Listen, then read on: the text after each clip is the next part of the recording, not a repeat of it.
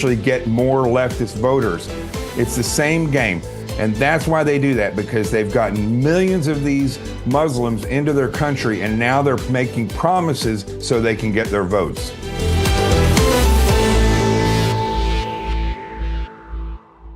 You push it. You try to slide it. You even try to hold them shut. But your doors just won't stay closed no matter what. Introducing Ruby Monkey Magnets. Brand new ultra-thin magnetic plates that will keep your doors and drawers shut. And now may be your last chance to get them at a low price. Just peel to reveal the super strong adhesive. Place the monkey, then the magnet, and close.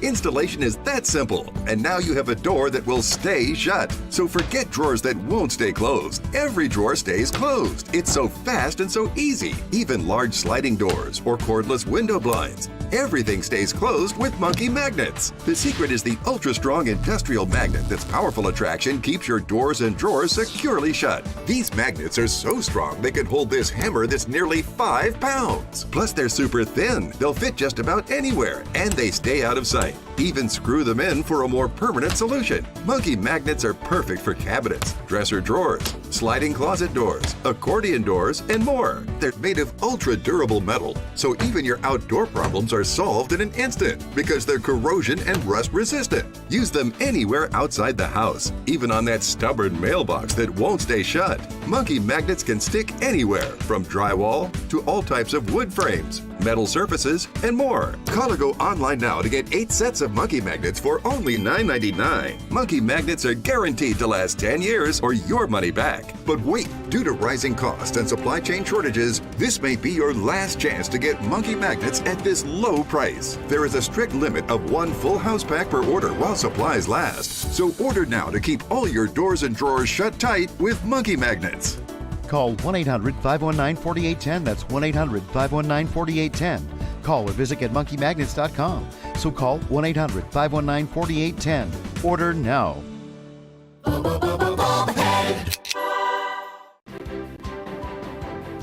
Ahead on American Sunrise. Thanks a lot, Jerome. As President Trump announces more trade deals this week, and on the heels of a positive GDP report, the Federal Reserve leaves interest rates unchanged. How is the White House reacting? The latest ahead. Plus, Democrats turning to a very obscure law to try and get the Justice Department to release the Epstein files. Hashtag 1928. We take a look.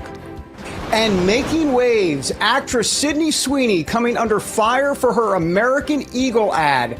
How in the world did a pair of jeans get so controversial? The woke left truly outdoing themselves this morning. Those stories and more as American Sunrise starts right now. Good morning, America. Welcome to American Sunrise. Whether it's culture, We have breaking news to share with you. politics, President Trump is joining us live now from Florida. we've got you covered. This is what it looks like to be a patriot. We have to protect the American family. The American dream is still alive. I'm David Brody. I'm Terrence. And I'm Dr. Gina.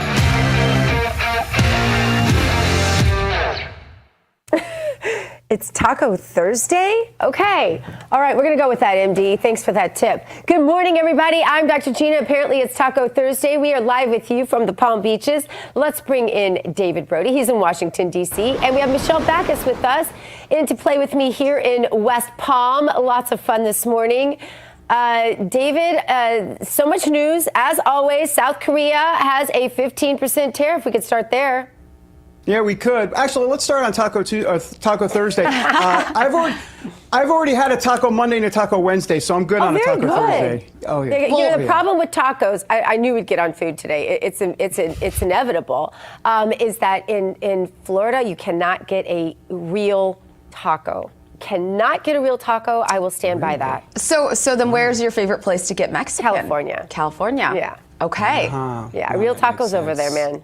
Yeah, here I don't know what they do, but it's just not right. They don't have the little white sprinkly cheese. They don't have. It's just it's all the authentic experience. Yeah, authentic. The cilantro. Oh, wow, look at you. A little Spanish off the top. All right, we're going to be in German by the second hour. All right, South Korea. So, right, ladies, they've come to the table now a day before the trade deal. That's interesting. or the trade deal, the trade deadline, I should say. They're going to pay 15% tariff because Trump's threatened 25%. This is such art of deal stuff. And, to me, Michelle, what's interesting is that, Trump always knows where the leverage is, right? I mean, the leverage is, wait for it, the U.S. market. People need to be in the U.S. market, and he knows it. And so it was going to be 25% for South Korea, and they're like, you know what? We're so desperate to be in the U.S. market, we'll go with 15%. We'll pay you 15%. Trump, he's a master. It's a master. And look, this is a message to a lot of the panicans out there, right? Let him do his thing. Let him do what he knows how to do and wait for the results. Don't jump the gun here. We're seeing these results in real time. He's putting in the work. Obviously, there's going to be a bit of a time lag, but we're already seeing such positive results. This is his specialty. He knows exactly what he's doing, David and Dr. Gina. Yep, this is actually a lot of the reason why a lot of folks who may not even be conservative elected him, because they knew he knew the art of the deal. Let's check out today's Bible verse. It's from Colossians 1:27. To them God willed to make known what are the riches of glory of this mystery among the Gentiles, which is Christ in you, the hope of glory. I wish I just had years to do nothing but study the actual whole mystery of faith. I did do a deep dive on it once at my Catholic school growing up, and it just really is, the mystery of faith is really believing in the unseen is really, I think, the secret to greater faith. The Federal Reserve decided to leave interest rates uncut. That is not such a mystery, but in a twist, it was not a unanimous vote. So this is, are we getting somewhere? I don't really know, but maybe. This was the first double dissent in more than 30 years. 9 out of the 11 members of the Federal Open Market Committee voted to leave rates alone, while the other 2 voted for a cut. President Trump has repeatedly criticized Fed Chairman Jerome Powell for not cutting interest rates, making life a little easier on Americans. And yesterday we got the GDP, not GOP, numbers, and the economy grew at 3% last quarter. So for more, let's bring in RAV Chief White House Correspondent Brian Glenn. Brian, is this encouraging that at least there was some dissent? Does it mean that at least someone is hearing our voices and it's not just a voice in the wilderness of President Trump saying, cut the doggone rates? Cut the rates. Cut them right now.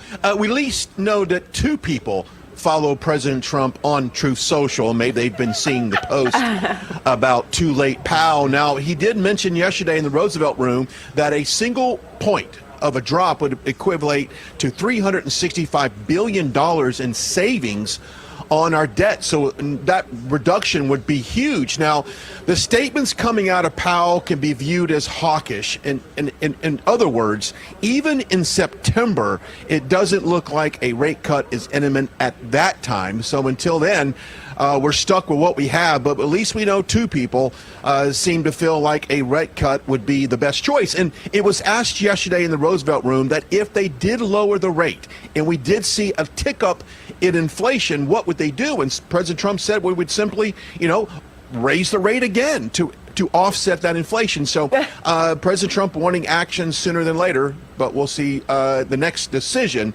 would be made in September. So let me understand, Brian. I'm just making a joke comment. So we're prophylactically keeping rates high so that we don't have to raise rates back to where they are and we don't get any break in the meantime. Go ahead, you guys. Wow. That math is interesting. That's not in your economics class. Go ahead. No, but it was very, very astute observation. Okay, time for the soap opera portion, Brian, of the show, hence the Epstein files. Here we go. Democrats turning to this obscure rule from 1928. It's called the Rule of 5. It apparently requires, I didn't know about it in any of this, it requires any 5 lawmakers on a Senate or House committee to make the request. And then what they've done here, Democrats have made a request for all the documents related to Jeffrey Epstein to be handed over to the Senate. Whatever that means exactly, handed over, then what? What, they doctor them? Anyhow, this whole thing hasn't been tested in the courts, so who knows what's going to happen. But at this point, they've given the DOJ until August 15th to hand over the documents. So, Brian, listen, we know Democrats are playing politics with this. We got that. But if we can just be honest here for a moment, this has become a layup for Democrats with the way this administration has handled all of this from a PR perspective. I mean, there should be, what's frustrating to me, there should be no way this administration should be playing defense on this issue because they've been on offense for years, and yet here we are. You're right. And this is kind of a power play, and like you said, 1928 is rarely being used, but it's mainly put in place so that the minority party here has a little bit of a chance to bring something to light. Now, the oversight, I think, committee, and it's so many fuzzy facts on this as far as details on it, but that is one of the things that they're trying to do. And David, I'm with you. This is purely political because all of a sudden Democrats are so concerned about kids, but yet they are the party that is absolutely pro-abortion, so they don't care about kids in the womb, but apparently they care about kids that might have been sexualized by people, which we all agree that those individuals need to be brought to justice, and we need to find out exactly who was involved with that. And we've said it over and over. If President Trump was involved at any level in these documents and in that investigation, we would have already found that out, not only coming out of the Obama administration, but during the Biden administration. So we'll see if this 1928 law procedure, I should say, is enacted, and they were able to do that. And we'll see about the August 15th deadline as well. Brian, switching gears here a bit, President Trump imposed new tariffs against India. Trump says there's a 25% tariff on India plus a penalty for trading with Russia. Now, Trump slammed India for buying Russian military equipment and Russian energy. Brian, what can you tell us about this situation as we're seeing more unfold here? You know, it's interesting. I made an analogy early this morning to a colleague that this reminds me of, you've got a party planned and you're waiting for all of the RSVPs to come in by a deadline, and it seems like there's a dozen or so that haven't come in. So you're kind of calling them out publicly, like, why haven't you sent your RSVP to my party? And that's exactly what I think what is happening right now, calling out some of these countries. Now, South Korea, we got an amazing deal with South Korea. They're being 15% on goods coming in. We essentially have zero of our stuff going into that country. That opens up a huge trade there with South Korea. You've still got Canada, and if you look at the Truth Social that was put on Canada, basically citing, saying President Trump calling out Canada for siding with Palestine as far in regards to a separate kind of a area, and he says, oh, that's going to make things really interesting. Oh, Canada is what, and I'm paraphrasing his Truth Social. So things are getting tense as we go into these final hours of this August 1st deadline. We'll see what happens, but there's still a lot of negotiation, and President Trump has said before, these letters are essentially the deal. If you take them, or you can come back before this August 1st deadline and perhaps get something better. But the letter's been sent out. There's your deal. Take it or leave it. But if President Trump is having a party, you might want to RSVP to it. You might want to get that trade deal, pick up the phone and call him before the end of the deadline. Well, see, once all these tariffs are in place, Brian, we're all going to want to fly and visit all these countries again because we haven't for a long time in protest. And I just want to know if by any chance President Trump has mentioned privatizing the TSA. You know, maybe you can put in a special word.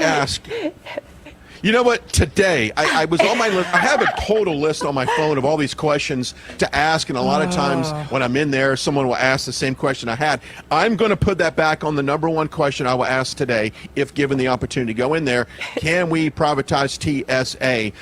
And can we do something with DCA? Every time I fly in, and I mean every time, there is a delay coming in for separation of flights. They've got big issues there at DCA. Get those computers updated. If we need to build a new runway, for the love of God, put out another runway or something. But let's make it a little bit more efficient, because flying in and out of the nation's capital is horrible. Yeah, maybe some pop-up airports in some Everglades somewhere or something. I don't know. Not a lot of Everglades in D.C., though. Yeah. Brian Glenn, always fun to have you, and no pressure ever, but I just, at some point, I really want to ask that question, and since I'm not there, thank you, I'm going to ask it. It's your homework, Brian. Can we privatize it? Yeah. Thank you so much, Brian. We'll see you. Have a great day. All right, listen, coming up, we're going to check out the hottest headlines from the Rap Newsroom with Michelle Backus. And later, the New York Times was forced to make a key correction in a story regarding the starvation in Gaza that we've been seeing all over our television. What will the fallout be? You're going to take a look just ahead on American Sunrise.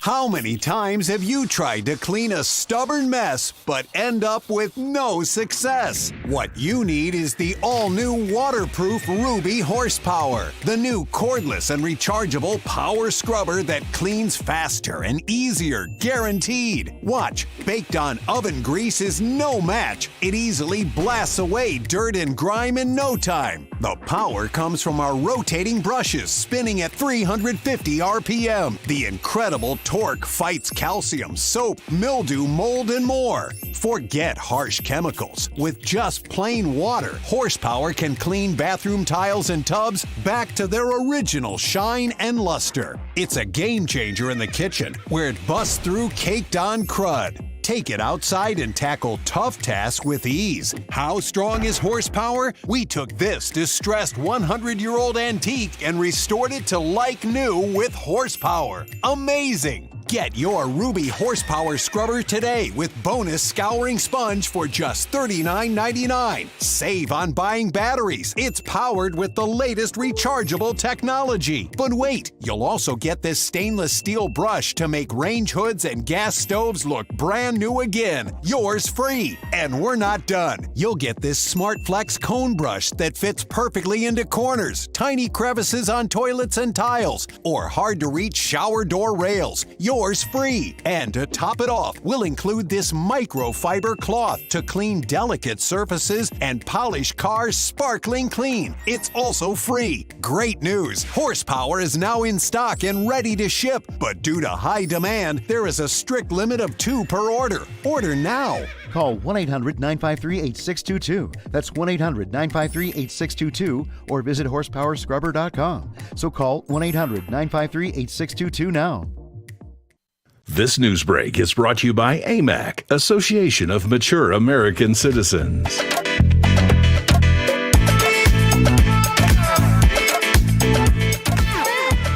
Hey, that's Pittsburgh, Pennsylvania. This bump shot sponsored by Michelle Backus, who, of course, is from Pittsburgh. The Pormanti brothers, those fries on the sandwich. I mean, my goodness, phenomenal. I'll take some cholesterol with that as well. Welcome back, everybody, to American Sunrise. I'm David Brody. All right, coming up, we're going to talk about the New York Times and their so-called journalism. It's not journalism, it's journalism malpractice. Look at that headline and that picture of the starving child that they put on the cover. Actually, there's a lot more to the story. They've had to retract. They actually didn't retract the story. They actually offered a pseudo correction on the story.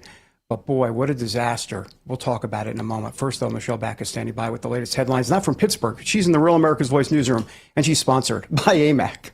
The Association of Mature American Citizens is the conservative voice for Americans 50 and older. AMAC is fighting for the values that you hold dear. Join today. Together, we can write the course of America. The way to my heart, Pittsburgh, Pennsylvania. Not reporting from there today. We're reporting from West Palm as former Vice President Kamala Harris announced Wednesday that she will not run for governor of California, ending months of speculation about her next move. This after losing to President Trump last year. Harris said she made the decision after, quote, deep reflection and wants to keep serving outside elected office for now. Sources close to her say the choice preserves her option to run for president in 2028. Harris is considering nonprofit work and helping elect Democrats nationwide in the near term. Her decision leaves California's governor's race wide open as several prominent Democrats jump in. Harris promised to share more about her future plans soon. Well, Cincinnati City Councilwoman is facing intense backlash after appearing to defend a violent downtown attack in a Facebook comment. Under a video of the brutal beating, an account linked to Councilwoman Victoria Parks wrote, quote, they begged for that beatdown, and, quote, I'm grateful for the whole story. The comment sparked outrage online with police, union leaders, and state lawmakers calling for her resignation and accusing her of celebrating violence. The incident, which left a woman unconscious on a city street, has been been widely shared on social media. That video we had just showed for you. Parks, the democratically endorsed member who is not seeking re-election, has not responded to multiple requests for comment. As anger builds, community leaders are demanding accountability ahead of November's election. And a Virginia city councilman was set on fire inside his workplace Wednesday after a man poured gasoline on him. Police said Danville council member Lee Vogler, 39 years old, was attacked by Shotzi Michael Buck Hayes, who is now charged with attempted first-degree murder. Vogler was airlifted to a burn center and his condition remains unknown. Authorities say the attack was personal and not politically motivated. The community and city leaders say they are heartbroken and praying for Vogler's recovery. That's a look at your headlines. Up next, ICE is launching new recruitment efforts. How successful will they be? Just wait until you hear this offer we analyze just ahead. But first, a quick look at today in history.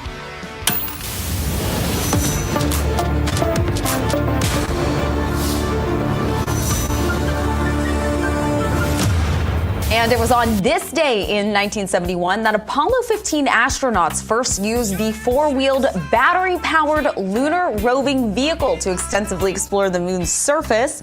In particular, the Hadley Apennine site. The men spent 6 hours driving on the lunar surface. They were able to set the Earth rise. But you at home, we have more on American Sunrise in just a moment. Don't go anywhere.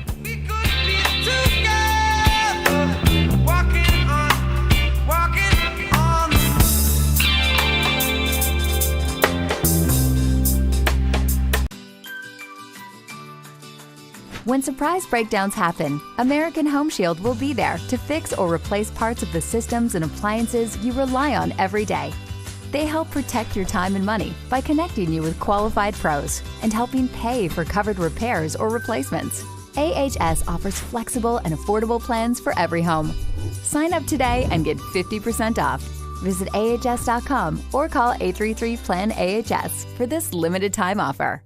Who wants to drag out a bulky vacuum? Introducing Horsepower Duck, a super compact vac with ultra powerful suction. Clean up that mess in the kitchen, the spill on the sofa, even sawdust in the workshop. Just duck it up. The compact design can reach the tightest places, so store it in any drawer where it's always at your fingertips. You can even store it in your glove box for the ultimate car vac. The HEPA filter helps remove dust and allergens. Plus, it dumps out with ease, so it's ready to clean again. Get the Horsepower Duck handbag for just $39.99. Order right now and we'll upgrade you to the Duck Pro package, a $30 value, yours free. You get the bendable tube, the crevice nozzle, and the soft brush nozzle, but supplies are limited, so there's a strict limit of 3 ducks per order. This may be your last chance to get yours at this low price, so don't delay. Duck it up today. Call 1-800-693-3440 or visit duckback.com.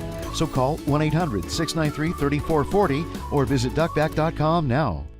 Do you suffer in pain? Are you stiff, tense, or less active? Introducing the EasyWell Remedy Massage System, a triple fusion of therapeutic experiences. Full body vibrational therapy increases blood circulation and reduces inflammation. Infrared heat penetrates deep to reduce pain, soothe, and relax. The Ultra Shiatsu pillow with 6 heated nodes mimics a professional massage. Plus, it's detachable for deep relief anywhere you need it. Experience the true remedy for your pain and stiffness. Call now.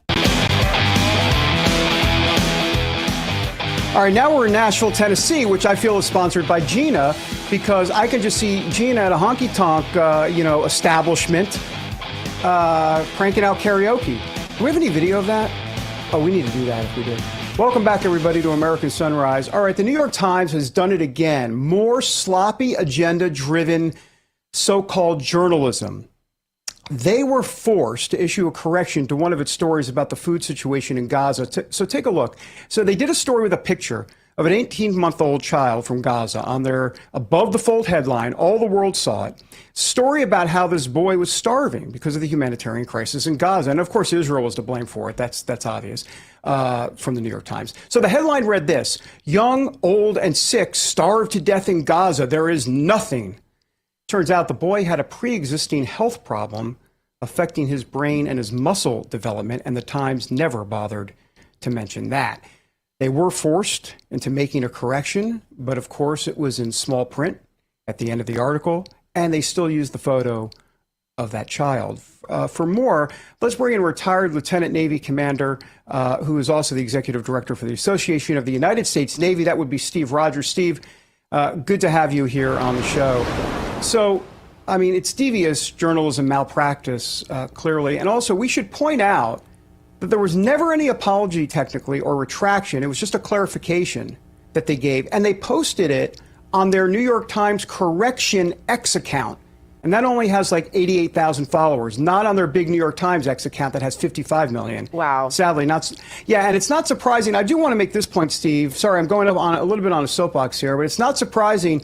This sinful newspaper, the New York Times, has done a lot of stuff like this in the past. Let's go back to the Holocaust. In their back pages, they put the Holocaust in the back pages during World War II. Literally, this is documented. It's out there for everyone to see. Only 26 of their 24,000 front page stories at the time during World War II were focused on the Holocaust. And many of them were on the back pages. Only 26 were on the front page out of 24,000. I mean, this is what we're getting from the New York Times, Steve. Good morning. Good morning to you. David, it's worse than just being deceptive. The New York Times and a lot of these mainstream media news outlets have become propaganda tools for the Chinese Communist Party, for terrorist organizations, for people who simply hate the United States of America and the state of Israel. I've got to tell you, years ago, the Soviet Union had that paper called Pravda. Well, Pravda was here in the United States publishing all sorts of wrong information, bad information, ends up propaganda for the Kremlin at that time. And the New York Times, in my view, has replaced Pravda. So I would say these editorials and these accusations they're making towards Israel and the United States is all part of their plan to advance, as you mentioned earlier, their agenda. And their agenda is to try to get world opinion against the United States of America and Israel. You know, here's what I don't understand. Why is this? I'm back to this child again, because, you know, no mother can look at that and not be upset. No father either. No human. You know, but as a mother of a child with special needs, where is the outrage from the bleeding heart left, right? Steve, we remember that term when they actually did care about people and they didn't just use them for exploitation purposes. Where is the outrage that they used this child who has a neurological vascular muscle disease, right? And that there is no apology from them. Shouldn't that be what The View and CNN and MSNBC and all the rest of them, MSDNC, the rest of them, shouldn't all of them be screaming about this and demanding an apology on the front page for the exploitation of this poor child who obviously has a congenital disorder, and they took advantage of that for their own clique? Well, Dr. Gina, you just articulated what probably millions and millions of Americans and others around the world feel. I've got to tell you, I saw the videos like you and everyone else did, and I was outraged and I was upset. And the two things bother me here. One, where in the world is that complete waste of building and real estate across the river from me in New York called the United Nations? Where in the world are they? Other than having committee meetings and discussing issues like this, they're doing nothing but condemning the United States of America and Israel. And then we've got the other countries around the world with all these organizations who are supposed to, as you say, come forward, express the outrage, and do something about these things. The fact of the matter is that we've got too many politicians who want their 15 minutes of fame to do nothing. They get behind the mics, they tell us these things are terrible, and they do absolutely nothing. So you're absolutely right. The outrage is in the hands of the American people, at least in our country, and we need to let our politicians know you've got to step and do something. And by the way, what really outrages me is every time the New York Times and media outlets like that are either in print or on the air, they're constantly blaming Israel for these problems. Hamas, terrorist organizations, they're responsible for the starvation, not Israel. They are responsible, these terrorist organizations, and yet we know that. And what do we do about it? That's why I fully support Israel and the United States doing what they must do, even if it now includes more intense military action to take Hamas off the face of the earth. And especially when they've already been given so much money to take care of these starving children, and it all disappears or goes to weapons or goes in people's pockets, as it always does. And also, why is the U.S. responsible for this, by the way?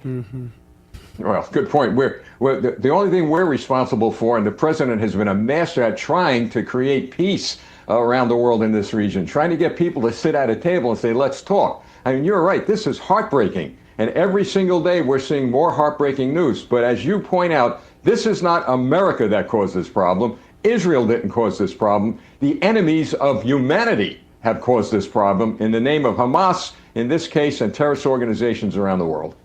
Excellent point. Somehow, Hamas continues to slide under the rug unscathed in all this. I also want to bring up something. As ICE is ramping up recruitment, there are reports out that ICE is offering up to $50,000 in signing bonuses. This is part of the $4 billion ICE received to hire additional personnel, and it's part of the Defend the Homeland recruitment campaign.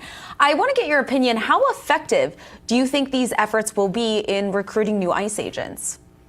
Well, I've got to tell you, I read this and thought this is one of the most brilliant things that I've seen come out of this administration. It'll be very effective so long as local police and state police organizations are given the green light from their governors to help ICE, to provide ICE with the tools and the equipment and the manpower on the ground that they need. And I believe that this will be very effective in that you will have more ICE agents out in more cities at the same time to do what they must do. And it is to defend the homeland. The American people have to understand that we are in trouble here in America. We have a clear and present danger in this country and haven't seen the worst of it yet. I believe when I worked on the Joint Terrorism Task Force years ago at FBI headquarters and with military intelligence, I believe that a lot of bad actors crossed that border, and we have not heard from them yet. But we've got President Trump, we've got his administration and a Republican Congress who's stepping up and doing things like this. Let's get the funding into ICE, and let's get the ICE agents out there to do what? To prevent an attack on this country. And I believe they've already succeeded, by the way. Yeah, for sure. I mean, the border's been cleaned up for sure, but all those bad apples, the gotaways, right? They're in the interior of this country. So how does the administration, and they're doing interior enforcement, they are doing a great job. But how do they actually accomplish the goals specifically? Because it can be tricky, it can be dicey. You got judges coming against them. You've got all the leftists trying to riot against them. You got the Democrat. I mean, there's just left and right, or I should say mostly left, actually all left. They're having problems trying to enforce border actual interior enforcement. How do you go about doing it effectively, Steve? David, a great question, and my answer has always been this. We've got to start prosecuting those political leaders. Right here in New Jersey, we've got some of them who hindered the ability of ICE to do their job. They need to be prosecuted. We have mayors and congressional representatives allegedly visiting ICE detention centers, blocking ICE agents from doing their job. We've got a few that have been charged, but they should not only be charged, they should be found guilty. They should go to jail. And we have to let these individuals know that they're not helping America. I mean, my goodness, they're helping terrorist organizations, whether directly or indirectly. So, David, to your point, start prosecuting those people who are causing problems in this country, who are in elected positions. And when it comes to judges, look, I've said over and over again, there's got to be a mechanism to remove judges for some of the decisions they've made. And most of the decisions that they've made with regard to bad apples are getting them back out on the streets. That doesn't help the people. Those judges need to be reviewed and removed. Yeah. Steve Rogers, great to have you with us. How are things in Jersey? Nutley, New Jersey. Gotta love Nutley, New Jersey. Well, we love everybody, right? So come on and visit us sometime. But I'm going to come to visit you all. And by the way, I've always said this, and I'll always give you credit. You guys do a great job in bringing truth, and you're bringing a lot of credibility back to journalism, although we got a lot of bad apples out there in that profession, but you guys are doing a great job. That's nice of you, Steve. Thank you, Steve. Thanks for being here. Appreciate it. Thank you. I salute you. Thank you. All right. And as we like to say, we'll zell you later. All right, coming up, is there now a new disorder that could increase the risk for Alzheimer's? Some experts sounding the alarm. Details when we come back, everybody.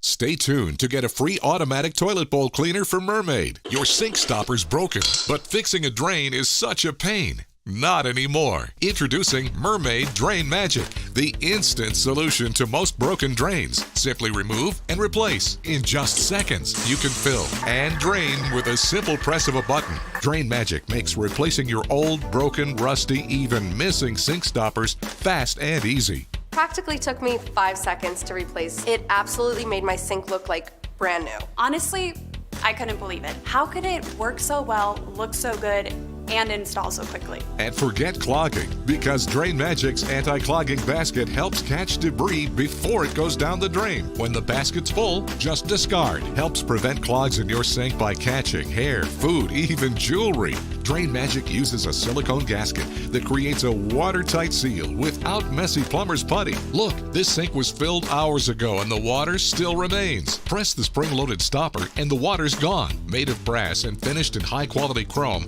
Drain Magic is rust-resistant and built to last. It's made out of metal, not plastic, and it actually has some weight to it. Yeah, this is the real deal. Just looks like a new sink now. Order your 2-in-1 drain solution, Mermaid Drain Magic, today for only $19.99. And with every order, you're going to get a Mermaid automatic toilet bowl cleaner absolutely free. Just drop it in the tank for up to 3 months of hands-free cleaning. Mermaid's ultra-concentrated formula cleans and deodorizes with every flush. But wait, due to rising costs, this may be your last chance to get Mermaid Drain Magic at this incredibly low price with free Mermaid toilet bowl cleaner. There's a strict limit of 3. Call or click now to order. Call 1-800-519-3206 or visit getdrainmagic.com. So call 1-800-519-3206 or visit getdrainmagic.com. Order now. All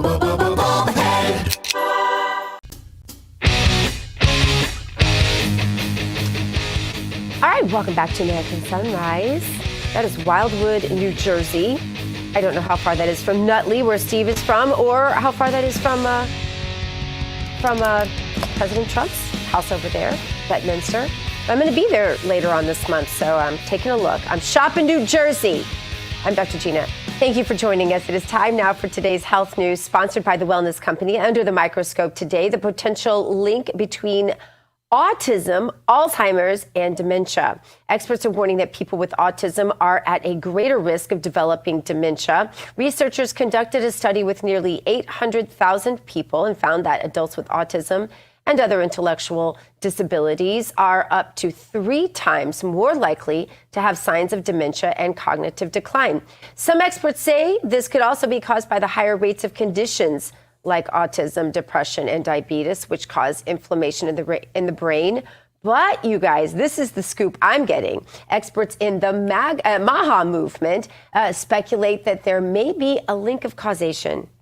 For example, could mercury in vaccines cause both conditions? Time will tell, but remember that conspiracy theories become fact these days in record time, and so we'll be watching to see what they find. I am so glad that RFK is studying this and relying on experts who have been seeing these trends for years that the Big Pharma, the AMA, and others refused to study. I think we'll have information on this before you know it to see if there's something like mercury causing all of these conditions.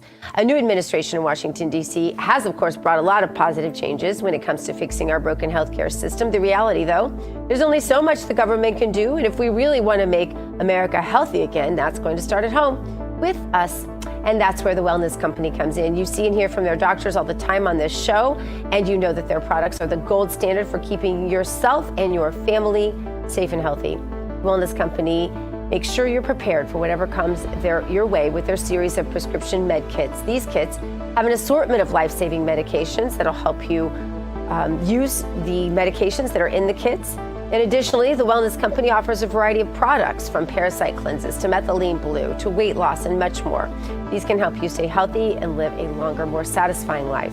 Make America healthy again. It starts at home. Do your part. Protect the health of yourself and your family. Go to twc.health/RAV today. Give it an order. That's twc.health/RAV. Use the promo code RAV. That'll save you 10%. Right on, David. You know, it could be the mercury. Right I'm not on. kidding. Right I was at lunch the other day with my good friend. Her husband is very prominent in the pharmaceutical industry, on the good side, the good guys. And she said, do you think it could just be the mercury that's in both vaccines that we are now looking like have at least some relationship to autism. And we've been saying this, some of us have been saying this for literally decades. And then the same amount, the elderly population is, and I guess I'm including myself now in the elderly population. I'm sounding like you, David Brody. But, once a week you get, from Walgreens or CVS. I don't even shop at those places anymore. I use independent pharmacies. But, you still get the text. You got to come in and get your vaccine for eyelash bulge. Just you're like, what? I don't know. Is there a relationship? You have to wonder. No, I definitely have to wonder. And the beauty is we do it here on the show, and our chat is active on all of that. So that's good. All right.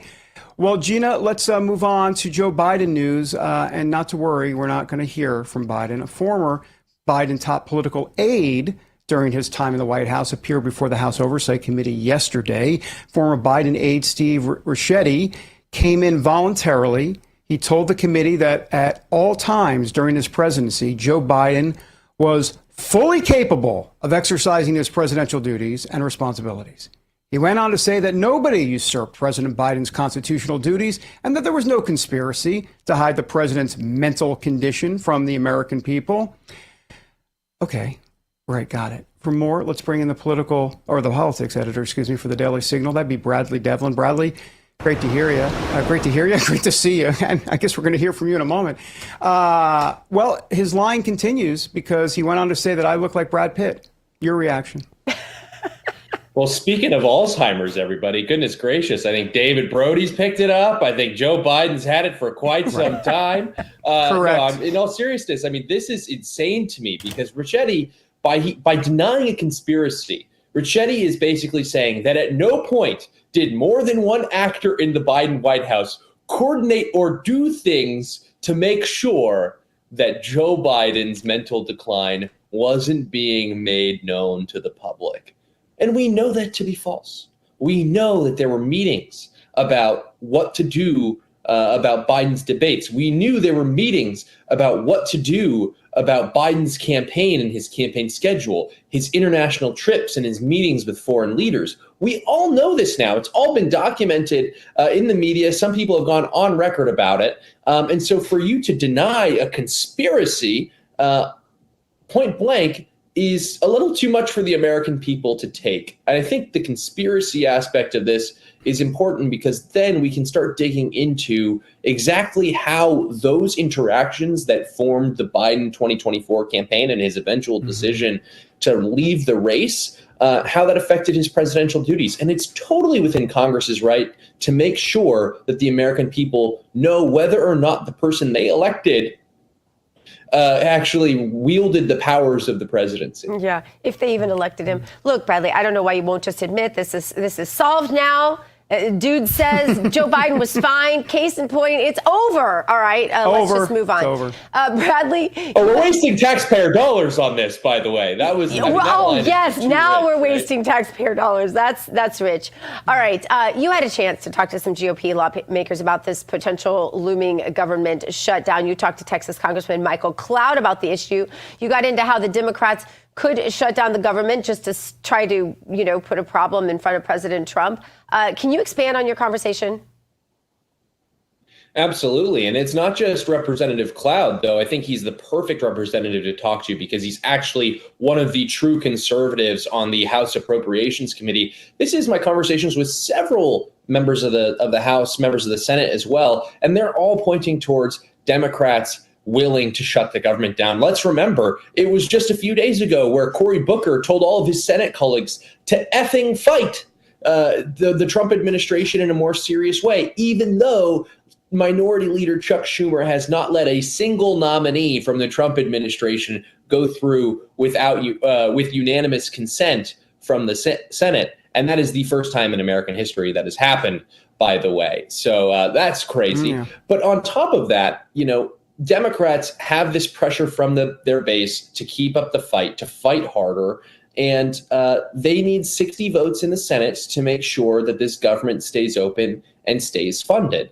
And Democrats are in a real catch-22 because if you shut down the government over this, what happens? Well, all non-essential government employees go home. So is that a bigger political liability in the long run That remains to be seen. I think the priorities right now in front of the Republican conference, as these members told me, is to create as much leverage as possible going into the negotiations over a continuing resolution or over these appropriations packages. And let's be real. We're not going to get the appropriations deals done because the Democrats have decided to be obstructionist at every single turn. No matter what you do in those funding bills, even if you said, hey, let's just bring the spending levels back to pre-COVID levels before we exploded government spending, they will tell you, no, that's an unacceptable deal for us. So I think what they should be doing is they should be going for a maximalist strategy in the House, pushing for all the savings that they can get, making sure you eliminate all the Doge cuts. But what do we see in the last few days? We see that moderate Republicans are trying to take control of this process. And even though Trump has zeroed out several items in his budget, the House Republicans are providing funds for the National Endowment for Democracy. They're providing funds for this Latino Smithsonian Museum. It's crazy. Crazy. Well, Bradley These people Devlin, don't know how to negotiate. We are straight up out of time, but we appreciate you being here. Thanks for your time. Thanks, guys. Coming up, the left is freaking out over actress Sydney Sweeney's new ad campaign with American Eagle. Is anyone buying into the outrage? We're going to analyze that next on American Sunrise.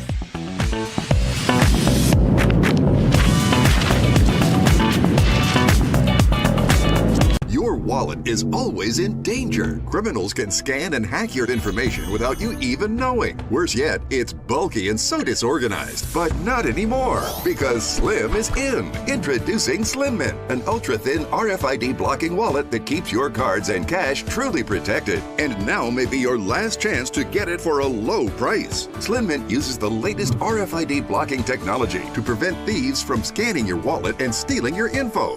Having your information stolen is a nightmare, but with SlimMint, I know I'm protected. With money clips, cash can easily fall out, but with the auto-locking SlimMint, your cards and money stay securely in place. Then just press the button to release the lock. SlimMint is ergonomically designed to optimize space and keep your belongings organized. It has a built-in cash clip and a flexible outer band to securely fit your additional cards and your extra cash. Even with everything you see here in the SlimMint, it's still ultra-thin. Bulky wallets are uncomfortable, but the SlimMint is so compact it fits in any size pocket. Plus, it keeps everything easy to access. SlimMint holds everything from pictures to credit cards, my driver's license. Yeah, it's still so thin. Say bye-bye to bent cards and damaged magnetic strips. SlimMint keeps them protected. It's crush resistant and can really take a beating. Similar wallets sell for over $100. But call or click now and get SlimMint for just $29.99. Order in the next 5 minutes and you'll get an instant $10 discount. So it's only $19.99. But wait, due to rising costs and supply chain shortages, this may be your last chance to get SlimMint at this low price. There's a strict limit of 3 SlimMint wallets while supplies last. You still have time to get your very own SlimMint wallets, but you must act fast. Don't wait, order now. Call 1-800-608-6630. That's 1-800-608-6630. Call or visit slimmintwallet.com. So call 1-800-608-6630 now.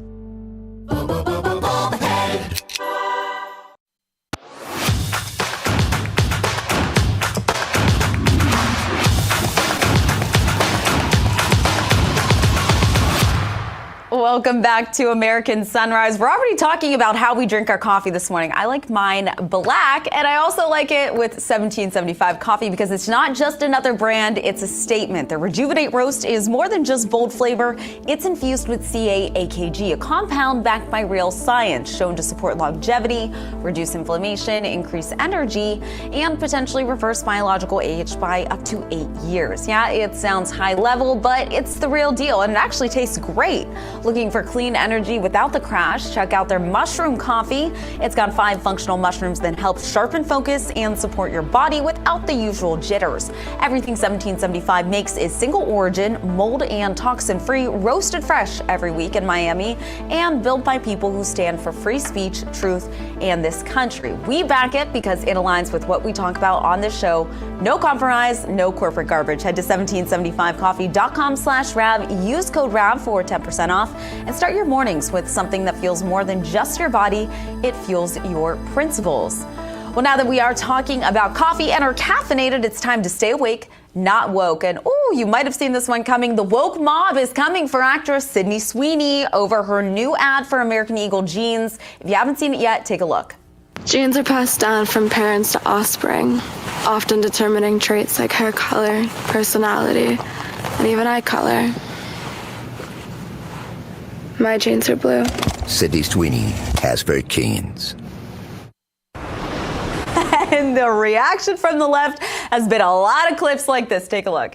Should we be surprised that a company whose name is literally American Eagle is making fascist propaganda like this? Probably not, but it's still really shocking. Like, a blonde-haired, blue-eyed white woman is talking about her good genes. Like, that is Nazi propaganda. Hey, before we bring in Dr. Gina and David, I just want to tell all these people right now that are complaining on TikTok, imagine how privileged you are, because I just read an article this morning how the Taliban is cracking down on women for their hijabs. So just imagine how privileged you are that you're upset by this commercial when there are women across the country being beaten and being killed simply for being women. Let's bring in Dr. Gina and David to talk more about this. I cannot handle the mass amount of privilege. Just so you guys know, Beyonce also did a jean ad. No outrage. But here's the thing, and everyone hates to admit the truth. Sydney Sweeney is a hot, white, blonde girl. And that's okay. She's pretty. You're allowed to be pretty. And the left, and you know what? It's the women that are supposed to support other women are the ones hating on this. Yeah, no, you're not, Michelle. Get off the set right now. Just walk off, because you are not allowed to be a blonde. You and I are Nazi propaganda, Dr. Gina. I don't know if you know that. Simply by being white blonde women. You know, the sad thing is that poor little ugly lefty used her last 2 brain cells to make that TikTok video. And, someone should take up a collection, start a GoFundMe. Someone should sue. I don't know. I'm so sick of I'm offended. I'm oppressed. I have a history. I'm so sick of it all. Just take it and just go back to your mother's basement, David Brody. Not you, David Brody. No, thank you. No, I appreciate that. I'm going to, I don't know about a GoFundMe, but I do want to give that far leftist nut job. I want to give her some tinfoil. For the conspiracy stuff that she's throwing out. So imagine the stretch they had to make, David Brody. Yeah. The stretch. And it goes back to what I say, which makes me so angry about the left, the privilege that you have being in this country, being able to get upset about this when there are actual real issues happening overseas. Yeah, and we're the conspiracy theorists, right? We're the conspiracy people, and these people are literally nutso. Literally nutso. Yeah. But here's the kind of the political point to it all. There's your Democrat Party today. And what I mean by that is not all Democrats, for sure, but the far left of the party, where the energy is at, the energy is with that woman that we just saw. Once again, 10% of the Democrats, 15%, the AOC wing, if you will, the Jasmine Crockett wing. But that's the energy, and that's what Biden played into. That's what candidates coming up in 2028 are going to have to figure out how they're going to placate the left. Or are they going to track to the middle and actually be has some resemblance to a Democrat Party of yesteryear? I think that's the larger political issue. Yeah. But this is the wacky stuff. I want to say one thing. Jealousy, the big green monster, is the mother of all destruction. There's no doubt about that. And I'm not denying any of that. But I do want to say, it still just bristles me somewhat. And this is a whole different thing. But I just don't like how much this young girl is being sexualized in this commercial. I just want to say it. I'm sorry if I sound Pollyannish. That's or whatever, the mother like in you. You can tell that you're a mother of girls. I felt that way long before I was a mother. I really think that, Sydney Sweeney has done some great work. That there are a lot of ways we could have communicated the same thing. I know I totally sound like I'm from June Cleaver. Just happened. I'm sorry. That's like her whole shtick is she's well endowed. Am I allowed to say that on TV? Is that a good way to say that? Can she be something else too? I mean, you can be well endowed. Well, who's that on? Is that on her?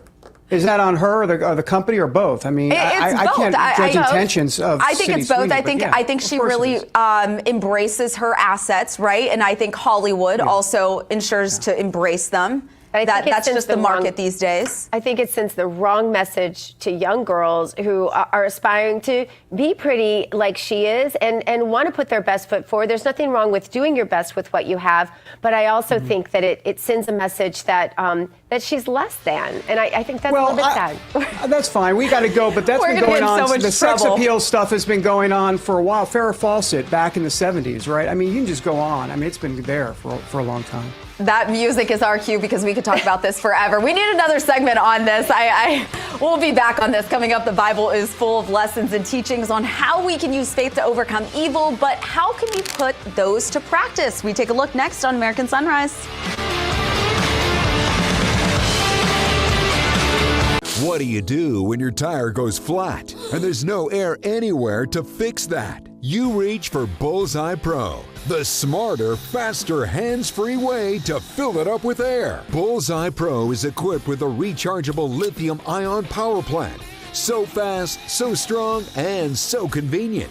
It's like putting the power of an air compressor in the palm of your hand.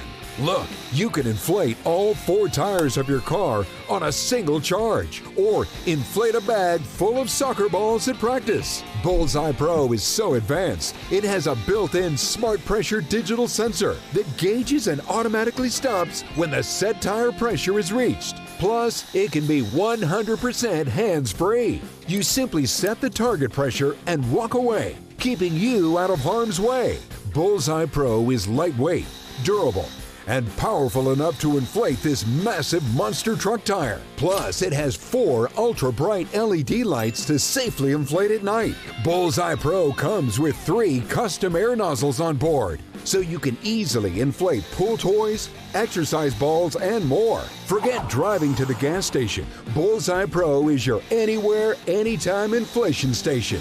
Call or go online now and get the complete Bullseye Pro inflation system, all for the factory direct price of just $79.99. It comes with a 90-day money-back guarantee. Plus, we'll ship your entire order free. That's right, free shipping. But to really inflate this offer, we'll give you a 50% discount on a second one. You get it all. An incredible value for one low price. Call or go online to order now. To order, call 1-800-976-9718 or go to getbullseyepro.com. So call 1-800-976-9718. That's 1-800-976-9718 or order online at getbullseyepro.com. Order now. God bless the USA.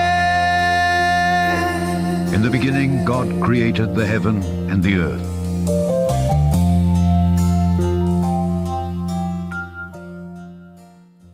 All right, welcome back to American Sunrise. Got the chat blazing. I'll tell you what, Michelle, they're going. It is time now for our moment of faith, brought to us by Lee Greenwood and the God Bless the USA Bible. And in focus today, using faith to overcome evil. Pastor and evangelist spoke at the Southwest Believers Convention and had a great message. Listen. When you tap into faith, you tap into a power that the devil doesn't know what to do with. He has no strategy to overcome somebody that stays in faith. And so everybody that came in here today, that the devil's done, that's why I told that story at the beginning. I'm not oblivious that people have been through very hard things. But I told that story to let you know there comes a time where you can stand up and tell the devil enough is enough.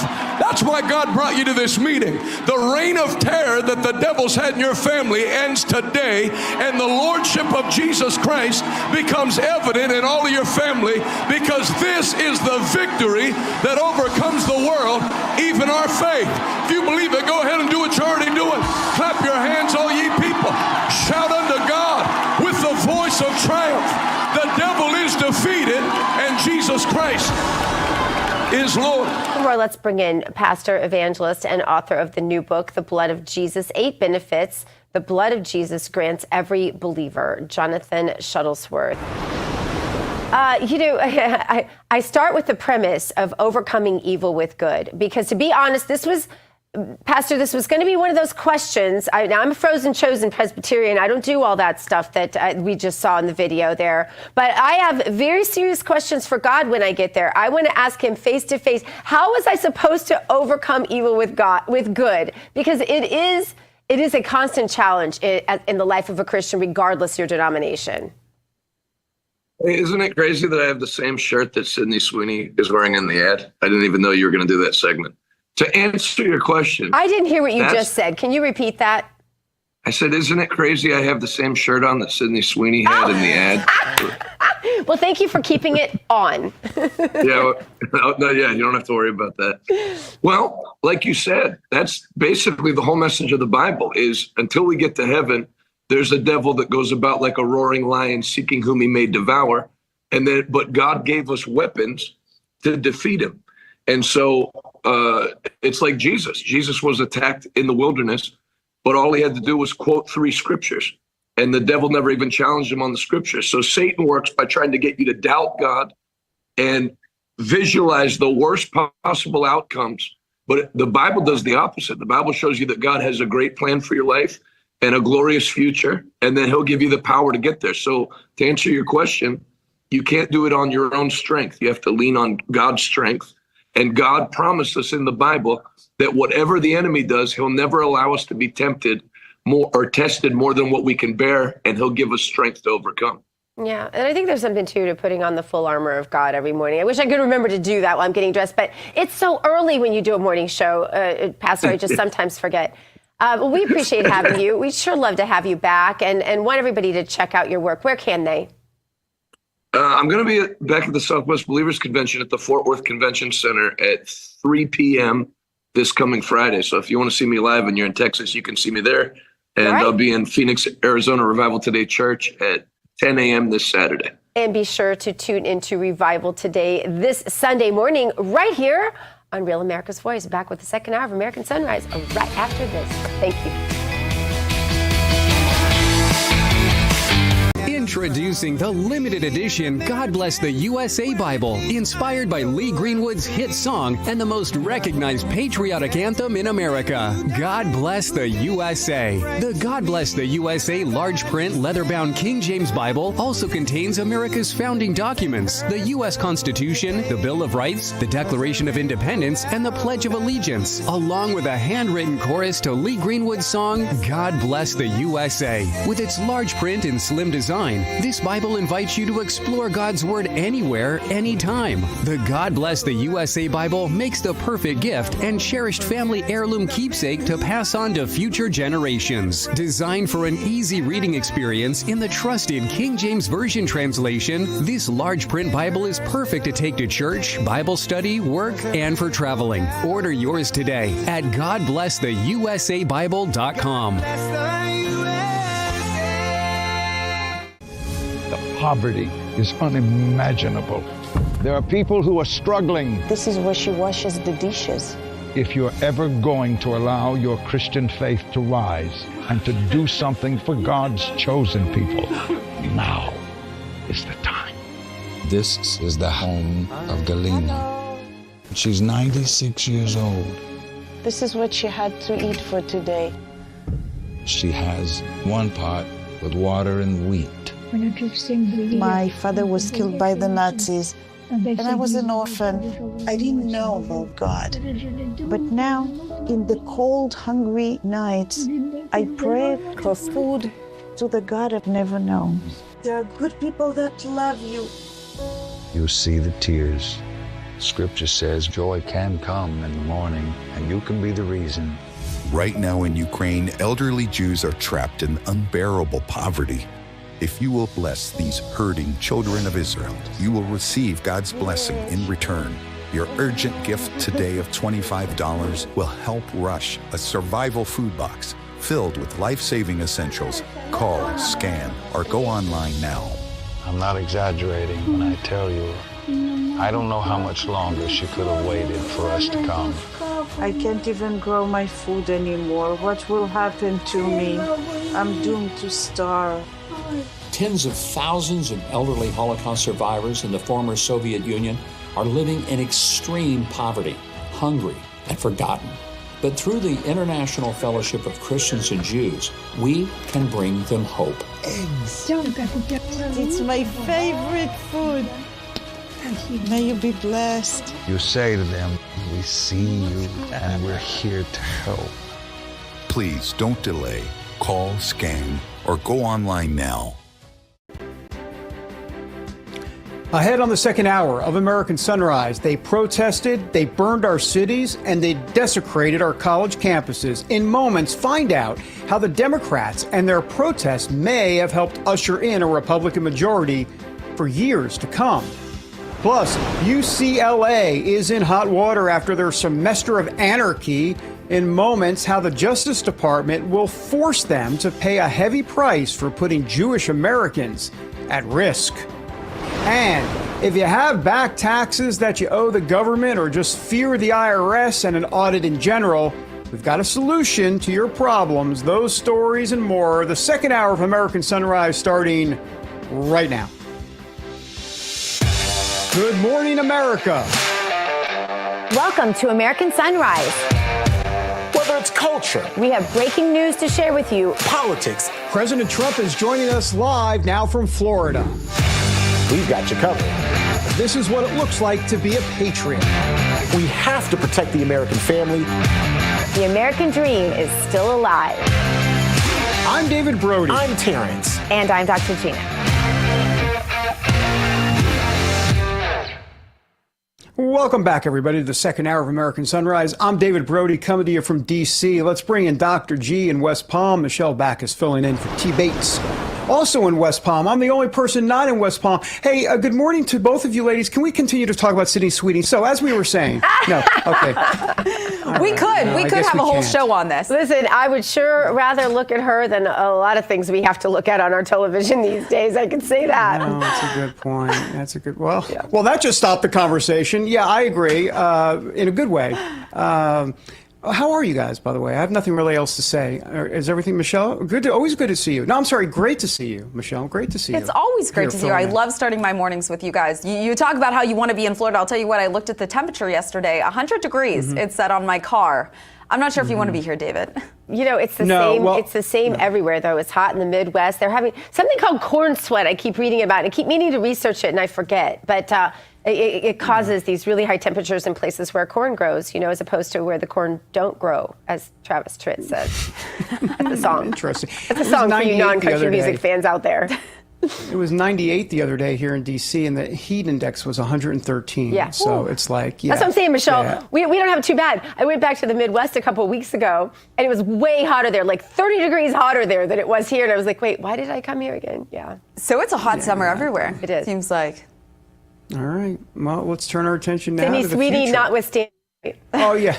Let's turn our attention now to Sydney Sweeney. No, all right. We'll turn our attention, I guess, to the future of Sydney's. No, while remembering this old adage, all actions have consequences. We're not talking about Sydney Sweeney. Here's the headline. How the Democrats' era of protest may usher in a Republican majority for years to come. Protests do not unify political parties, let alone Americans. From Black Lives Matter to Antifa to pro-Hamas rallies on college campuses, mass national protests have been on the rise for nearly 15 years. The bad actors behind them get to amplify their messages, not because they're screaming loudly, but because the legacy media giving them that microphone and a platform. Our next guest says that President Trump's return to office was due in part because Americans across the board are disgusted with the lawlessness and ridiculousness of those policies enacted under Biden.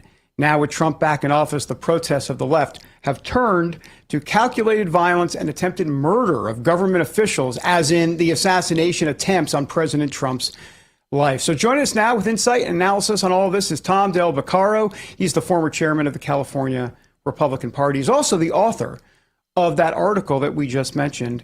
So, Tom, great to have you here on the show. So take us through all of this and the logical conclusion here. Good morning to you. Great to see you all, and Sydney as well. Listen, the Democrats, there's this discussion out there on a very serious note that the Democrats don't know who they want to be. But that's not true. If you look at the votes in Congress, they're unified behind a very liberal agenda and this tolerance of violence. They have become what I call the party of protest. And we have seen this year after year. And the last time they were the 60s, starting at about 1963 and carrying through into the 70s. The brand of the Democrats was associated with these protests. Now, you can talk whether or not it raises social awareness, but it doesn't impress people when it comes to choosing the presidency. And the Republicans dominated, as I go through in the article on Substack, they dominated the White House because the alternative was what you're seeing on your TV in the 60s, but now we're seeing it again today. And the average person, and it's great to be on your show to talk about this, wants a normal life for themselves and a safe life for themselves and their family. But that's not what the Democrats are offering. Stability is the Republican Party. And so if the Democrats keep down this road, much like the Labor Party of the 1970s, you will see a long run of Republican presidents, I think. It's interesting because, Tom, you and I met when we were involved in Republican politics in California. And I believe you're still there, right? Yes, I'm much shorter now, though, when I met you. It's been a while. It's been a couple. And you were a new dad. Congratulations on that. There's nothing better. But as a new dad, you know how important it is to have a safe state to live in. And, as California goes, and this was always our argument when we were in California fighting for it, was as California goes, so goes the nation. And yet we look at California and you have absolutely unaccountable politicians who get there by stealing elections. I'm just going to say it. I say that all the time on this show. I went into some random garage and voted. I couldn't believe it. Somebody's personal garage is where I voted. I asked which of the people there watching were Republicans. Of course, none of them were. They all just looked at me like I was stupid. And actually, they didn't speak English, so they couldn't have answered if they wanted to. And this is the situation in California. That's where America is headed. If Republicans don't maintain the majority in the midterms, Tom, what do you foresee happening? Well, I think the first 6 months of the Trump presidency, we're very busy doing tough things. And when you do tough things, maybe the polls don't run to you right away. But the next 12 months is going to be a record of economic prosperity that is building. And wages will be rising. And prices will be moderating as the deregulation and the energy prices and all of that. So the next 12 months look good. And if the Republicans continue to do reform things, then I think they will be in good position. The Democrats, on the other hand, simply don't have anything to offer other than opposition, which isn't leadership. It's just opposition. But their only calling card is more government programs. Well, they're not popular right now. And then I recently wrote at online at another network that the Democrats will be defined by Mondani in New York, Karen Bass in LA, and Johnson in Chicago, which is more of this lawlessness, this defund, and on and on. So their true nature has come out. Meanwhile, Trump is a freight train that left D.C. and is helping the whole country. So I really think that the Republicans, all other things being equal, are going to pick up seats next November. Tom, I want you to take a look at this headline because if you look, UCLA deliberately indifferent to Jew hatred. Federal probe finds the Justice Department and Attorney General Pam Bondi says the school will, quote, force UCLA to pay a heavy price for putting Jewish Americans at risk. Tom, your reaction to the Attorney General and her warning to the uber liberal university and its anti-Semitic students? I mean, if you look at these pictures coming out of UCLA and the average voter looks at that and says, why would I support the Democrats when this lawlessness is allowed? And they recoil from that. The Democrats' approval rating among independents, I think, is 19%. But this is also, just looking at this, I want to say to every one of these kids, can you name a single thing a Jewish person ever did that harmed you? The answer will be no. So this is calculated by those putting money into the United States and supporting this, along with the very liberal teachers that are there. And it's about time there was a crackdown. Because if you get what you tolerate in life, and this is intolerable, and it's about time someone stood up to this. And of course, it would happen under a Trump administration versus a Democrat. Hey, Tom, about a minute or so, maybe a little less. We want to show you this wasted taxpayer dollar project in California. You know all about this.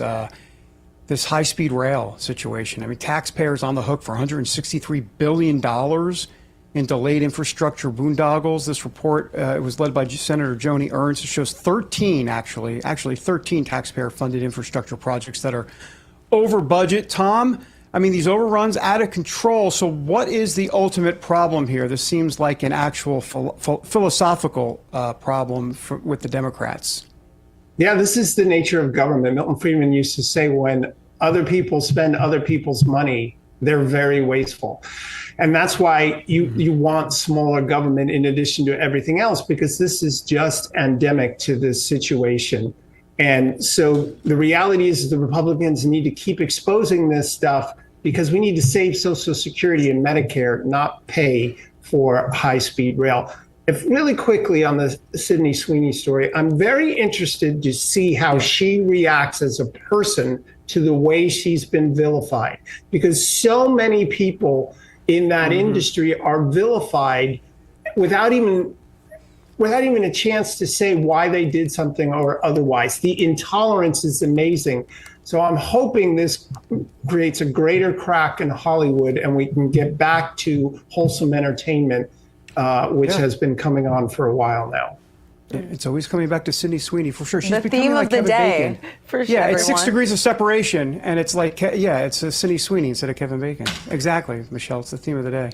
Thank you, Tom. Appreciate it. All right. Always great to see you all. Thanks, Tom. Great to have you. Congrats again. All right. Thank you. Coming up, it's said that nothing is certain in life but death and taxes, and talking about Sydney Sweeney. If the latter issue, actually the part about taxes, is keeping you up all night, we have some practical advice ahead as American Sunrise continues in just a moment.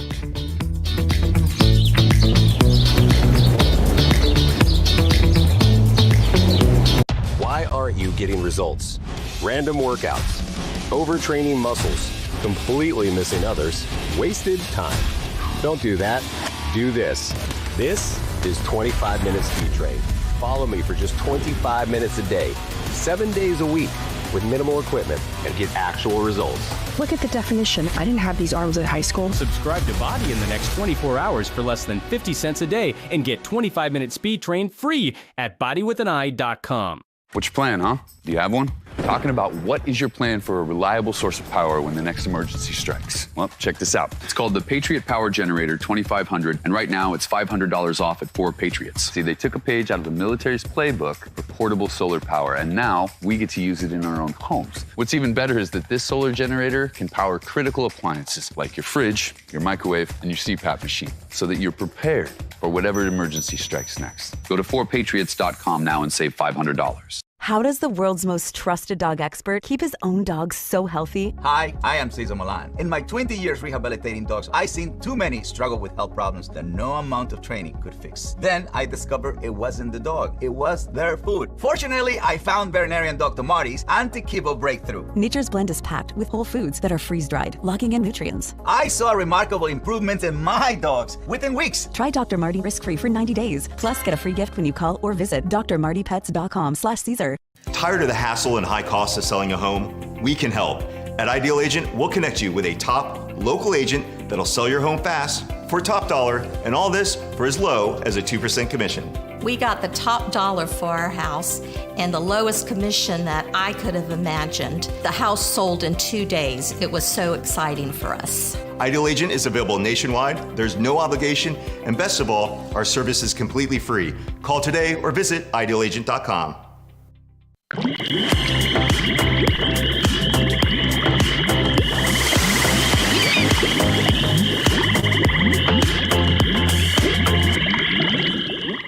Welcome back to American Sunrise. I'm American Sunrise contributor Michelle Backus. It's great to have you with us this morning.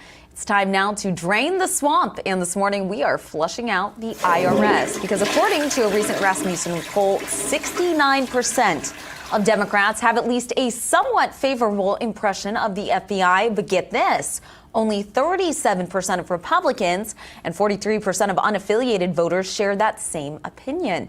Ouch. Who can blame them there? It's understandable.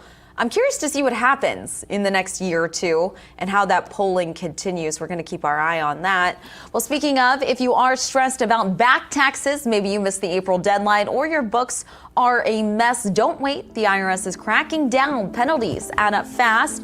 5% per month, up to 25% just for not filing. But there is help. Tax Network USA can take the burden off your shoulders and stop the spiral before it gets worse. They've helped thousands of Americans, whether you're an employee, small business owner, or haven't filed in years. Messy books, no problem at all. They've seen it all and know exactly how to clean it up. With direct access to powerful IRS programs and expert negotiators on your side, Tax Network USA knows how to win. You'll get a free consultation, and if you qualify, they may even be able to reduce or eliminate what you owe. More importantly, they'll help protect you from wage garnishments or bank levies, so don't wait for the next IRS letter. Call 800-905-8000 or visit tnusa.com/RAV to talk to a real expert at Tax Network USA. Take the pressure off. Let Tax Network USA handle your tax issues. And joining us now with more insight on how you can fight back against the IRS is Cameron Kinsey from Tax Network USA. Cameron, welcome to American Sunrise. Good morning. Good morning. Thank you so much for having me. Thanks for being here. Tell us a little bit about Tax Network USA and what services you guys offer. Yes, well, Tax Network USA is one of the top tax relief firms in the country. We help everyday Americans and business owners fight back against the IRS, whether that's audits, whether they're dealing with back taxes, wage garnishments, like you mentioned. Our team includes CPAs. We have enrolled agents as well. We have tax attorneys who really just understand the tax code inside and out. So no matter who's in office, we've seen that the IRS has stayed aggressive. So we're just here to protect people from bloated government enforcement. Well, Cameron, what sets Tax Network USA apart from other tax service providers? You see a lot out there these days. Yeah, I think a lot of firms will just charge you up front. They'll give you generic advice and then kind of disappear when it really matters. But we're different. We've saved clients over $1 billion in back taxes. Wow. Our team has years of experience negotiating directly with the IRS. We also share the same values of the people that we serve. Probably many of the people watching right now. We believe in limited government, less bureaucratic red tape, and protecting people from unnecessary government overreach. So our approach reflects that. It's very straightforward. It's on your side. There's no gimmicks involved. We're just trying to deliver a solution for you. Yeah, and it really can be overwhelming for millions of Americans. I know I've been there as well. What kind of clients do you typically work with? We've helped just about every single client you can imagine, from salaried employees to retirees, high earners, entrepreneurs, small business owners. We've even helped corporations with payroll taxes as well. So if you're in trouble with the IRS, we've probably handled a case like yours. Even if you've missed the deadline or facing collections, it's not too late. I will say, the longer that you do wait, those penalties do stack up. But the sooner that you reach out, the more options that we have to protect you. So if you're a procrastinator, do not wait. Call that number on the bottom of your screen, essentially. Yes, exactly. Just call 1-800-905-8000. Also, the first consultation is completely free. There's no strings attached. We just try to tell everybody, don't toss those letters in a drawer and just hope it goes away. Don't procrastinate. The IRS does count on those people who are panicking or maybe procrastinating, because that is how penalties stack up. I'm such a big procrastinator. I'll admit I'm guilty to that. What documentation and information do taxpayers typically need to provide to defend against these aggressive IRS tactics when they are looking for that tax relief assistance? Yeah, you'll want to gather any recent tax return you may have. W-2s, 1099s are helpful. Any IRS letter that you may have received in the mail that you toss in a drawer, financial records, anything that shows hardship, basically like medical bills or proof of income loss. So don't really worry if you have it all organized either. That's kind of a part of what we do. Also, don't panic if you don't have it all gathered. If documents are missing, our team can also assist clients in obtaining copies from the IRS or other sources as well. So we're just focused on building on a case that puts you in the strongest position possible. Do you have any good examples, speaking of successful tax release cases that you guys have handled against the IRS? Yeah, that's a great question. So one client came to us after years of ignoring IRS letters. He owed, I think, over $85,000 and was facing a lien on his property. With that client, we negotiated a full release of the lien. We settled his debt for less than $12,000.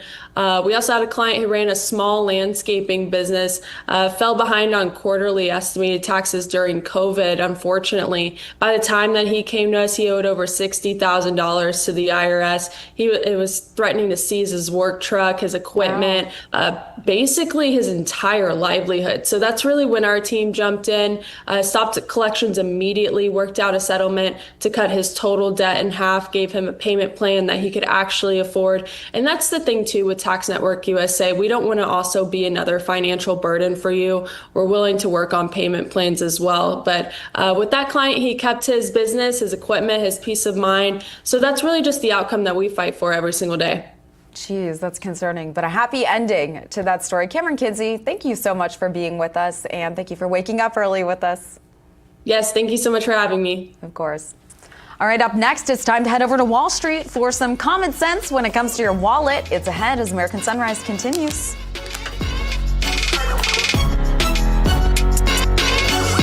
Thinking about Social Security? Think AMAC.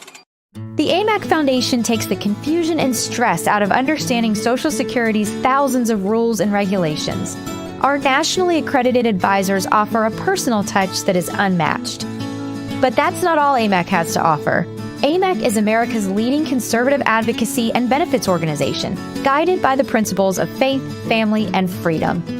So when it comes to Social Security and so much more, think AMAC. You push it. You try to hold them shut, but your doors won't stay closed no matter what. Introducing Ruby Monkey Magnets. Ultra-thin magnetic plates that will keep your doors and drawers shut. Just peel to reveal the super strong adhesive. Place the monkey, then the magnet, and close. Installation is that simple, and now you have a door that will stay shut. The secret is the ultra-strong industrial magnet's powerful attraction that holds tight. Monkey magnets work on most surfaces and are perfect for cabinets, dresser drawers, sliding closet doors, and more. Even your outdoor problems are solved in an instant because they're corrosion and rust resistant. Call or go online now to get 8 sets of monkey magnets for only $9.99.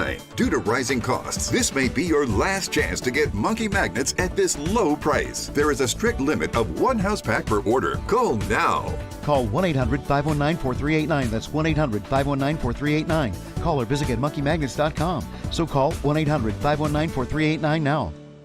Do you suffer in pain? Are you stiff, tense, or less active? Introducing the EasyWell Remedy Massage System, a triple fusion of therapeutic experiences. Full body vibrational therapy increases blood circulation and reduces inflammation. Infrared heat penetrates deep to reduce pain, soothe, and relax. The Ultra Shiatsu pillow with 6 heated nodes mimics a professional massage. Plus, it's detachable for deep relief anywhere you need it. Experience the true remedy for your pain and stiffness. Call now. I like this jazzy music. I'm a big fan. Not that anybody cares about my musical choice. Annapolis, Maryland, by the way, that is the capital of Maryland. Liberal Maryland, by the way. Welcome back, everybody, to American Sunrise. The bell at the New York Stock Exchange about to ring in just a few minutes. As we wait, let's take a quick look at the future. I predict the future. Oh, there it is. Okay, so can I put on my glasses because I can't see a darn thing? Oh, but I just see green. That's the point. The S&P is up. The NASDAQ is up. And all right, now I got to put on my glasses. Silver and crude oil down a little bit. Gold up a little bit, so that's good. Anyhow, we're going to get back to the opening bell of the New York Stock Exchange. In other words, more airtime for me. But first, more airtime for Michelle. Michelle, over to you. Oh, what an interesting dynamic here, David Birdie. Always love to see you. Well, it's time now for a daily dose of dollars and common sense with American Sunrise Early Edition host and Jake's Takes Substack guy, Jake Novak. Jake, thanks so much for being with us. Before we get into it, I know we have limited time, but I have to make this comment. Kamala Harris, speaking of dollars, looking to cash in ASAP because she announced her book of her campaign, the whole story. She's going to really enlighten us, Jake. Yeah, I got to say something to the ghostwriters out there right now. Of course, Kamala didn't write the book. Not the worst thing in the world to use a ghostwriter, but you really have to work with them like in the old days. I promise you, Kamala Harris hasn't read the book that she's now out on social media telling us to buy and read. My 2 words to her are, you first, because she hasn't read it. She definitely has not read that, but she is looking to make some money off of this short stint. So, Jake, switching gears here, the stock markets shrugged off the Fed's decision to keep interest rates steady yesterday, but then Fed Chairman Jay Powell here started talking, and then investors started selling. Why is that? Well, they weren't expecting the Fed to lower interest rates yesterday, but then Powell opened his mouth and started throwing cold water over an expected rate cut in September, which is going to be next month as of tomorrow. So that really bummed them out. But they're a little bit happier this morning because the big tech companies have reported big profits. So we're going to get a nice day on the markets today. I think not just a higher open, but Powell is really now entrenched. He's really, really trying to get everyone to stop talking about a rate cut, not just President Trump. And the markets don't like that, and they didn't like it yesterday. Yeah, it doesn't look like people are going to stop talking about this, especially looking at Twitter this morning. Jake, the weight loss injectable drug craze was absolutely propping up Big Pharma as soon as the COVID jab money dried up. But you say the party's over now. Why is that? Well, the party's over because so many people are coming out with copycat drugs, kind of like Wegovy, and these drugs are like light. In other words, they're taking some parts of a drug like Wegovy and compounding it with other things, and people are getting similar results for a lot less money. So Novo Nordisk, which sounds like a computer company, but it's actually a Danish pharma company which created Wegovy, their profits are way down. They warned yesterday their stock went down more than 20% in one day earlier this week. And I also think, Michelle, that people are starting to see that the side effects and the other issues going on with these injectables may not be worth it. I think this is still going to be a big trend in America, but it's definitely cooling off. People are going to start exercising more, or they're just going to say, listen, the side effects aren't worth it. I'll carry around the extra weight. I mean, I don't want to do this anymore. Yeah, and I'll tell you what, this stuff is early, it's new, so we're not going to know all the side effects just yet, Jake. I want to squeeze this in before you go. Harley Davidson is riding high this week. It's getting some big money from folks who aren't exactly the Hells Angels, I guess you could say.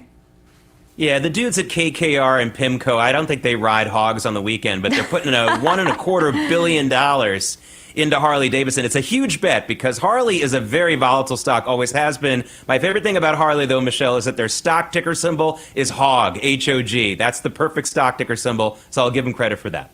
All right, that's exciting. My dad is a big Harley fan, so I'm excited to let him know the news. Jake Novak, thanks so much for being with us. My pleasure. Of course.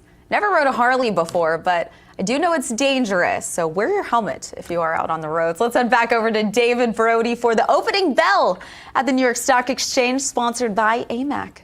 The Association of Mature American Citizens is the conservative voice for Americans 50 and older. AMAC is fighting for the values that you hold dear. Join today. Together, we can write the course of America. All right, time for the opening bell, actually just within seconds. I'm going like 15, 20 seconds, and then we're going to be there. But let's take a look at the futures, because the future is about to become the present in about 10 seconds or so.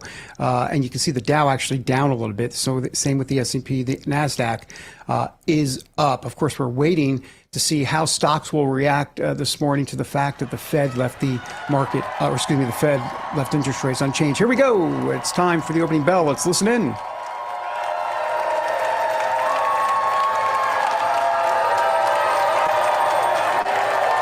And there it is, Figma. This is not a figment of your imagination. Figma is actually ringing the opening bell. Ding, ding, ding. I just did the Nat sound. Oh, sorry, I just talked over the Nat sound. There it is. There's the bell. I know, it's something you've waited for an hour and a half, and there it is. So once again, now let's take a look at the markets. Oh, so you see, look at that. Boom, presto. Now the Dow is up. S&P up a little bit. NASDAQ up a little bit. We'll continue to take a look at how the markets are progressing. Remember, the stock market really showing all-time highs right now. So take that, far left. And so much for the tariffs being an issue. All right, so when we return here on American Sunrise, I had a chance to catch up with Speaker of the House, Mike Johnson. That conversation on the other side of the break when American Sunrise returns in just a moment.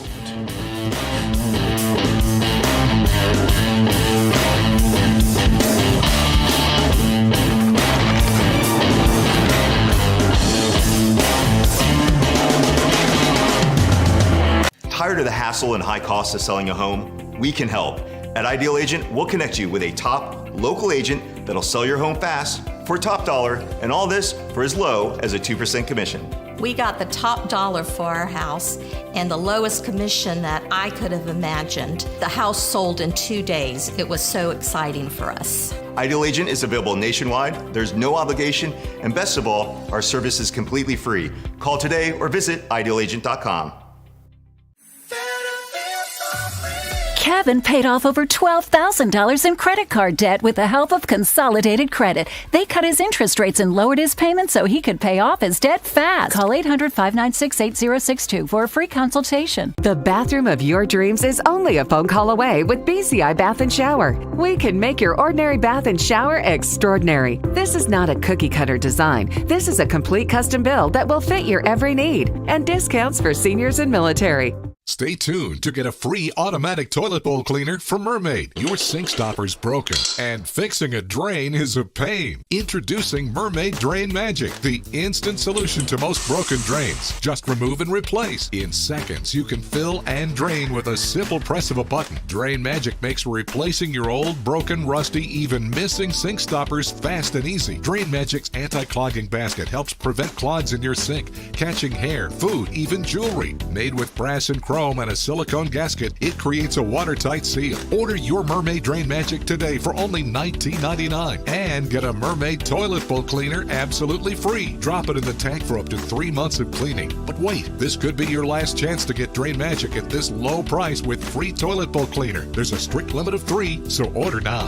Call 1-800-519-4303 or visit GetDrainMagic.com. So call 1-800-519-4303 or visit GetDrainMagic.com. Order now.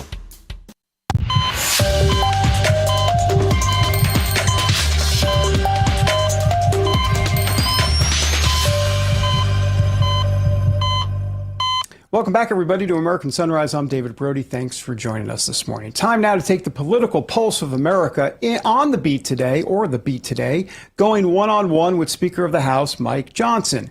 I had a chance to catch up with one of the busiest men in Washington to get his take on all things regarding the inner workings on Capitol Hill, the backroom negotiations, and beyond. But first, we're going to start at the very beginning of Speaker Johnson's life and humble roots. Have a look. Your father was a firefighter. You've said all you've ever aspired to be was a fireman. And congrats, because you're Speaker of the House. You are now putting out literally 5-alarm fires every single day. What has this been like to kind of deal with getting all of this legislation, lots of different things passed, but the big, beautiful bill especially? What is the secret sauce, if you will? Well, for me, I'm pretty open about this. It's a matter of faith, you know. I quote often John Quincy Adams. He said, "Duty is ours, results are God's," right? So that's a very liberating way to live. It is my biblical worldview. You know, we be faithful in the little things that God puts before us today, and then He takes care of the rest. And so that's what I do here. There's a lot of patience and prayer that delivers all these legislative victories. It's not pulling rabbits out of a magic hat, as some people have tried to analogize the last few days. It's a lot of work that goes into this, and frankly, a lot of faith. I believe the best about all my colleagues, even those who require more time and attention to get to yes.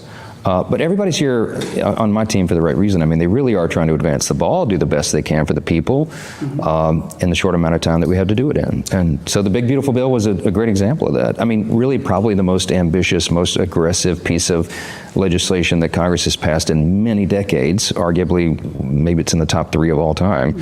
And we put it on a very aggressive timeline for lots of reasons, and we delivered it before the deadline, the self-imposed deadline.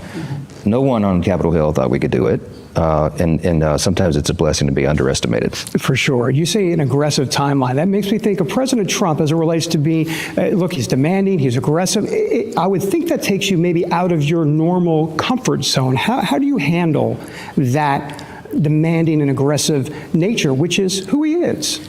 It's who he is. It's who I am as well. I mean, I prefer to go fast. The problem is he makes unilateral decisions as the singular figure at the head of the executive branch, and He can sign a document, an executive order, and make it happen instantaneously, whereas I have to go through regular order for the legislative process and drag along 219 colleagues along the way, right? So we have a lag time that is not involved with the executive branch, and that's frankly the genius of the framers. That's how they designed this to work. They wanted a slow, deliberative process because less mistakes are made along the way.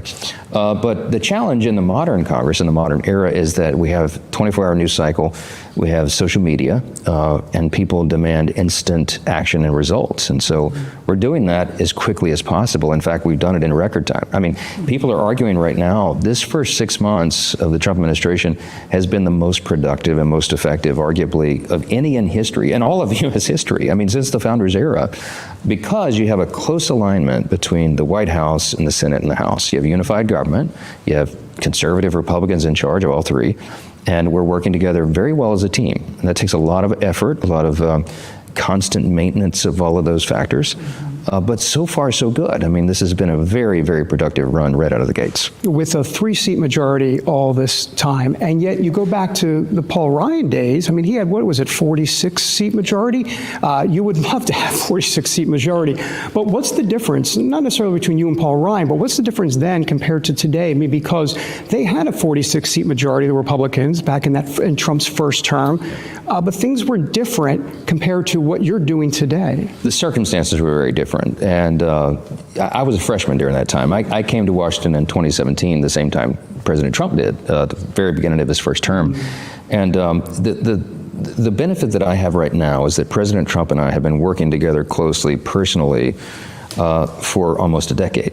Whereas Paul Ryan and I think President Trump, I think they had only actually met maybe one time before the president took his oath of office. And so they had no prior relationship, no working relationship, no understanding really of one another's kind of agendas and all of that.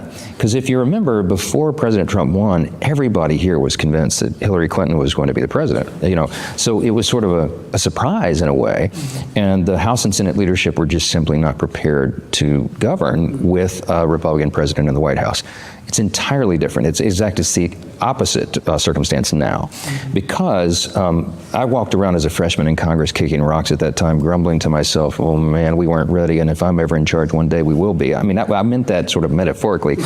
I didn't know that that would actually happen. Could never have imagined this scenario.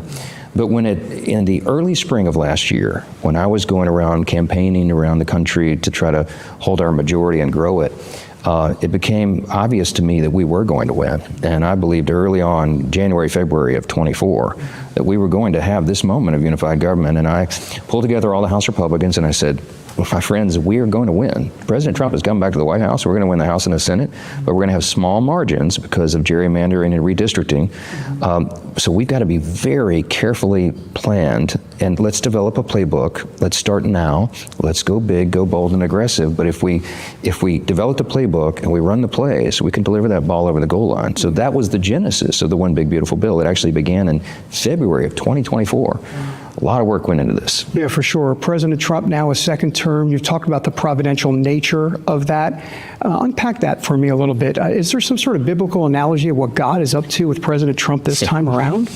People draw lots of analogies to that. I just say it to him very simply, and he and I have spoken about this at great length many, many times. I don't believe in accidents. I don't believe these things are luck. I believe it is providence. The founders believe that as well. They spoke about it routinely and very matter-of-factly, and that's my worldview as well.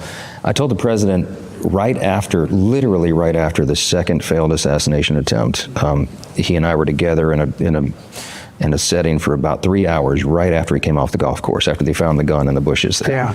And I said, sir, we've spoken about it since the first one, which was 64 days prior to that in Butler, Pennsylvania. God spared your life miraculously on the world stage in front of everybody. Everybody in the world could see this. It can't be explained any other way. And I'm convinced he spared you, that Scripture is clear. God is the one that raises up those in authority. And he has selected you. To me, it seems obvious you're going to win another term. And what a profound thing it is to be raised up by God to lead the greatest nation in the history of the world for the second time. This is unprecedented, historic moments, and that's really something. And now he's done it for the second time. I mean, undeniable. And he thinks of it that way as well. And you hear him use that language himself in recent months and since the inauguration. In fact, in his inauguration address, he said, God saved me, and he believes that to his core. And I think, and I've said this many times, I believe President Trump's head and heart are in exactly the right place right now of where the American people need them to be, and that where we want him to be. He thinks very contemplatively and very deliberately in his decision processes. He thinks a lot about his legacy and the founding principles of the country and the idea of providence. And I'm delighted for him to be in that position, and delighted he thinks that way. You saw the first term as a freshman congressman. You're now Speaker of the House in the second term. What's the difference? What's the difference between a first term and a second term so far? What have you noticed in him and this White House? Well, it's night and day. I mean, the president was introduced to Washington at the beginning of his first term, and he had never really been here at the swamp, right? And he had ideas about it. He had a sense about what was wrong, but he didn't fully appreciate how the gears of government worked and how much resistance he would get even within his own executive branch agencies. Well, the Democrats made a big mistake not allowing him to roll right into that second term, because he had 4 years to think about that and to plan accordingly and to put together a team and to assemble the right folks who would be in these cabinet positions and all the other mechanisms of government. And a lot of thoughtful allies helped in that, and we did as well. We thought very deliberately and carefully about how we would go about the first 100 days, the first 300 days. This looks like, again, like we're pulling magic tricks or something, but this was all planned. And now we're implementing those plans. And the Democrats made a major mistake, tactical error, by giving President Trump 4 years and all of us to plan for what this would look like. And no doubt about that's it. why it's been a blitz of policy. Yeah, we're going to get to the big, beautiful bill in a moment, and rescissions and budget reconciliation. Let me get to news of the day.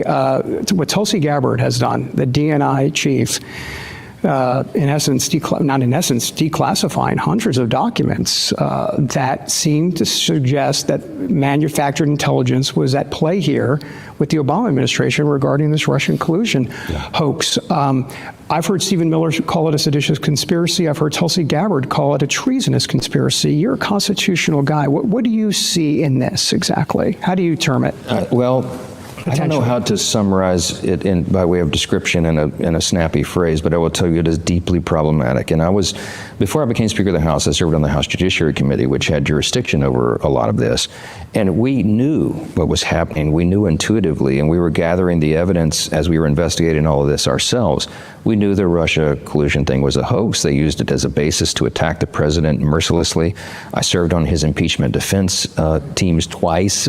That would have been unheard of in history, that a president would be impeached twice on such spurless claims. But in those processes, as we were preparing for those defenses, as we were investigating with our oversight responsibility in judiciary, we recognized that the people who are being called out now were involved in a scheme. We knew that it was a shameless, false set of accusations.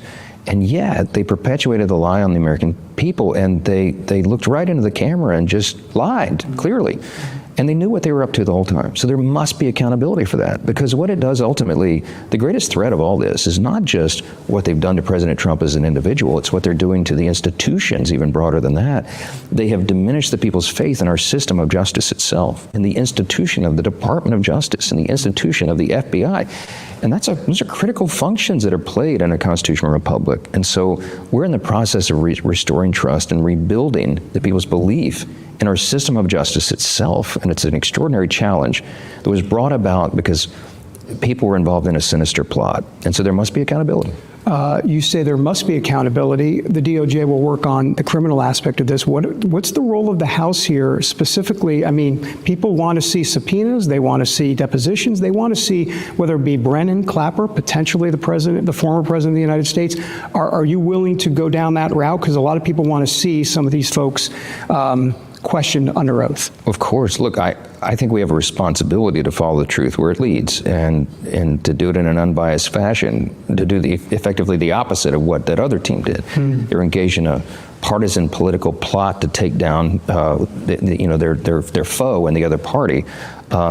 We need to be about the rule of law and bringing order to the chaos and searching out the truth, because the American people are owed those answers. So we have some very bright, very capable, very strong leaders at Judiciary and Oversight, Chairman Jim Jordan, Chairman Jamie Comer, and the other committees that would be involved.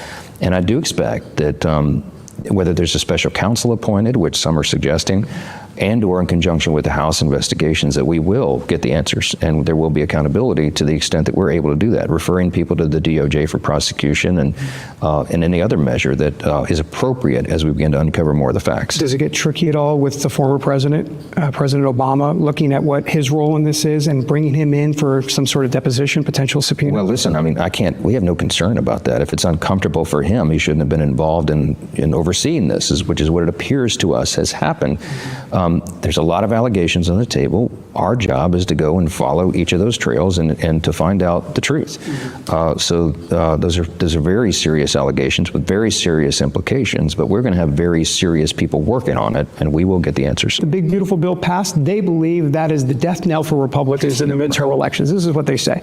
They also go to the morality issue, and I'm like, okay, well, anyhow, we'll leave that aside for a moment, or maybe we won't, because they say food assistance, Medicare, some of these cuts and all of that, they call that immoral. But what is the morality here, the way the Republicans, the way you guys see it? I'm glad you brought it up. Food assistance and Medicare aren't touched in this program. No one is going to lose their health care. They're out using old talking points, which, by the way, they issued before the bill was released or it finished in its drafting. They didn't even know. They put up ads saying that Republicans are going to take Medicaid away from people, and it simply wasn't true. It was so untrue that we sent cease and desist letters, and the lawyers made them take the ads down because it was blatant lies. They're going to try to continue that because that's all they have. Democrat Party right now has no platform, no principles, no leader, nothing they can run on. All they can do is try to pillory the other side. That's their game. And so while they're running Marxists for mayor of New York City and other offices around the country, they're going to try to pretend that they have the upper hand on the morality. I love the debate, and I'm anxious to engage in it any place, anytime. What we did in the Big Beautiful Bill is exactly along the moral standards and something we're proud to do. Because what we did, for example, instead of taking health care away from people, what we did is we strengthened the safety net programs. They're important for a lot of people. Medicaid, for example, is intended for the disabled, the elderly, young pregnant women who are single and can't pay for their needs. Medicaid is for those populations of people. It is not for young, able-bodied men with no dependents who are gaming the system. And that has been happening in spades. So what we've done is we've reintroduced a work requirement, right? 20 hours a week, by the way, not draconian requirements, but all you have to do is have a job, be looking for a job, be in a job training program, or volunteer in your community for 20 hours a week if you're going to be on Medicaid. That is a 90% plus issue on public opinion because it comports with common sense and morality. Work, we find our dignity in work. It's good for a young man to have to help pull the wagon and not ride on it. Those kinds of changes are to strengthen the program, restore the programs so that the resources are there for the people that actually need it and deserve it. That's the right and moral thing to do. In each one of these categories, you can go down the line. Everything they're saying is not true. And here's the beauty of it. Because we got this done on the aggressive timetable we did, everybody will know that truth by the time they go to the ballot box again in 2026, because they will feel the positive effects of this. The economy will be roaring. It will be just like at the first 2 years of the first Trump administration before COVID, when every single demographic in America was doing better economically. More opportunity, higher paychecks, less taxes, less regulation. We're doing all that again. We're just doing it on steroids this time, and everybody's going to feel the good effects. We got less than a couple minutes, so I got to quickly get to this rescissions packages. How many more do you expect to see? What might be in them? We have multiple rescissions packages. We delivered the first one was $9 billion, and that's a good first start. But we are the party of fiscal responsibility, which is also a moral issue. And we believe we've got to root out fraud, waste, and abuse as much as possible everywhere we see it. And so Russ Vought at the Office of Management and Budget and the White House, all the personnel and all the cabinet secretaries are laser focused on this, trying to carve down the size and scope of the federal government. We need to do that. We've needed to do it for decades. And finally, we have bold leaders to do it. it. Congress has a role to play. So when the requests come from the White House, we'll process them and we'll continue on that steady path to get us back to fiscal sanity. And budget reconciliation, what's the priority there in terms of potential next bills? What might be in there? We're working now on Reconciliation 2.0, which we planned for the fall, and I hope we can have a third one in the spring. We can get all that done in this 2-year Congress, in this cycle. It's a whiteboard brainstorming exercise at the moment, which is exactly how we started the first reconciliation bill over a year and a half ago. Some good ideas on the table, not yet going to put all that out there because we have a lot of work to do to build consensus around them, but it'll be smaller in scope, but equally important, and I think we're going to do some great work in that second reconciliation package. Have you envisioned what MAGA and the conservative movement and the GOP will look like after he exits stage right? We have a lot more questions than we have answers right now, but I'll tell you what I think my role will be one of the voices trying to keep us tethered to the moorings, tied to the moorings that we support the foundational principles of the country, the ideas, the core principles of conservatism, I call them, individual freedom, limited government, the rule of law, peace through strength, fiscal responsibility, free markets, human dignity, the sanctity of every single human life. These are the things that made us the greatest nation in the history of the world. They are the principles of our party, and they are in direct contrast with the Democrats and the Marxist ideas and the woke progressive left direction that they're headed. So we're going to be in a contest between actual worldviews, between two competing visions on who we are as Americans and who we're going to be. And I think our party has a very important role. MAGA is part of that. And it'll be an interesting time for the next 250 years of the country. Speaker Mike Johnson, thanks so much. Thanks so much. By the way, I want to point out, I did talk to Mike Johnson extensively about the Epstein files as well. The interview was done early last week, so the Epstein stuff was very dated. It happened before he sent the House home without any sort of vote on the Epstein files, and so that's why we didn't play it here. Having said that, it is on my social media platforms. It's been there for a while. You can go to @DavidBrody Reports, actually D. Brody Reports. I got my handle wrong. D. Brody Reports, so you can check it out there. Let's bring in Dr. G. and Michelle. One of the things he said, ladies, about the Epstein files is that, look, why are we going to throw the White House under the bus?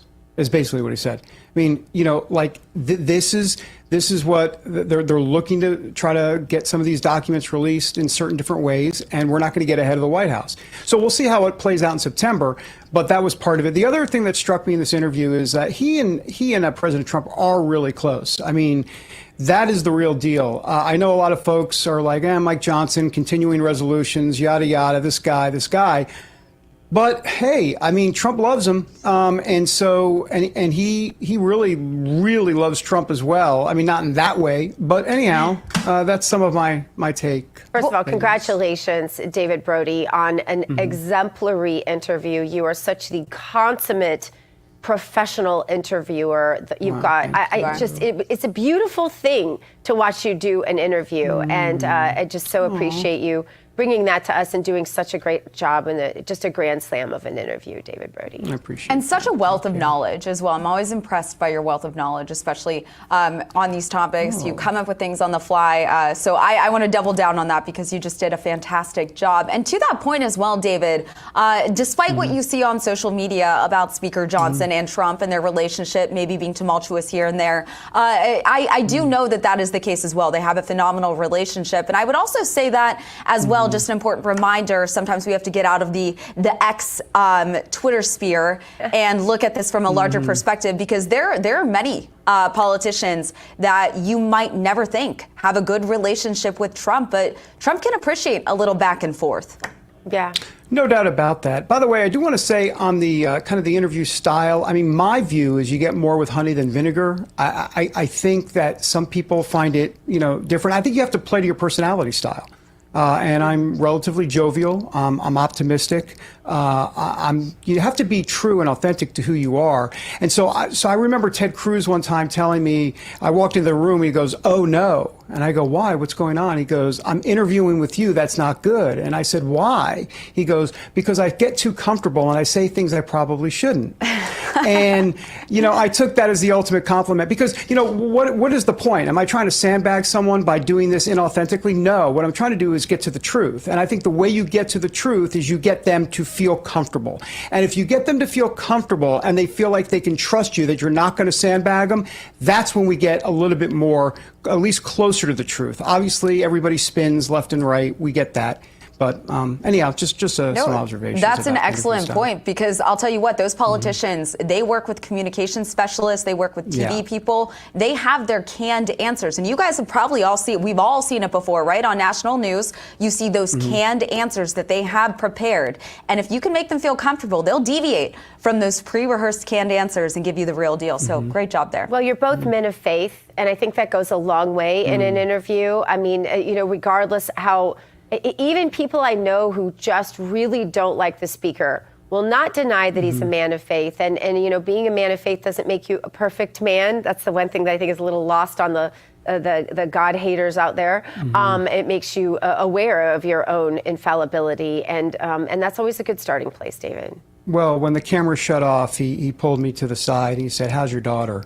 And then he asked about Alina, my daughter, who's going through cancer right now. And, we'll find out in about a month if she's got the all clear for now. But the fact that he would do that, and then we talked about 5 minutes or so about that specifically. So, once again, look, I get it. It's the way Washington works. You want to have some of that camaraderie. It works to both people's advantages. But I think in his case, I mean, he was really genuinely curious as well. So good stuff. Now, can we get back to Sydney Sweeney? We only have a minute left. Well, I want to tell you guys something that's kind of cool. Falcon 9 rocket is scheduled to launch a 4-person crew. It's called Crew 11. This is the name of the mission from the International Space Station of NASA from Kennedy Space Center. In Florida today at noon. It's actually 12:09 Eastern time. And I'm personally excited. I watch these off my deck. My deck sticks out into the deck. Wow. Did I say deck? Water. Dock. There you go. Dock, the thing that's on the water. Yeah, and it sticks out far enough that I can see it perfectly from my dock. And a lot of people will come over to my house. So every time there's a launch, it's a big deal at my house. We popcorn it and we invite everybody. So do you have people coming over today? Yeah, actually, I when I saw it, I sent it out to everybody. Everybody's like, I'll be there. Everybody loves to watch these, especially when it's a crewed mission. It's especially exciting. Yeah. Wow. Yeah. Well, that's great. I'll be right there, by the way. So we had a great show today, and I like how we always say that. I like how we compliment ourselves at the end. I know. Why is that in our prompter? We're allowed to like ourselves. Right, we might as well just say we were just absolutely phenomenal today, and we approve of ourselves. Anyhow, we got to go. There's nothing else in prompter. They just got rid of prompter. Now I don't know what to say. I'm a clueless anchor. Hey, great to see you both. We'll see you all tomorrow. Thank you, guys.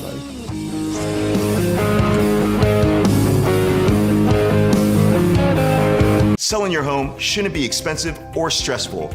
At Ideal Agent, we'll connect you with a top local agent that'll sell your home fast for top dollar, and all this for as low as a 2% commission. Ideal Agent connected me with the best realtor in my market, and I saved $12,500 as a result of it, and I got more than my asking price. Ideal Agent is available nationwide, there's no obligation, and best of all, our service is completely free. Call today or visit idealagent.com. Is your body ready for summer? We're gonna build a body you can be proud of. You just give me 30 minutes a day for 21 days, and I promise you, the weight will come off. This is 21 Day Fix, the perfect program to get you summer ready. I am in perfect shape for my bikini. I had that sexy little beef.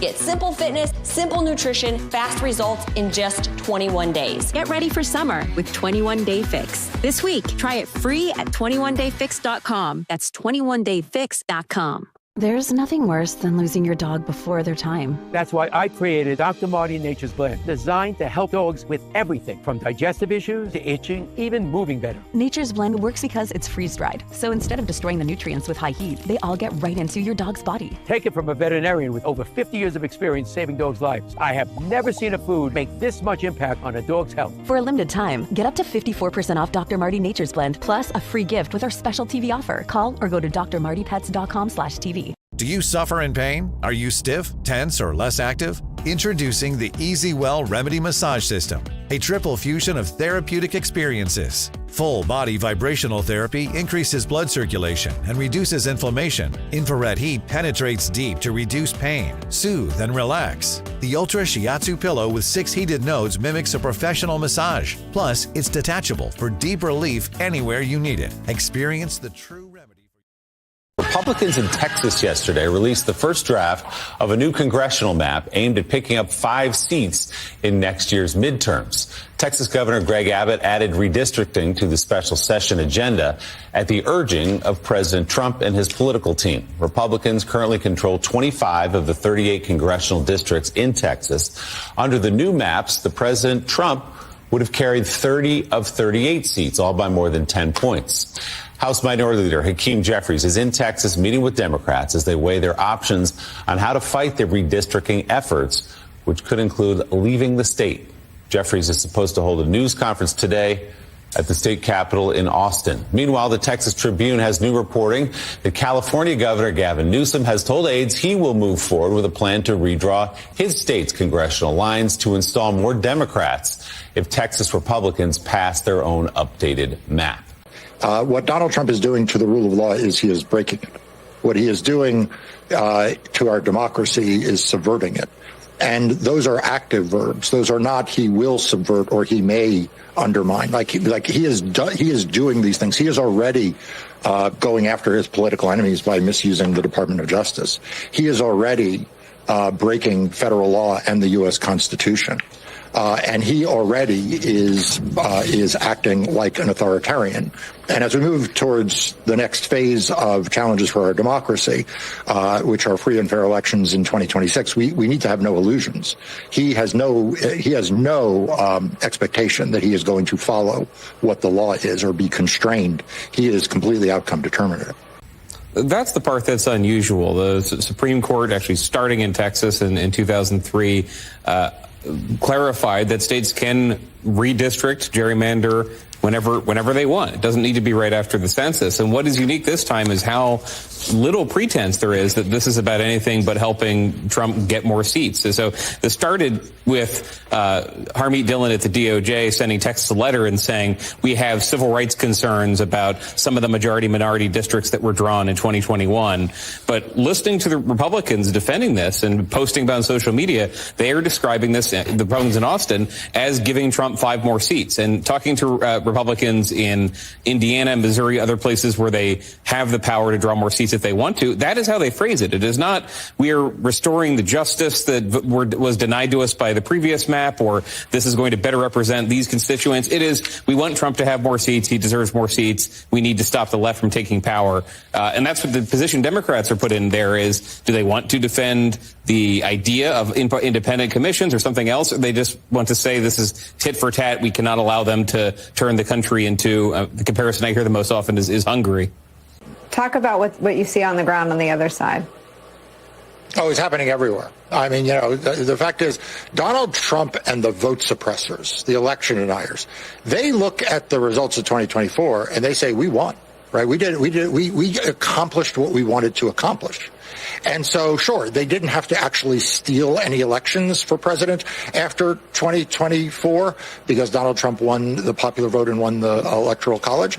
But they then rolled that out in North Carolina to try to do just that.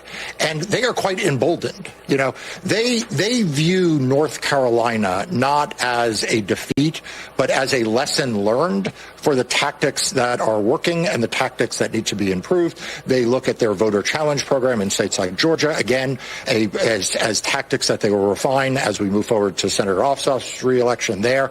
And it is happening in every state in the country. I mean, there is not a state in the country in which Republicans and the RNC and the right-wing, vast right-wing dark money groups funded by billionaires are not active. I mean, I see them in court. My law firm and we are in 50 lawsuits in more than 25 states. Like, we're in half the country. The RNC, by the way, is litigating 75 lawsuits in 40 some odd states. I mean, there's a lot of going on here. And from the Republican standpoint, they are emboldened. They think they have the courts at their back. They have the president with executive orders. They've got a grassroots army of vote suppressors. They've got a team full of election deniers in local and county boards. So we all need to buckle up and be ready to fight back. This is the primal scream of a dying regime. Pray for our enemies, because we're going medieval on these people. You're just not got a free shot on all these networks lying about the people. The people have had a belly full of it. I know you don't like hearing that. I know you try to do everything in the world to stop that, but you're not going to stop it. It's going to happen. And where do people like that go to share the big lie? MAGA media. I wish in my soul, I wish that any of these people had a conscience. Ask yourself, what is my task and what is my purpose? If that answer is to save my country, this country will be saved. War Room. Here's your host, Stephen K. Bannon.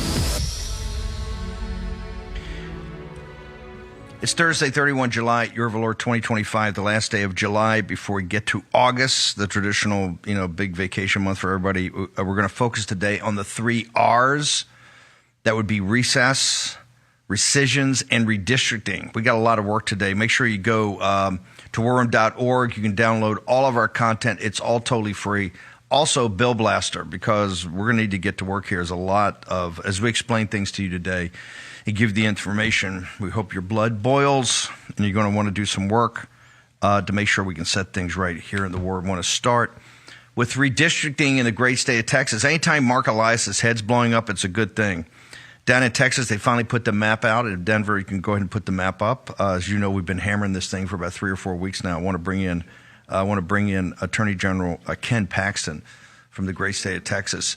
Attorney General Paxton, you got a tweet from a couple days ago about making sure your office is available to any law enforcement in the state of Texas to make sure that these Democrats can't run away like they've done before, so you don't have a quorum. This is all they're talking about. I think Hakeem Jeffries came down yesterday, gave a pep talk to them to make sure that they skedaddled if they have to. What's the current state of play from your perch as Attorney General, sir? So we've been through this before. I was in the Texas House in 2003 when the Democrats left, and the House Democrats left, and then later the Senate Democrats. So we've been through this before. We know what can happen. The House rules and the Senate rules both allow for these people to be arrested if they leave and they try to break a quorum. The challenge is if they go out of state, we lose jurisdiction, and it's been a challenge in the past. But in the end, as long as the governor is willing to keep calling sessions, ultimately they have to come home. Well, when we say that, can't you get the Texas Rangers? I mean, you got pretty good law enforcement down there. How are we letting these guys, if they're leaving the state specifically for the purpose of not coming in for their elected duties, can't you stop them from leaving the state? So the House could do that. The House would have to have the House or the Senate, and it's probably going to be the House, would have to have, they could have rules in place that require that these Democrats stay now. In other words, basically lock the doors, which is what happened in 2003. They locked the doors in the House. We could not leave. We slept there. So if you really wanted to protect it, that could be done by the Texas House or the Texas Senate, depending on which one thinks that which Democrats are going to leave, or both. What do you recommend? Because this thing's got to get done. You get a special session that has, I think, another 2 weeks and 2 days left. What's your recommendation to Lieutenant Governor Patrick, the governor? We're going to have Senator Bob Hall on here in a moment. What's your recommendation to folks? That's what I would do. If I were the Speaker of the House, if I were leading the Senate, I'd put rules in place, depending on which group they think is going to lead, but probably the House. That's the more likely group to leave the state of Texas. And I'd put rules in place that basically lock us in until we get a vote, because the House map is up on Friday. You could lock them in for the rest of the session, 2 weeks, and just serve them food there, and they sleep there, and that's just the way it is, because we got to get these maps passed.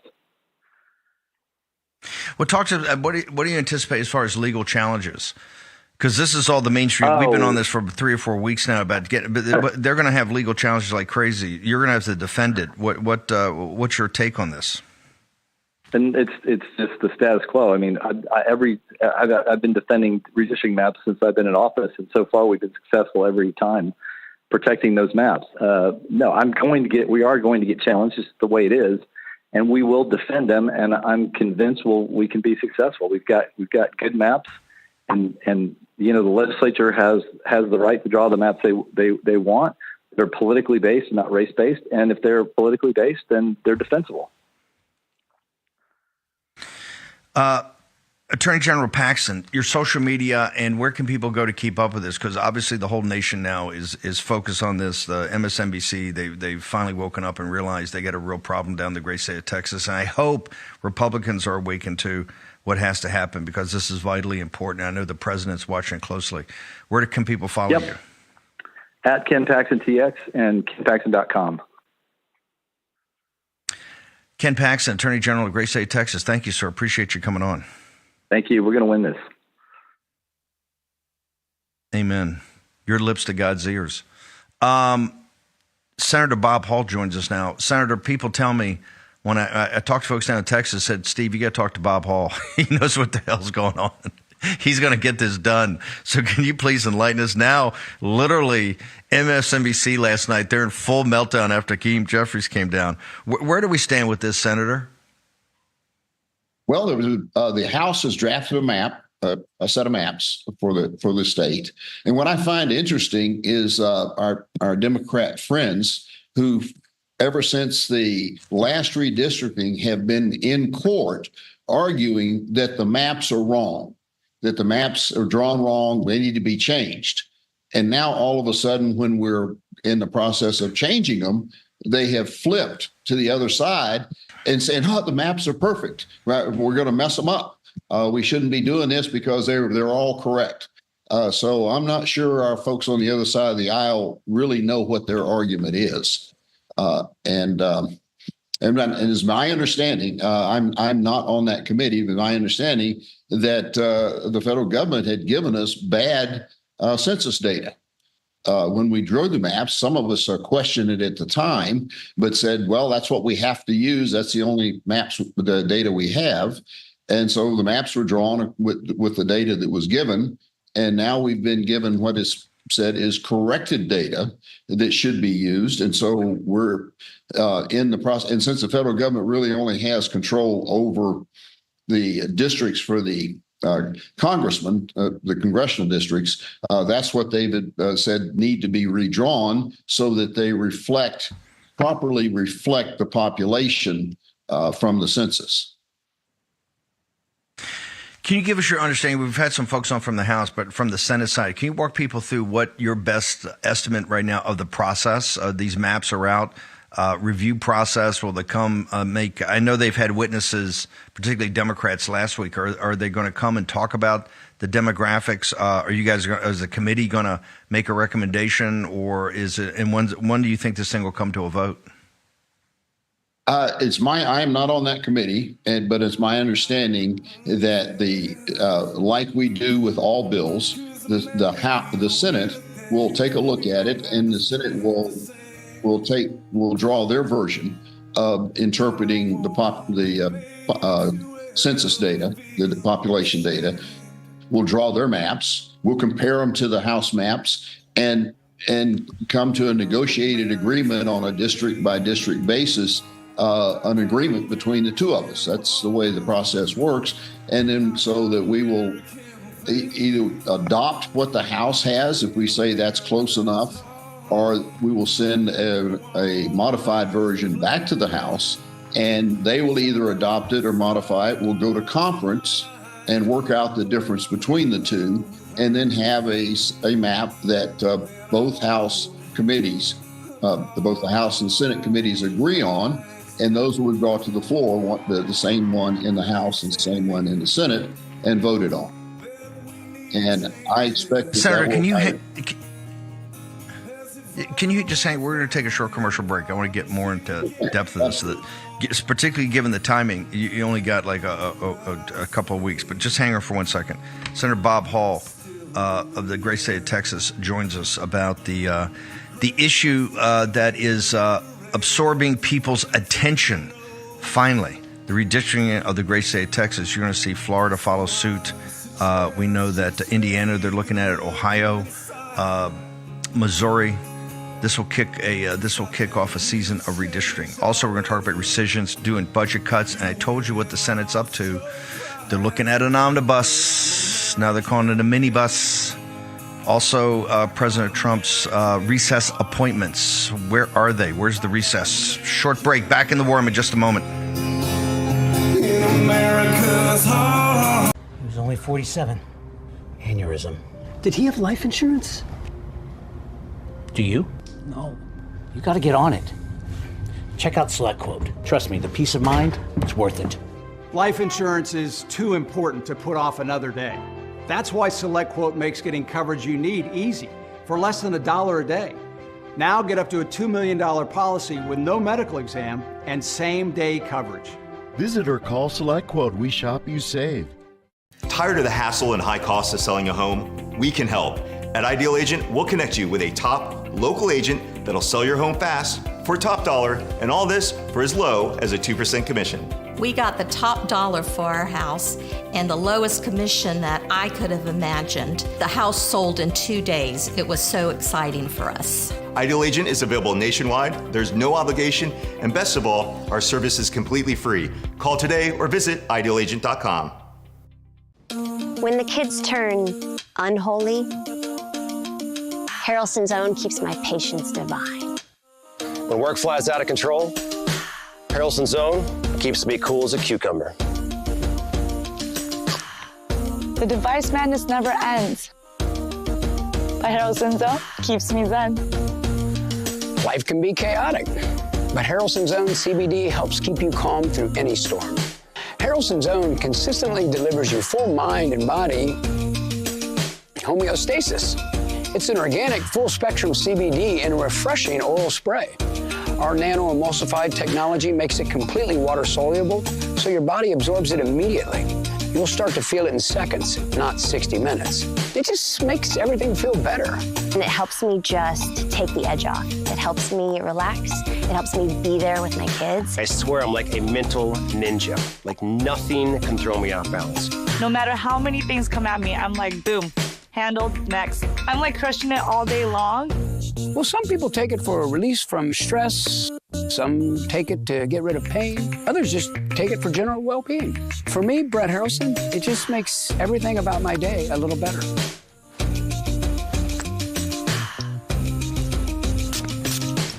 Give your life a boost. It's just the best you've ever felt in your natural state.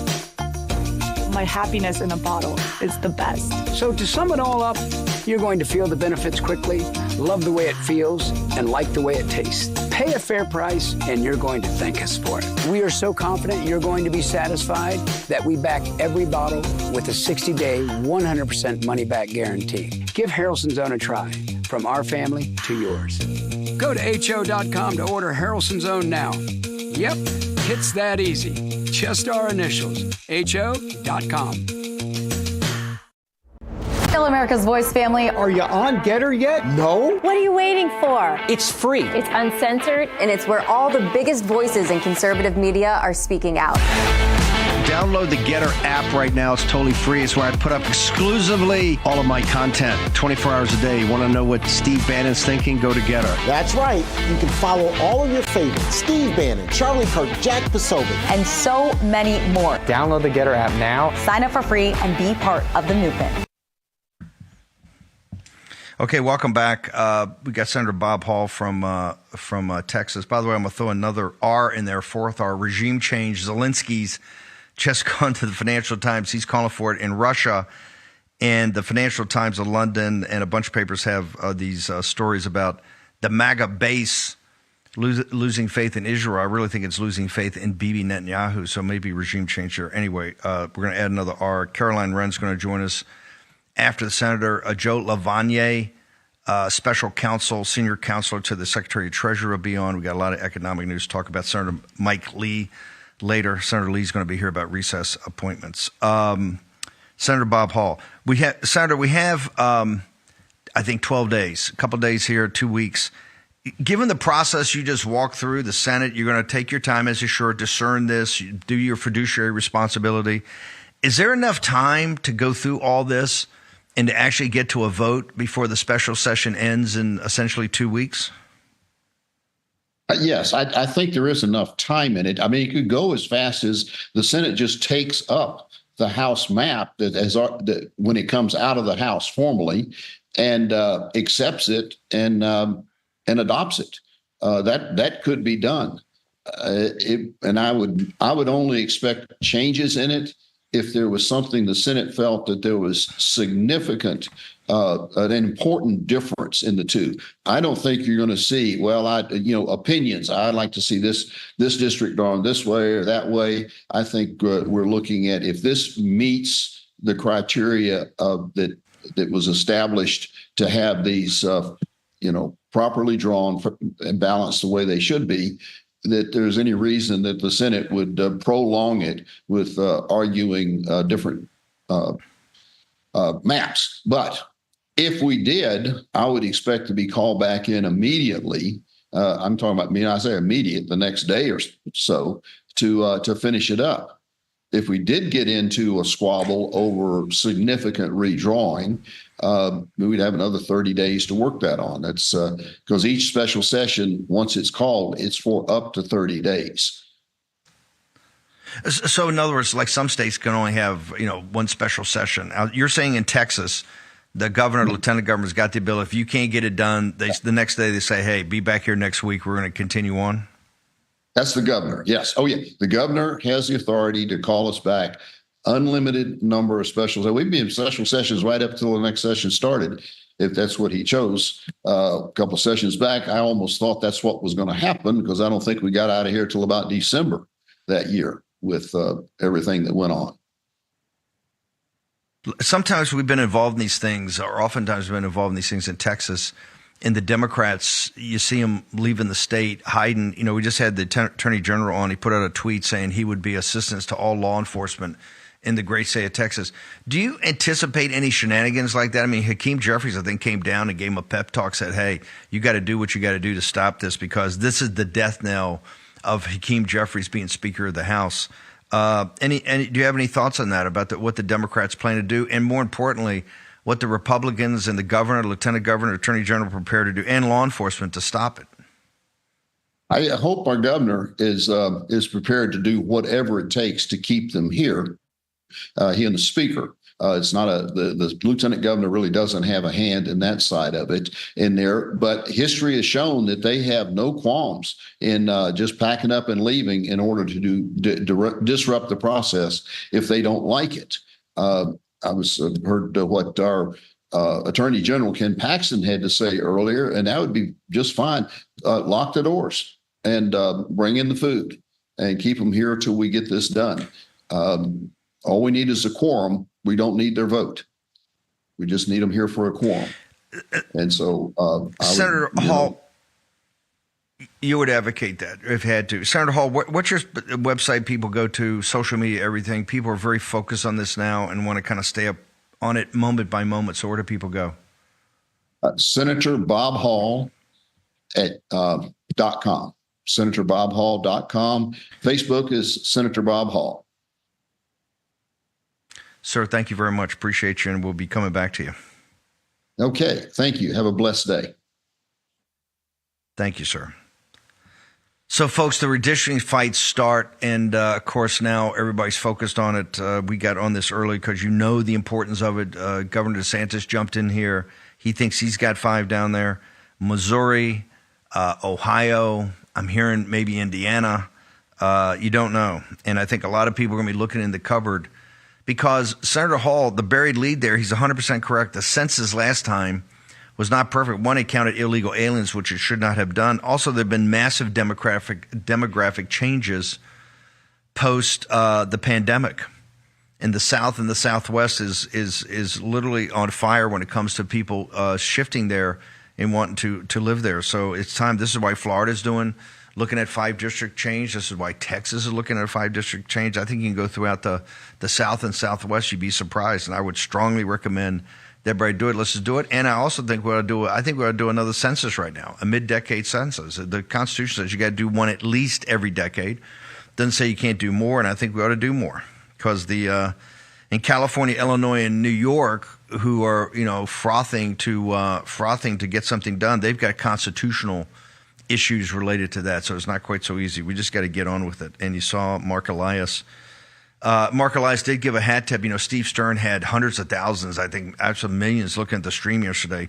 All you folks there, the vanguard of the precinct strategy and the vanguard of election integrity, your work is paying off. I know sometimes it seems like You guys don't get the hat tips and you don't get the accolades, but it was not for you, in particular the warriors like Matt Meck, and all these people that come to all these conferences. I spoke in one Matt and the team had in Vegas a couple of weeks ago by video, and it's just the work you guys put in, the effort you put in is paying off. And Mark Elias, who's the greatest enemy of MAGA, he gave you a big shout out on MSNBC, say, hey, these guys are winning all over the country because of the work, and that's why we get these redistricting done.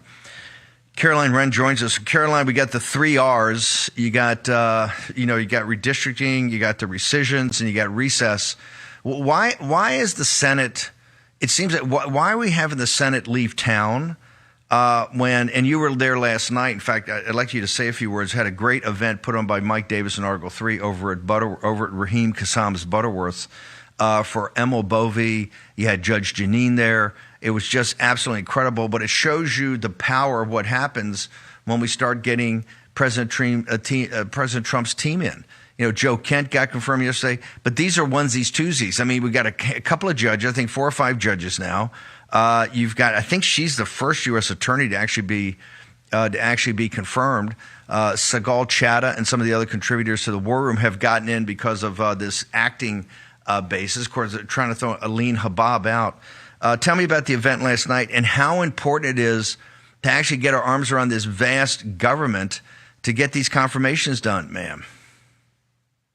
Yeah, the event last night was wonderful. It was put on by Mike Davis, the Article 3 project. And so it was to, celebrate now Judge Emil Bovee being able to get in. What I found pretty special about it is Mike Davis gave some words and the judge gave some words. And the judge said, which is absolutely true, when you go through confirmation processes like this, it can feel so lonely. They were throwing everything at this guy to keep him out. I mean, attacking him, his personal life, family. And it was Article 3 project, Mike Davis, the War Room posse that were so loud in his corner. And he talked about this. He said, look, I would go home and just be so down. I'd look on the internet. I had this army behind me online of people I don't even know who were supporting me. And that is the power of this War Room and what we need to be doing and focusing on, because we have a problem. There are certain senators, like you had Tom Tillis saying, what was it, like a week or 2 ago, saying, I'm going to stand up against President Trump and his nominees so much harder than even Mitt Romney did.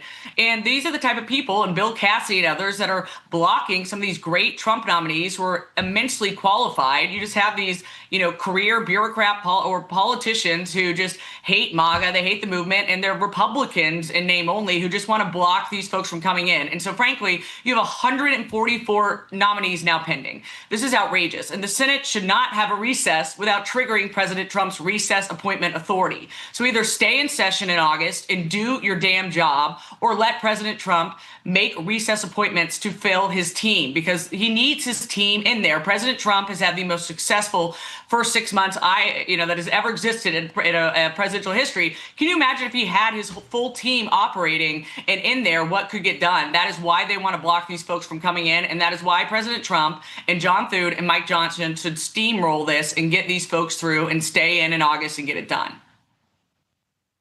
So we have Senator Lee's going to come on, and he's got this idea. He's put up, I call the Lee plan, is saying, hey, there's 149 guys to go. We stay in, and here's the program and how we have to do it.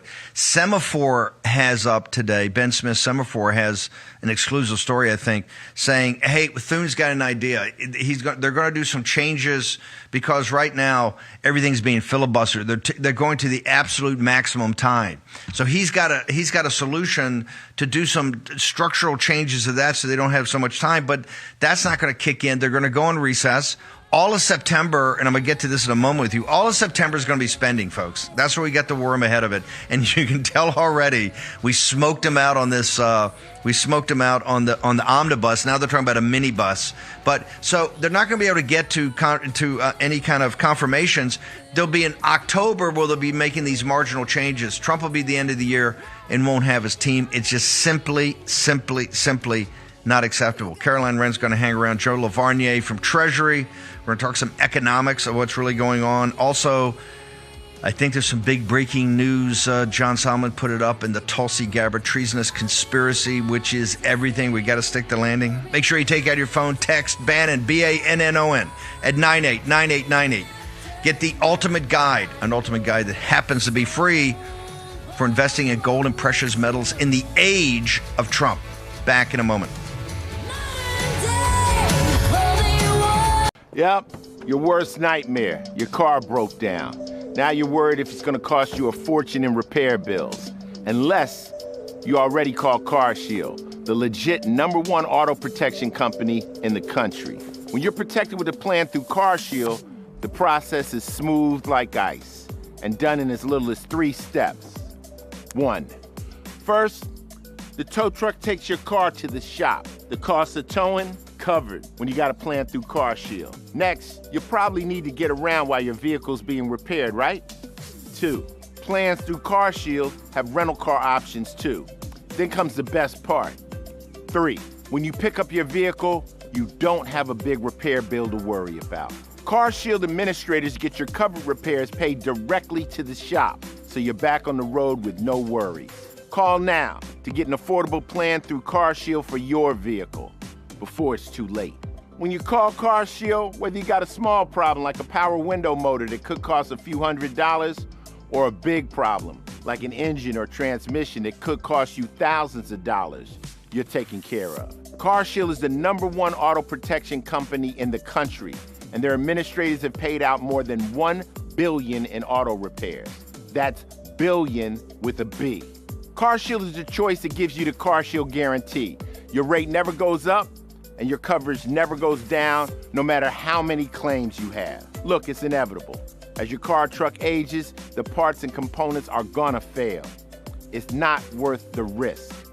Call CarShield now. Waiting until your car breaks down is too late. Call CarShield for coverage on up to 5,000 parts and get the CarShield guarantee, where your rate never goes up and your coverage never goes down, no matter how many claims you have. Call 800-653-8201. 800-653-8201. Selling your home shouldn't be expensive or stressful. At Ideal Agent, we'll connect you with a top local agent that'll sell your home fast for top dollar, and all this for as low as a 2% commission. Ideal Agent connected me with the best realtor in my market, and I saved $12,500 as a result of it, and I got more than my asking price. Ideal Agent is available nationwide, there's no obligation, and best of all, our service is completely free. Call today or visit idealagent.com. Attention homeowners. Are you behind on your mortgage payments? Is the bank threatening to take your home? Is your home worth less than you owe? If you answered yes to any of these questions, then you need to call this number right now. Call 800-714-8615. Kevin paid off over $12,000 in credit card debt with the help of Consolidated Credit. They cut his interest rates and lowered his payments so he could pay off his debt fast. Call 800-596-8062 for a free consultation. Do you have any issues with this White House taking the power of the purse away from Congress? Do you worry that what's happening right now is sort of making Congress a rubber stamp, and I'm careful how I say this, but a lesser branch of government? You know, I think for a long time, Congress has been abdicating their power of the purse. In fact, what happens almost every year is there are no appropriation bills, and there's one big bill, and really most rank and file people have nothing to do with it. Even the appropriation committees have very little to do with it. And one person, the leader of the majority and the leader of the minority, work out the details. And if you're a special interest and you want one specific tax break, you don't bother talking to any rank and file congressman to tell them the pros and cons of this. You go to one person. And that's why the leaders in both parties raise millions and millions of dollars, because both corporate and labor interests only go to the top of the party, only go to the leadership, and the whole having the power of the purse and the adjudication of what we spend doesn't really happen because the process is so broken. We rarely have budgets. We rarely have appropriations bill. It's what I've been telling people since the first big, beautiful bill of the summer is that we're going to get another big, beautiful omnibus come the end of September. And that's what normally happens. Some enormous bill nobody can read, put out without a couple hours to look at it. That's what will happen September 30th because the system's so broken, people haven't woken up enough to really change it.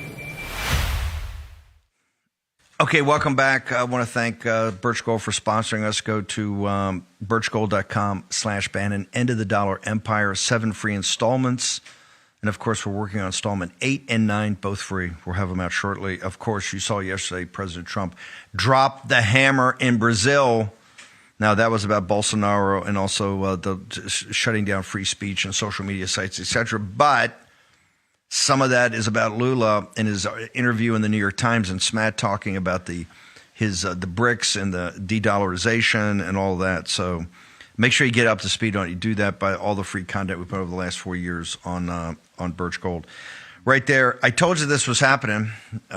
Rand Paul let the cat out of the bag the other night on Stephanie Rule. They're going to come in and they're going to hold President Trump's government hostage. They'll say at midnight on 30th, with no funding package, it's going to shut down. And instead of just doing a CR and playing the game where let's just kick it down to Christmas and then we'll deal with it before Christmas and then we'll get the big omnibus. They're just going to get up in your face in the third week of September with an omnibus, and you're going to have to suck on it, right? It's going to have all the debauchery that these things have in there. And plus, you're going to see a lot of the AI and all the stuff we've been fighting. This is all going to be tucked in there in 9,000 pages. It's coming, folks. It's coming. I'm going to get back to Caroline Wren's going to join us. We did redistricting. We're doing the recess appointments. We're going to get to her about rescissions. We haven't seen our rescissions packages, our pocket rescissions. But I got Joe Lavorgnier here, and we got to take care of some other business first.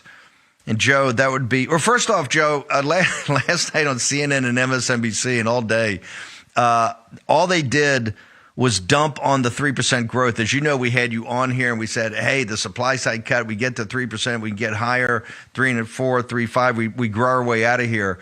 They're saying last night, oh, this is kind of a phony number. There's all kind of storm clouds on the horizon underneath it. Your thoughts about that, sir? Thought about the 3% growth, what it really stands for. How strong was that print, in your opinion, sir?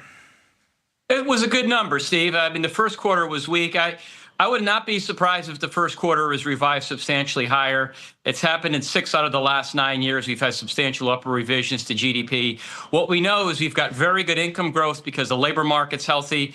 We had a very firm reading today in the Q2 employment cost index. So if you have good jobs and good incomes, then clearly you've got good GDP. It's the other side of the same coin. So the numbers are good, and people obviously trying to talk it away because they don't want to give the president any credit. Look, what I loved most was private growth more than public growth. I mean, it shows the plan. It shows the plan that you're trying to get your arms around spending, get the government out of everywhere. Because every print, all this growth that Biden had, we used to do this all the time with EJ and Tony. Every time we would back out the government number and we were in a recession. The private growth was negative. Right. What I liked most was the private growth yesterday. What do you got to say about that? Yeah, no, that's right. And there's an adjustment period. I mean, you had, as Secretary Bessent, Steve, has highlighted many times, I mean, we got the economy that looked like it was at full employment with a deficit to GDP that was nearly 7%, which you've never had during peacetime or not in a recessionary period. So there's clearly an adjustment. The great news is that the one big beautiful bill is passed.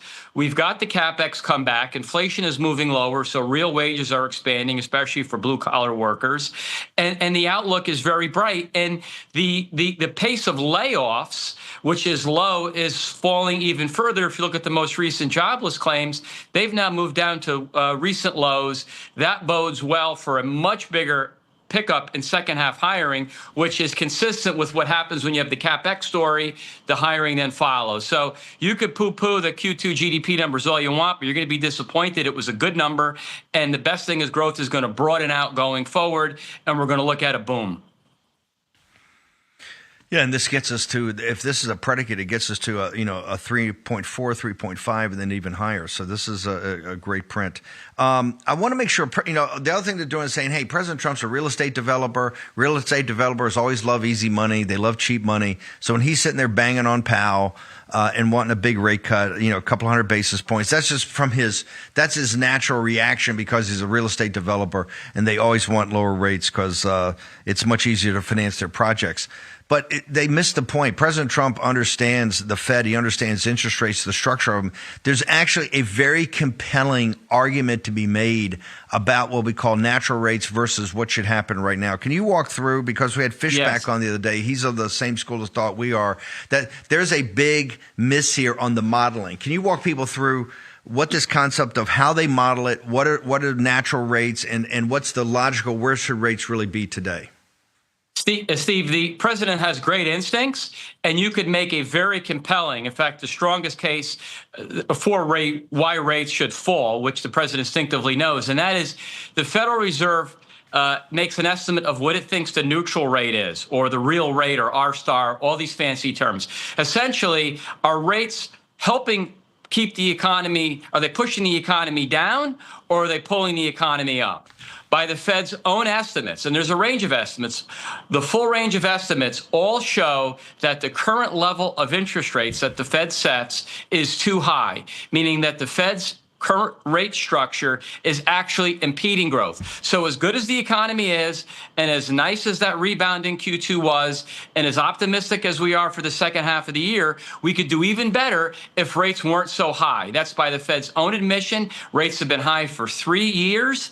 The markets are saying the exact same thing. If you look at where interest rates are, long-term Treasury yields are trading below the Fed funds rate. It's happened for 3 years in a row. That has never happened before. So it's not just the Fed's internal models which are saying rates are too high. Bond investors themselves are saying rates are too high. If you lower rates, mortgage rates will fall. That will improve housing affordability. It will help first-time home buyers, which have really struggled to buy homes. And those parts of the economy which could do better, like housing, which are weak, would certainly flourish. So President Trump's instincts and understanding of the problem are very accurate.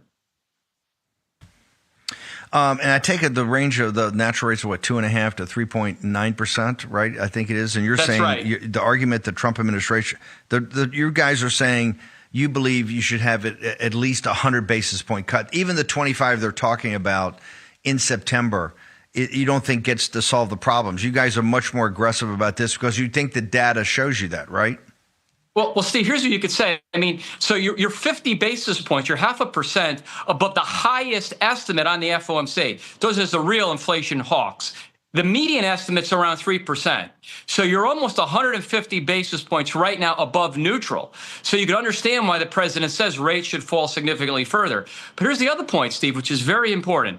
If you look at the Fed's own forecast of inflation, they went up from March to June. Their official inflation forecast went up, when over that time, headline inflation actually fell. So their estimates went up as inflation dropped a bit. So if they're data dependent, you look at the numbers, you look at what the markets are saying, their own estimates, and you can make the strongest case, which is pretty obvious, why interest rates are supposed to fall, which is why 2 governors dissented for the first time in over 30 years. No, it's pretty extraordinary. Those are normally have unanimity. Had 2 outliers who kind of made the case. Jackson Hole is coming up. Will the Secretary of Treasury go out? Will he address the Fed's? I think the Fed has a 2 or 3 day Jackson Hole conference. Will the Secretary of Treasury go out and address the central bankers and big hedge fund managers out there? Yeah, I don't believe that the Secretary is going to Jackson Hole this year, but the Fed will discuss the outlook, and the markets typically look for the Fed chair to tell us something about what the Fed thinks will happen at the September meeting. The bond market right now is sort of iffy on whether the Fed will cut rates in September, and that's because of what Jay Powell said yesterday. But again, Steve, you could make a very strong argument, an intellectual argument, an academic argument, if you will, why interest rates are much too high.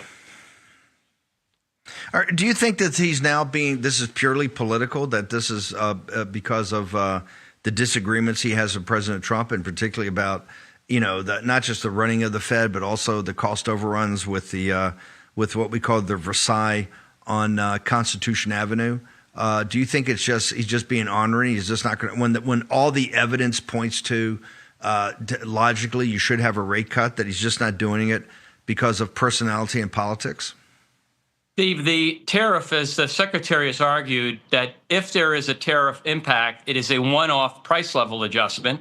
There are a couple of series that might suggest there's some tariff effect, very minimal. The point is that overall, the data the last 5 months have been essentially better. All the data have almost been better than expected, whether it's the consumer price index, import prices, producer prices, the personal consumption expenditure deflator, all these different metrics, all have been better than expected. We still haven't seen it in aggregate, any tariff effect. So I'll leave it there. But the data certainly say there's not an effect. So I'm not sure what people are waiting for. Joe, where do people keep up with you on social media? At Livornianomics, Steve, at Livornianomics. Thank you. Thank you, brother. Very clear. Incredible good news out of that. Remember, we kept harping about, hey, the supply side cut. And there were parts of the big, beautiful bill we were not fans of, right? Particularly, we strongly recommended there should be a tax increase for the wealthy. There's many other spending things we were not happy with. But we said you have, like Scott said on this show for 2 years before he became Secretary of Treasury. It's very simple. He said you're going to have one shot, your last shot to do a supply side cut. That means to focus tax cuts on production, on capital formation, that you can actually turn, America back into a manufacturing superpower, right? A manufacturing hegemon. And we said, hey, to even have a chance to try to grow your way out of this, which is a long shot, you got to get to 3.5% growth or higher. The first way you do that is kind of get to the 2.8 to 3% that President Trump, he had an average of 2.8% in his first term, went to 3.4% in 2019, the fourth quarter, before the bioweapon of the Chinese Communist Party was dropped on our head. And you have to get there. And that's why the print yesterday, I think, was an incredibly solid print. And the left-wing haters are in meltdown. This is why you can't compromise with these people. Nothing you can do is they're going to agree with, or they're going to support you. They hate President Trump. They hate MAGA. They hate the country. This is why we're going to pick it up with the Caroline Wren after the break. Rescissions. We got to get these cuts. So remember, the big, beautiful bill was passed because of assurances. We're going to have rescissions, pocket rescissions, impoundments. You got to cut because the Senate's playing games. Just like they're not giving President Trump his team, and it's obvious they're not giving his team, they're also not going to do any cuts. In fact, they're going to come in with more spending in September. Short break. Back in a moment. We rejoice when there's no more. Let's take down the CCP. Hi, it's Christina again. Is your shower trying to tell you something? Is getting in and out of the bathtub becoming a safety concern? Are you worried about the cost of a bathroom remodel that could go on for weeks and weeks? Well, now you can have a gorgeous new bath or shower that's safer at a price you can afford with a one-day jacuzzi bath remodel. And now they're bringing you this special TV offer. We're waiving all installation costs and postponing all payments for up to 1 year. Jacuzzi bath remodel has a design you'll love at a price you can afford. Literally, they came in the morning, did the demolition, and installed our bathtub in 1 day. I definitely wish we called jacuzzi a lot sooner. Okay, so tell me, what are the 2 most common reasons people are calling jacuzzi bath remodel right now? Well, maybe they're just tired of the old, worn-out eyesore of a bath. Often they have dated colors, tiles that might be cracking and fading, or impossible to clean grout. Christina, did you know that the average shower has up to 300 linear feet of grout? Honestly, I had no idea. Yeah, that's a whole lot of scrubbing. So that's definitely one of the reasons people call. And you'll love that the new bath or shower just rinses clean and resists mold and mildew. Now, another big reason people call is they've been feeling uneasy stepping over that tub to take a shower. And we're here to help with a safer, more stylish shower that you'll love and is custom designed for you. Every time I stepped over my old bathtub, I worried I might fall. I don't have those fears anymore. Jacuzzi bath remodel gave me a gorgeous shower that's safe too. It was done in the same day. We did not have to wait. It is amazing. Time is running out to take advantage of this special offer. When you call right now, we're waiving all installation costs with our Christina Across America offer and no interest and no payments for up to 1 year. Call now to schedule your free, no obligation in-home design consultation. You can create your new bath or shower customized just for you, installed in just 1 day from the most trusted name with Jacuzzi Bath Remodel. Call now. It's never been easier. Get your free design consultation, schedule your 1-day installation, and start loving your new bath or shower right away. You can go from this to this, and from this to this, or even from this to all this in just 1 day. I did not like my bathroom before and was embarrassed by it. Yes. This is unbelievable. It is stunning. I can't believe it. Time is running out to take advantage of this special offer. When you call right now, we're waiving all installation costs with our Christina Across America offer and no interest and no payments for up to 1 year. Call now to schedule your free, no obligation in-home design consultation. You can create your new bath or shower customized just for you, installed in just 1 day from the most trusted name with Jacuzzi Bath Remodel. Call now. War Room. Here's your host, Stephen K. Bannon. Okay, we're going to get to spending in a second. They've coordinated a declassification. Okay, just hit part of it. As we've been telling you, John Solomon's been telling you, and he had a great piece up on Just the News, and I got it up on Getter. This is why if you want to keep up, the show's a 24-hour process, right? We're on for 2 hours in the morning, 2 hours in the afternoon. That's 4 hours, but we're putting the show together. We're talking to people about what's going on. I'm continually getting information and putting up articles and things that I think you ought to read. Even a lot of time, I go to the most progressive or liberal, the Guardian and others, so you can see kind of the counter narrative, because this is all narrative warfare, right? John Solomon gives us stuff all day long. So this is why Getter is totally free. And it's super easy. Like I said, I'm an idiot in this regard. I can really use Getter well every now and again. Grace or Mo or Elizabeth has to help me out, but they've taken the training wheels off. My point is, you can keep up 24/7. I put up something with John Solomon of Just the News earlier this morning about this. So let's have a partners discussion about this. We have to stick the landing on the Tulsi Gabbard treasonous conspiracy event, right? We know that. This is about how you take down the deep state. And if all the great stuff that we're doing, if we haven't taken apart the deep state by the time President Trump's terms end, then we will have absolutely failed in our effort to make America great again. We will be, 90% of the way there economically, and all the great stuff President Trump's doing, securing the border and deportation. But a lot of that can be unwound when President Trump leaves. And this is why we've got to take the deep state on now and crush it. That's what this entire thing's about. And I'm a big advocate, either through the grand jury process, a special counsel, however they want to give it to a U.S. attorney. Somehow justice has got to get a team to do this. Now, they said they put together a strike force because it's so complicated and they're so busy. I mean, and they've only got a handful of people over there. And they're fighting, I think, still 175 court cases on the Democrats and these radical judges trying to suppress President Trump's Article 2 powers, because to delay is to deny, and they're running the clock out. You can tell that. And so that's why you need special people on it. Now, we do know that there are some very focused individuals and very focused legal proceedings that are going on right now that are pretty advanced, and I think you're going to see the fruits of those very shortly. Now, one of the big things, and this kind of drives you crazy, of why we didn't demand it in the first term. And this is the whole Durham report, and the Durham report's classified, and it's supposed to be highly classified appendix. Senator Grassley is now starting to get bled out. So Caroline ran this morning, and already as part of this, you're seeing Fox News has got up sources alleged ties to Russiagate exposed and declassified annex of Durham report. Subheadline is CIA Director John Ratcliffe and FBI Director Kash Patel coordinated in the declassification of annex as Grassley makes it public. It begs the question, why didn't we do it last time? But hey, that's a conversation for a different day. It's out now, and it's pretty explosive, and it shows you the highly coordinated effort.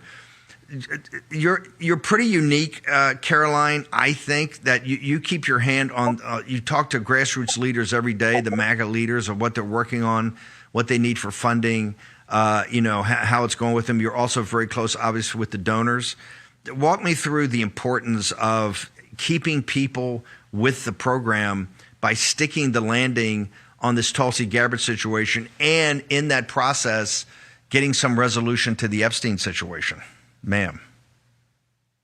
Well, this was an interesting thing that just came out now, because the last time I was on your show, I said Tulsi Gabbard just, did what Durham never could do over, the course of that 2-year investigation. Tulsi put it all out in a day. You kind of defended Durham and said, oh, well, you didn't defend it. You said, wait a minute, they didn't fully put out what his report was. Well, that is what just came out today, I think. Now I've gotten to read all of it, but my understanding is that they finally fully declassified a lot of the things that Durham did work on and put it out in the public.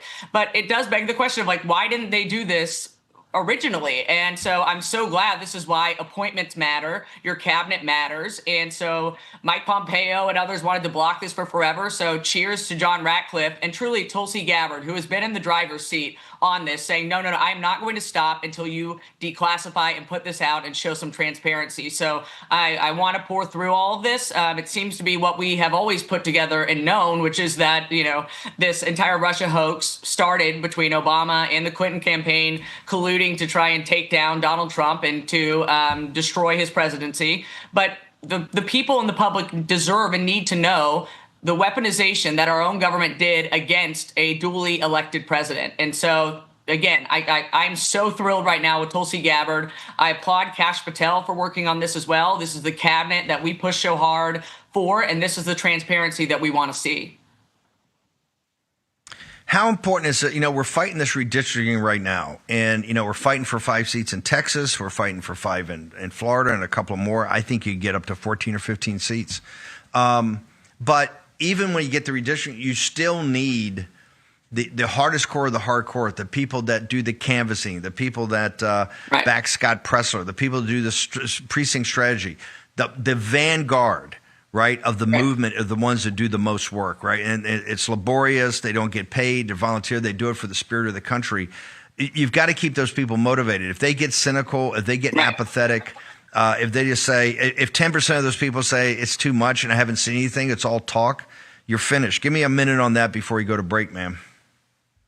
I would be remiss right now not to mention the fact that I would like to see a little bit of a harder fight. I mean, you're talking about the base and people have worked on this. Tina Peters is still sitting in a prison cell right now. Tyler Boyer is still under indictment in Arizona. We still have these electors under indictment, bleeding out money, getting chased down in Arizona, Michigan. Fannie Willis, by the way, the Georgia case has not gone away.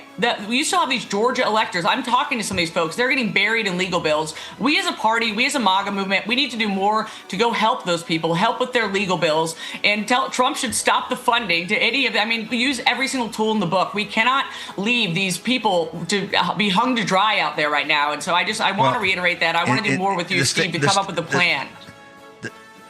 Well, the state of Georgia, so you got all kind of ways that you can do this, and I think it's a federal. It's part of it's a federal. You got state, you got federal. It could be all dropped immediately, particularly these charges. Yeah. And Tina Peters, she's still rotting in a prison.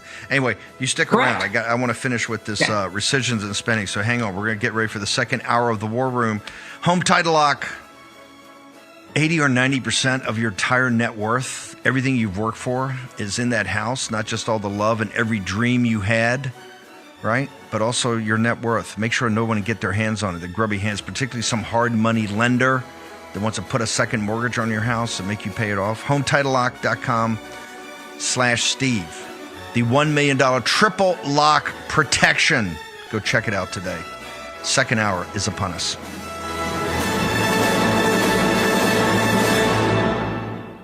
Tired of the hassle and high costs of selling a home? We can help.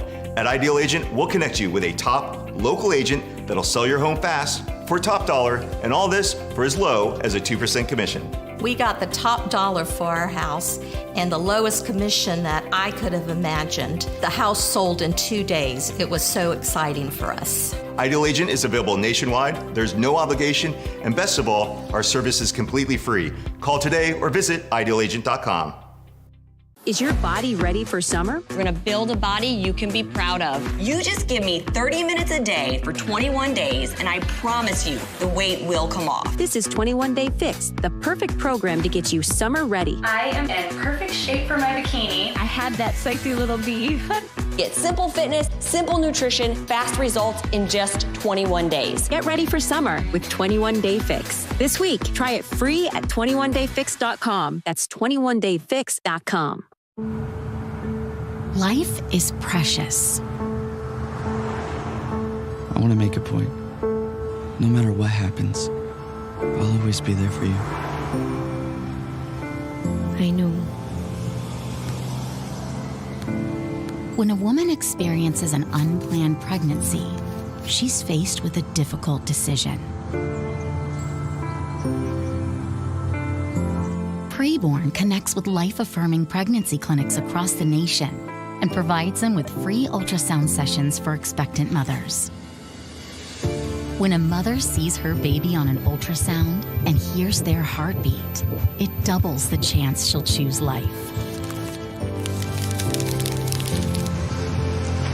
With your gift of $28, Preborn will provide a free ultrasound for an expectant mother. Visit preborn.com/life to save a baby's life. This is the primal scream of a dying regime.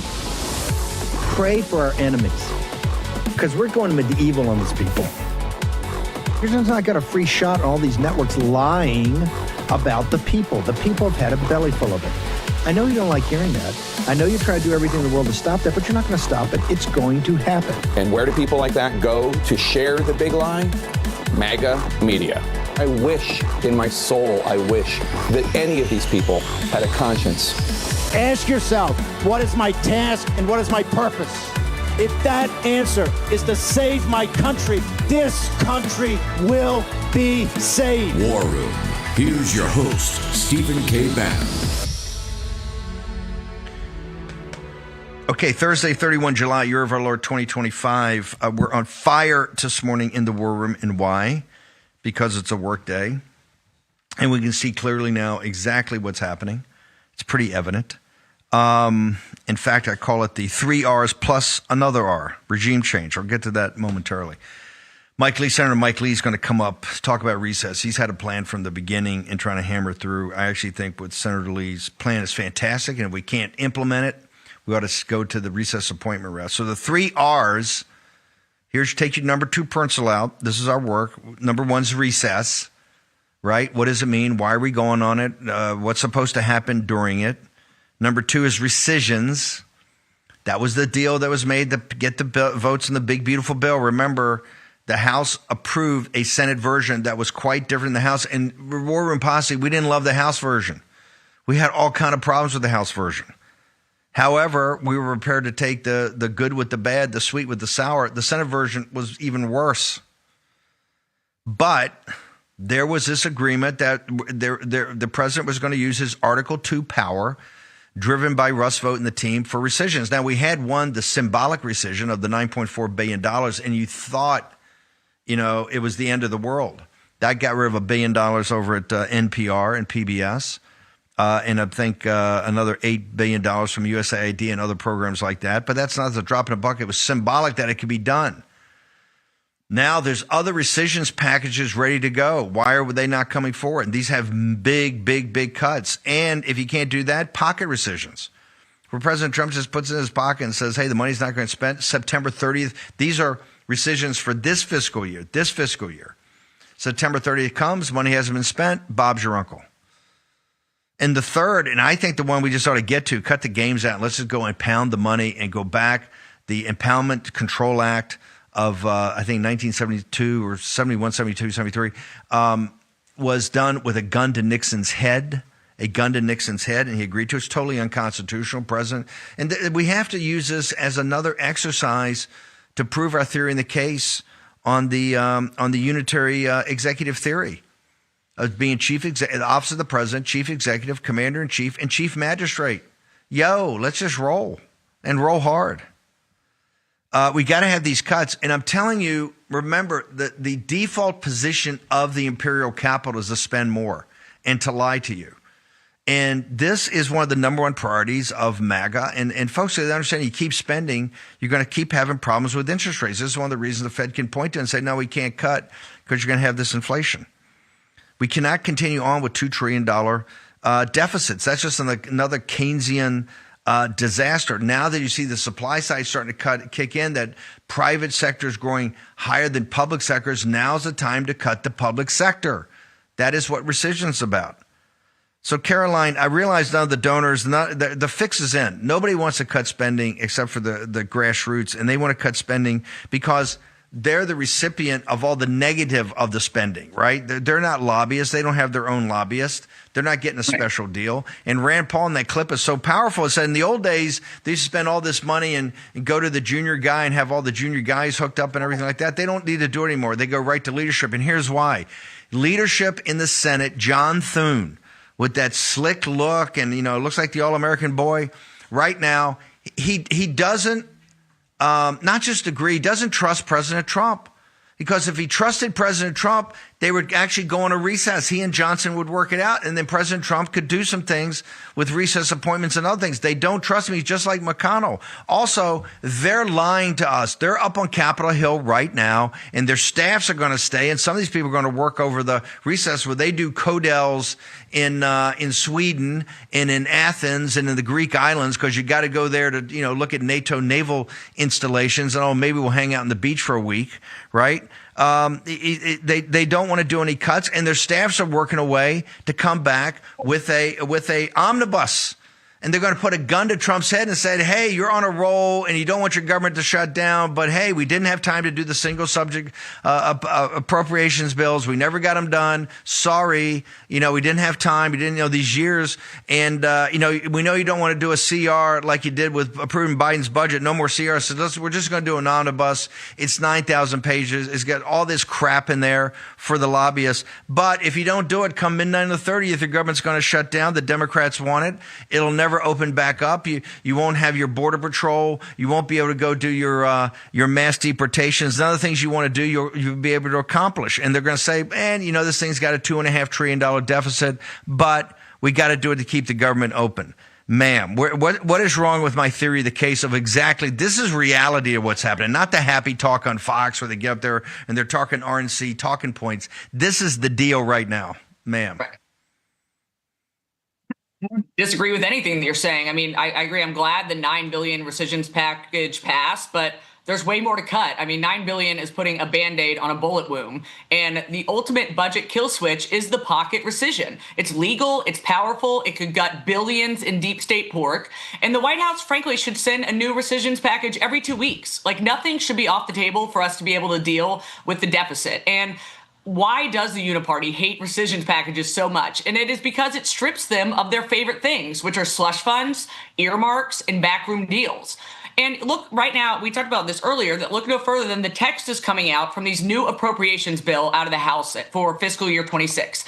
Go through the text of these bills coming out, and Rhino Republicans are sneaking in funding for the very things that President Trump has explicitly told them do not fund. Mario Diaz-Balart, congressman from South Florida, he put $315 million in this most recent appropriations bill to fund the National Endowment for Democracy, NED, which you had Mike Benz on talking yesterday. I mean, NED is the deepest of the deep state organizations. Their purpose on their website is to promote democracy abroad, which, by the way, just 1 month ago, the State Department and the White House put out a statement saying that there will no longer be any funding to promote democracy abroad. Then you have Mario Diaz-Balart put $315 billion into the bill to fund this exact thing. And so, I'm just so sick of it. And so the House and even in the Senate, they want to fund these pork programs. And so Russ Vought is a genius. Go do this, Russ. Get Trump's agenda passed and slash this funding in any way possible. Well, Russ Vought's got the packages. The rescissions packages are ready. They're on his desk. They're stacked up. He's got different rescissions. And look, I'm hardcore than that. You got rescissions where you have to go get a vote, but it's only 50. You don't need to break cloture. And that's being nice and let's all work together. But you saw what happened. For 5 weeks, they got it up our thing, and every now on MSNBC they're saying, "Oh, kids are starving. You're killing people in sub-Saharan Africa. You're the biggest." They get to weaponize. The other is pocket rescissions. You just put it in your pocket. You don't spend the money on National Endowment of Democracies. Midnight on the 30th comes. The money's from the previous year. Sorry, not sorry. I like even a more confrontational. I think you just impound the money and say, hey, I'm the commander in chief. I'm the chief executive of the government. The Constitution says I can do that. Suck on that. You don't like it, take me to court. I'm going to win there. So just do it. But whatever way you do it, It's got to be done. You're right. NED, they got guys on USAID. Every program, they got people trying to get NPR. Carrie Lake will tell you, VOA, they've taken down to the absolute statutory limits. They got guys putting the VOA money back in there. Everything that we took out, and this is not Democrats. These are Republicans working with Democrats to put it back in, ma'am. Right. Well, one option someone needs to look at is, can we just move all this money over to the Institute of Peace? The only person I would trust for Congress to move money to at this point is Darren Beatty, who, by the way, has taken over that entity to try to dismantle it. They have the most insane building. So you know what? If you are so insistent on promoting peace and democracy abroad, well, then send it right over to Darren Beatty. I'm quite certain that he will find a good use of the funds. So, maybe that could be a kumbaya. Lula would be removed immediately, he and his judges. You mentioned the E word. Folks have been around us a long time. The Tea Party, Breitbart, ready to bring you. Remember earmarks?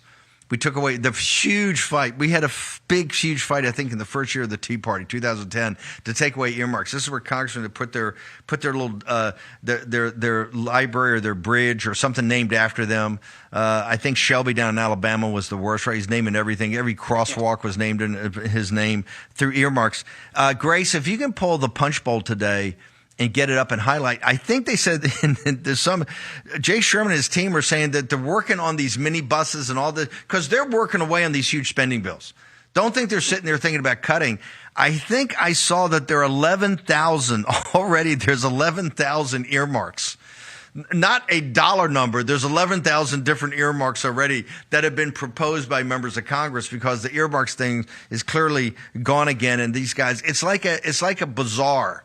Right? If you've ever been to these bazaars where they're selling stuff, you're going down aisles, that's what the imperial capital is like. It's like a bazaar. And you've got these lobbyists who now don't even go to the rank and file. They just cut them in on the tip money. It's all about leadership, right? And this is why, Kevin McCarthy leaves and immediately he sets up a lobbying shop with Jeff Miller, the biggest lobbyist in D.C. And these guys become the power players and they're the guys driving this agenda, ma'am.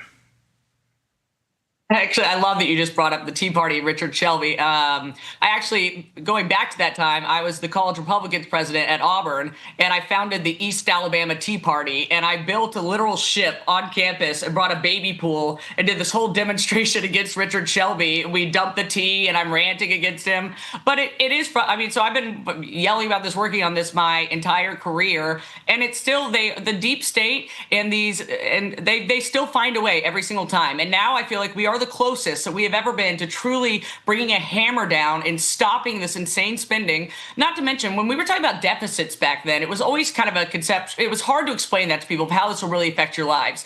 Right now, people are actually feeling it. They feel it more. This level of deficit, it affects people cannot buy homes. This is now, we are living in the times that we were screaming about during the Tea Party days. And so there's never a better, if we can't get it done right now, we will never get it done. This is the only moment in history that we can truly do a course correct. We have the most brilliant person that we could have at the helm of this, which is Scott Bessent.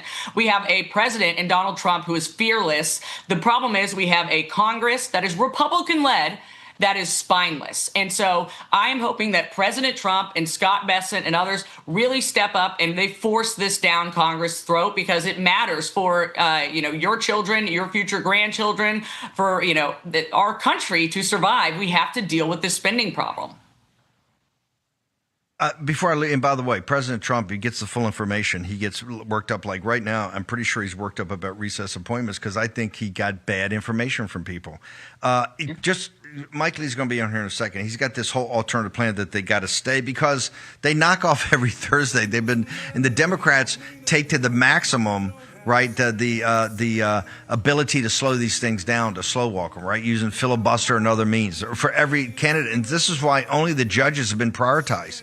You haven't had the U.S. attorneys, and you haven't had any of the second and third tier people that actually make it work inside the government. I got to think Joe Kent's one of the first guys that got in that way. Before you leave, how big a deal is to force Thune to go into recess, because Johnson's already there, he'll do it, to go into recess so President Trump gets recess appointments, which are only for a year, but you clean the whole slate of backlog of folks, right? You can't do judges on that, but you clean the whole slate of backlogs, and then they continue through the normal process for the next year to get confirmed. Your thoughts on that, ma'am? I'll let Mike Lee say what he thinks Senator Thune's going to do, but I would like to point out that I love you, Mike Lee, coming on. Mike Lee is the most brilliant constitutional attorney in the world, and I love, so the left and also, Susan Collins are saying, oh, these rescissions are doing this. None of this it's not legal, it's not constitutional. All of a sudden they care about the Constitution or what's legal, but Mike Lee is here telling us that, oh, yes, it is. No one understands the Constitution more than Senator Mike Lee, and so I'm very much looking forward to his update on this show. Caroline, your social media, how do people keep up with you, ma'am? It's at Caroline Wren on Twitter, Getter, Truth Social. Thank you, man. Appreciate you. Senator Mike Lee, our great constitutionalist, is going to join us next about this whole mess. Also, we got a bunch of updates from Grassley. I'm going to talk at the bottom of the hour about the whole Tulsi thing. Also, Zelensky's calling for a regime change. Well, what happened is that his legislature backed the war room and came back and said, hey, we're putting that anti-corruption group back together. We think you're guilty of graft. Short break. Tired of the hassle and high costs of selling a home? We can help. At Ideal Agent, we'll connect you with a top local agent that'll sell your home fast for top dollar, and all this for as low as a 2% commission. We got the top dollar for our house and the lowest commission that I could have imagined. The house sold in 2 days. It was so exciting for us. Ideal Agent is available nationwide. There's no obligation, and best of all, our service is completely free. Call today or visit idealagent.com. Hello, my friend. Pat Boone here. You know our country's under financial assault like never before. Our government has put us $34 trillion in debt. The interest alone's more than we spend on military defense. And what's worse, other countries no longer believe the U.S. is a safe place to invest. There's a growing international movement to dump U.S. dollars at a record pace. Some economists say this may signal the end of the dollar. Now, these countries are instead buying gold, and I'm suggesting you do the same. My friends at Swiss America have been helping Americans like you and me for over 40 years to buy physical gold and silver for delivery to our homes or held in our IRAs. I've trusted Swiss America for nearly 25 years now, and you can trust them too. So don't wait. Call or text the number on your screen today for financial peace of mind in these troubling times. Hi, I'm Cade Courtley, and welcome to the Ford Patriots Buy One, Get One Solar Generator event. Claim the Patriot Power Generator 2500X, and you'll get a free Patriot Power Sidekick with 2 free solar panels. These are 2 of Ford Patriot's newest silent, fume-free solar generators that can power your fridge, TV, and critical devices without ever needing gas. Every American should have the peace of mind that comes from having backup power. Visit FordPatriots.com to secure your free generator and solar panels now. Oh. Hey, did you find the manual? Yes, of course I found it. No, I need that. Summon Dale. Who's Dale? A real human. I'm Dale. American Home Show now provides video chat with live repair experts for home fixes over the phone. Let's go fix that oven. Okay, Dale. I need my phone back. Fix it over video chat with American Home Shield. Sign up today at ahs.com. Do you suffer in pain? Are you stiff, tense, or less active? Introducing the EasyWell Remedy Massage System, a triple fusion of therapeutic experiences. Full body vibrational therapy increases blood circulation and reduces inflammation. Infrared heat penetrates deep to reduce pain, soothe, and relax. The Ultra Shiatsu pillow with 6 heated nodes mimics a professional massage. Plus, it's detachable for deep relief anywhere you need it. Experience the true remedy for your pain and stiffness. Call now. Hello, America's Voice family. Are you on Getter yet? No? What are you waiting for? It's free. It's uncensored, and it's where all the biggest voices in conservative media are speaking out.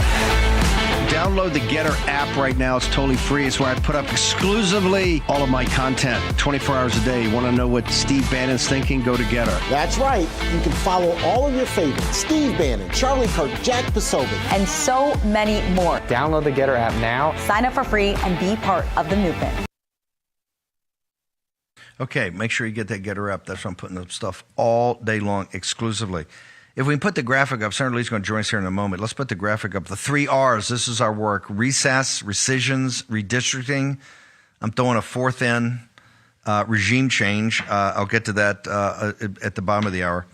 Let's talk about recess. Senator Mike Lee joins us. Senator Emil Bovey, they had a gathering last night, Article 3 for Emil Bovey over at Butterworth's. Judge Jeanine, everybody, it was a who's who. Everybody joined us. It was just fantastic. You held court for a while.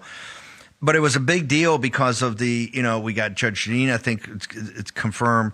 Joe Kent got confirmed yesterday, Emil Bovey. These were all, particularly Bovey, was a power lift. And correct me if I'm wrong, I think on your plan, what we call the Mike Lee plan, you've got 150, essentially, I think U.S. attorneys and people in the administration. You can't do judges, I don't think. I'm not sure if that's in your list, but you're saying quite simply, hey, we got to stay in. Democrats are doing filibuster. They're taking everything out. The slow walking. President Trump doesn't have his team.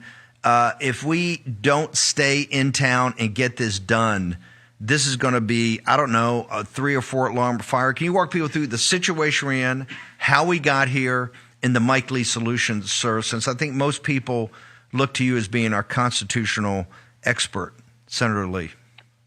No, happy to do it. We face a confirmation backlog. The backlog resulted from the Democrats using a pretty unprecedented degree of obstruction.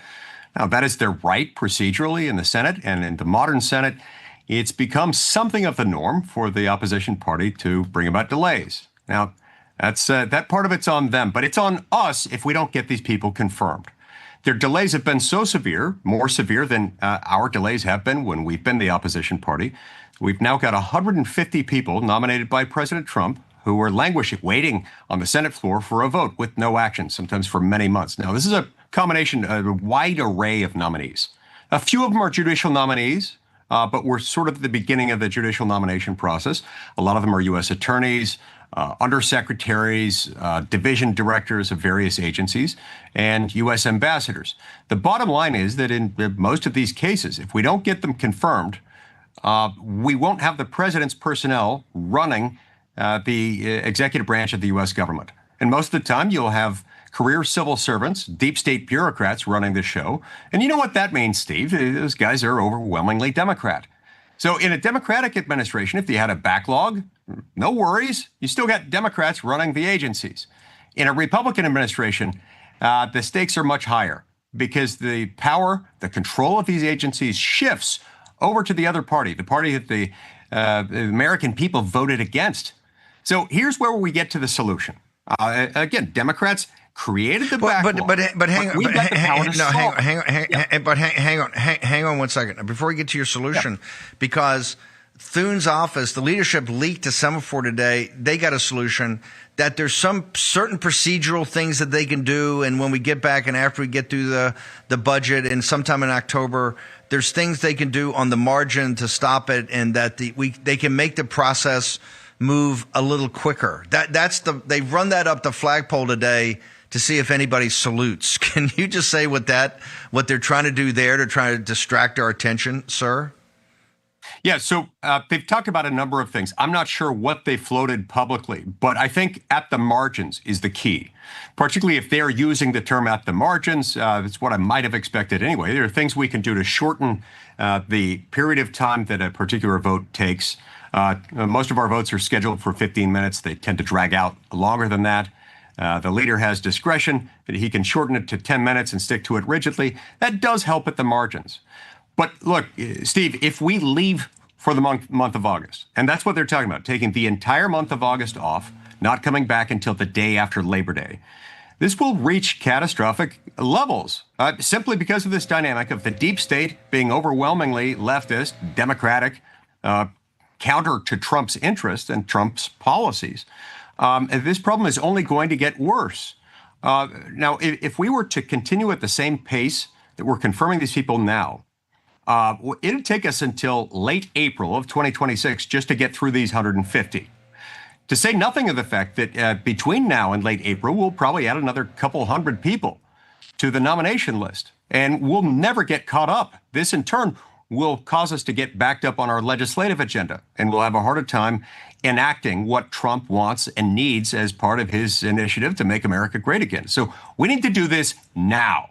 It's on Democrats for creating this delay and resulting in the backlog. It is on us if we with control of the Senate and the Senate counter, if we leave for the entirety of the month of August and we don't make the Democrats stay and take their medicine, if they want to create the delay, there's got to be a consequence for that. And the consequence has got to be, fine, if you want to delay, you're going to have to take a lot of votes at inconvenient times when you would much rather be somewhere else. Steve, there is nothing in the United States Senate that moves mountains quite like the desire to get out of town and quite like the principle of exhaustion. The principle of exhaustion, as I describe it, is what happens when senators are obstructing. When you make them stay and vote at inconvenient times, all of a sudden, they magically become a lot more cooperative. Now, the exact opposite happens. When they create these delays, they're obstructing, and you say, fine, take the whole month off. Don't worry about it. We'll deal with this when we get back. That encourages more of the bad behavior, more of the delays, and we will never get through this. As a result, what's going to happen? Well, President Trump, yet again, will be deprived of many of the benefits of the presidency. The American people will be deprived of many of the benefits of what they voted for. They did not vote for Democrats to be running these agencies. They did not vote for Democrats serving as deputy chiefs of mission in various embassies to continue running the U.S. operation in foreign countries. They voted for Republican appointees appointed by President Trump, confirmed by a Republican Senate, and that's what we have to deliver. But we can't do it unless we keep them here and keep them voting until this backlog is clear. Should you're getting ready to leave? I mean, what has to happen? Is Senator Thune got to agree to this? Can he just do it on his own personal? He can just say it's going to happen. It's going to happen. I mean, to implement your plan, which is a logical plan, what has to happen, and what's the probability of it happening? Okay, the first step of it would be for the leader simply to say we are staying and we are going to vote. Just announce that. He does control the calendar. That is how things work. Now, look, Senator Thune, the Senate Majority Leader, is doing a great job, and I believe he would like to do what I'm describing. The concern that he's got right now is that he's worried that some of our members might not show up to votes, and that if he extends the voting calendar into the month of August, through whatever portion of August or the entirety of it, that some members just won't show up and won't cast votes, and Republicans could end up losing some of these votes. Well, we don't know that. We won't know that. We can't know that unless or until we try. Now, it's one thing for people behind closed doors to go and whisper in the ear of the Senate Majority Leader and say, I'd really prefer not to be here, or I've got other plans, or I just need to go and do this or that, or go on this trip or that trip. So please don't schedule votes. There's a big difference between that, on the one hand, and on the other hand, actually not showing up when votes are scheduled. And then if, heaven forbid, we lose a couple of these votes because some Republicans choose not to show up, it's quite another thing to assume that they still wouldn't show up after people realize that we're losing something from it. There are mechanisms by which we can move to reconsider a failed vote as we need to, and I think we could get people back here in a hurry. I'm also encouraged by the fact that President Trump has spoken bullishly on these issues. He's encouraged us to do this, and President Trump himself wants these people confirmed, and I think he understands, as I do, that it's only going to get worse if we continue to feed this beast by rewarding them when they don't get their work done, and they even stop us from getting our work done. The power Thune has, though, if somebody shows up and just doesn't vote, he has the power on committees. Like you're on one of these, appropriation, one of the big committees. Next thing you know, you're on wildlife and fisheries. I mean, he has tremendous power as leader to basically enforce his own will, correct? My point is, if he was dedicated to President Trump's plan, you could execute this. It might be a little tough, but can be executed, correct? Yeah, I think it's executable, and not even so much for the reason you described there. It's not quite like it is in the House, where the Speaker has plenary control over pretty much everything. It's a little more nuanced in the Senate. There's some committee assignments that are in the discretion of the leader, but there's a bigger reason why I think it would work. And that reason is that there are only 53 Republican senators. People know who we are. Our constituents certainly know who we are. And nobody wants to be that person, that Republican senator who is putting at risk our ability to get Trump's Republican nominees confirmed in the United States Senate. I think it would happen naturally. You schedule the votes and they will show up. It's like that movie Field of Dreams. You build it and they will come. Schedule the votes, our members will show up and they'll vote. Senator Lee, can you hang on just for, I know you're busy, but just we're going to take a very short commercial break. I just got a question or two about this because we're obviously down to the witching hour on this topic, and I know it's a top of mind for President Trump right now about getting his people in. Senator Mike Lee, our greatest constitutionalist, joins us here in the War Room. Birch Gold, End of the Dollar Empire, 7 free installments. Go to birchgold.com/Bannon. Installment 8 and 9 coming off of what happened in Rio about the de-dollarization movement, what's actually going to happen, we're working on right now. We've also got tons of announcements right after Labor Day of things we're doing this fall with Birch Gold. To make sure you understand it's not the price, it's the process. What drives the value of gold? Short break, certainly on the other side. To avoid digital threats, just turn on NordVPN. Improve your protection against trackers, malicious websites, and malware-ridden downloads. Get the deal now. Yep, your worst nightmare. Your car broke down. Now you're worried if it's going to cost you a fortune in repair bills. Unless you already called CarShield, the legit #1 auto protection company in the country. When you're protected with a plan through CarShield, the process is smooth like ice and done in as little as 3 steps. 1. First, the tow truck takes your car to the shop. The cost of towing, covered when you got a plan through CarShield. Next, you probably need to get around while your vehicle's being repaired, right? 2. Plans through CarShield have rental car options too. Then comes the best part. 3. When you pick up your vehicle, you don't have a big repair bill to worry about. CarShield administrators get your covered repairs paid directly to the shop, so you're back on the road with no worries. Call now to get an affordable plan through CarShield for your vehicle before it's too late.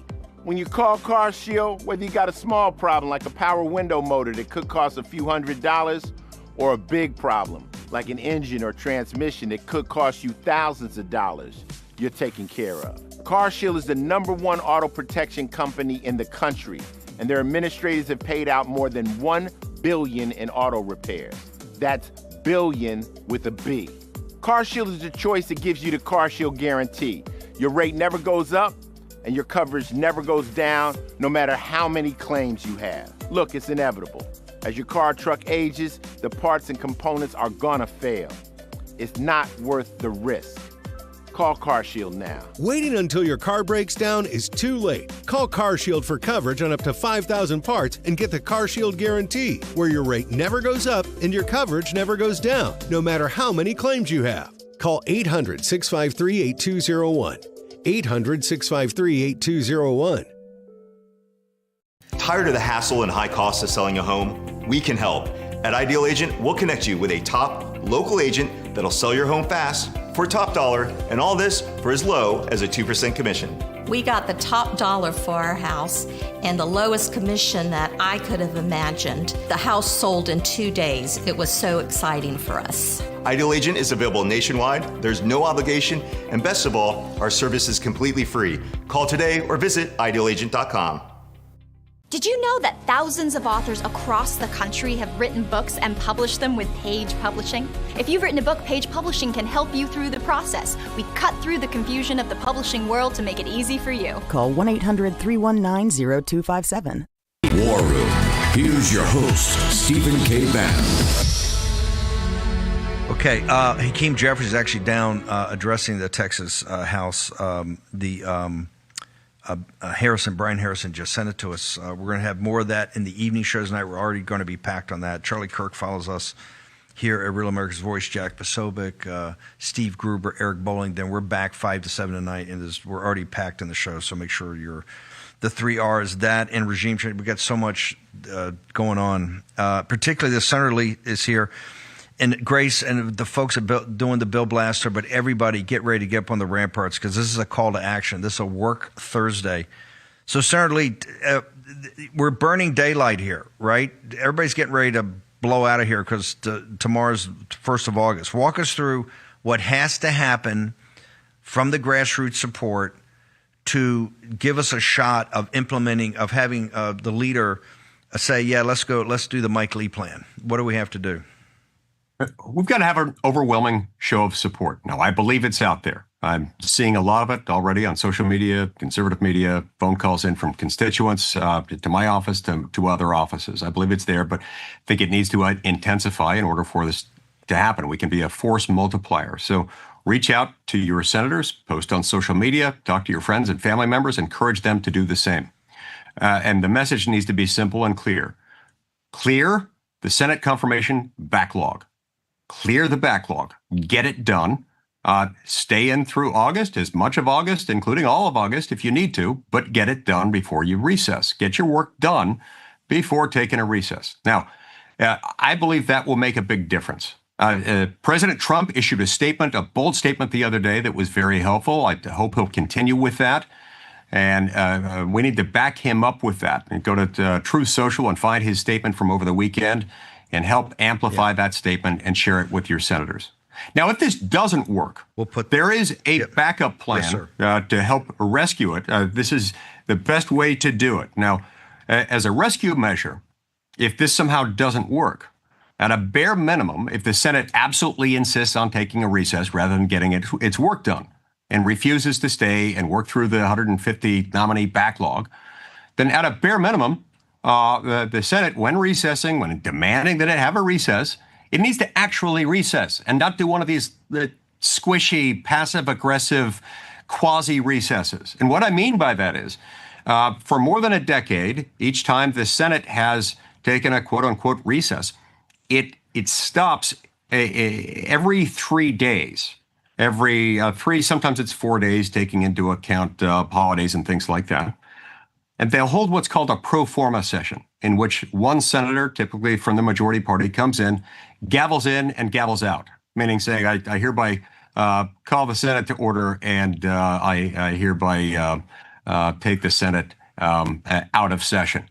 And the whole process takes about a minute or two. The reason we do that is to prevent presidents from making recess appointments. Now, look, it's one thing for an opposition party in control of the Senate to decide that that's necessary when a hostile president of the other party wants to make recess appointments. It is quite another thing for the president's own party, when in control of the United States Senate, when it's been trying, however half-heartedly, to get these people confirmed, but then decides to recess because it doesn't want to work in August, to say, we're recessing, but we're not going to give you the benefit of what presidents are supposed to have under Article 2, Section 2, Clause 3 of the Constitution when we take a recess, which is the power to fill up vacancies with temporary appointments. Now, those temporary appointments under the commonly accepted reading of the Recess Appointments Clause could remain in there, by my measure, through the end of 2026. That's better than nothing. That would allow us to avoid the deep state takeover in a lot of these agencies if he could do that. So at a bare minimum, if we can't, or for whatever reason won't, we refuse to stay in August, which I think is inexcusable. But if we were to do that, then no matter what, we got to make sure that we do not hold pro forma sessions during the month of August.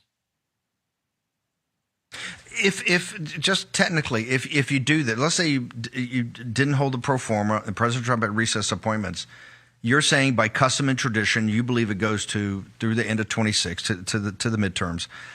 Does that person, let's say it's an assistant secretary of defense, can you simultaneously, as they're filling this as a recess appointee, can you continue on with their official confirmation process? And so if it takes 3 or 4 months to do it, you get it done, and then they're permanent. The recess appointment goes away. Well, it's just, then you've laid out a plan that's so logical. You just let Trump get the recess appointments, and you go back and you guys do the hard work of actually doing the confirmations in a process that, you know, people don't have a gun to their head. Why would this would be a show, I think, of lacking trust in President Trump's judgment, wouldn't it be, if he didn't do this? Yes, which is exactly why. I mean, it's still much better. It's better for him It's better for the nominees. It's better for the Senate itself. It's better for Republicans.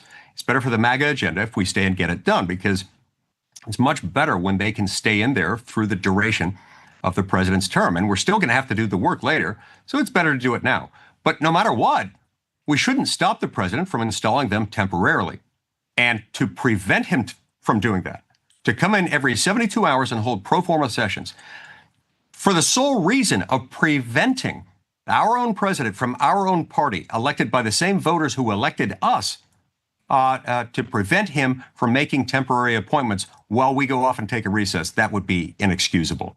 Now, there's a lot of misinformation about there on recess appointments, including people who are saying, well, these nominees couldn't be paid if we recess appointed them. That's not true.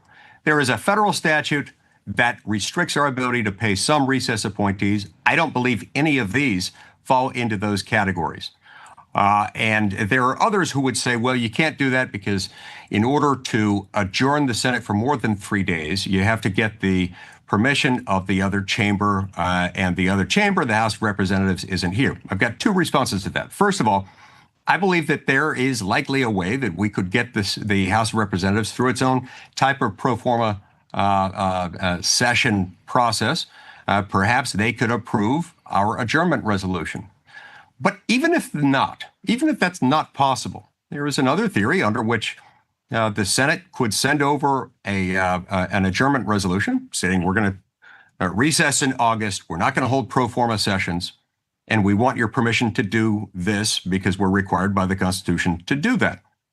If the House of Representatives can't, or won't, or for whatever reason doesn't approve that, whether because they're not in session or because they don't have a mechanism to do it while most of the members aren't there or whatever, I believe that by itself creates a disagreement between the two chambers, a disagreement of the sort that is sufficient to trigger another provision of the Constitution, Article 2, Section 3, which empowers the president to resolve disagreements between the two chambers of Congress as to the timing and conditions of adjournment, so that he himself can resolve the dispute by adjourning both bodies and setting the date and the timing of their reconvening. The president could exercise that power at that point. We could be in recess, and he would then be in pole position to make recess appointments. You're going to make people feel a lot better if we know at the highest levels we're having these discussions. I mean, Mike Lee's the guy you bring in out of the bullpen when it's about the Constitution. Are we having these types of sophisticated and nuanced discussions right now, sir, about getting ourselves out of this jam? Only all day, every day. I have been focused on this 23 and a half hours a day for many, many days in a row. Good. But we've got to get the message out there. Not everybody is as focused in on this as they should be in the Senate. They need to be. Nothing helps focus the mind quite like the concerned voices of one's constituents. So please let your senators know, particularly if you're represented by a Republican senator. Let them know, yeah, Democrats are obstructing. They've caused the delay. They created the backlog. But it's on you. It's on us. It's on Republicans to fix it.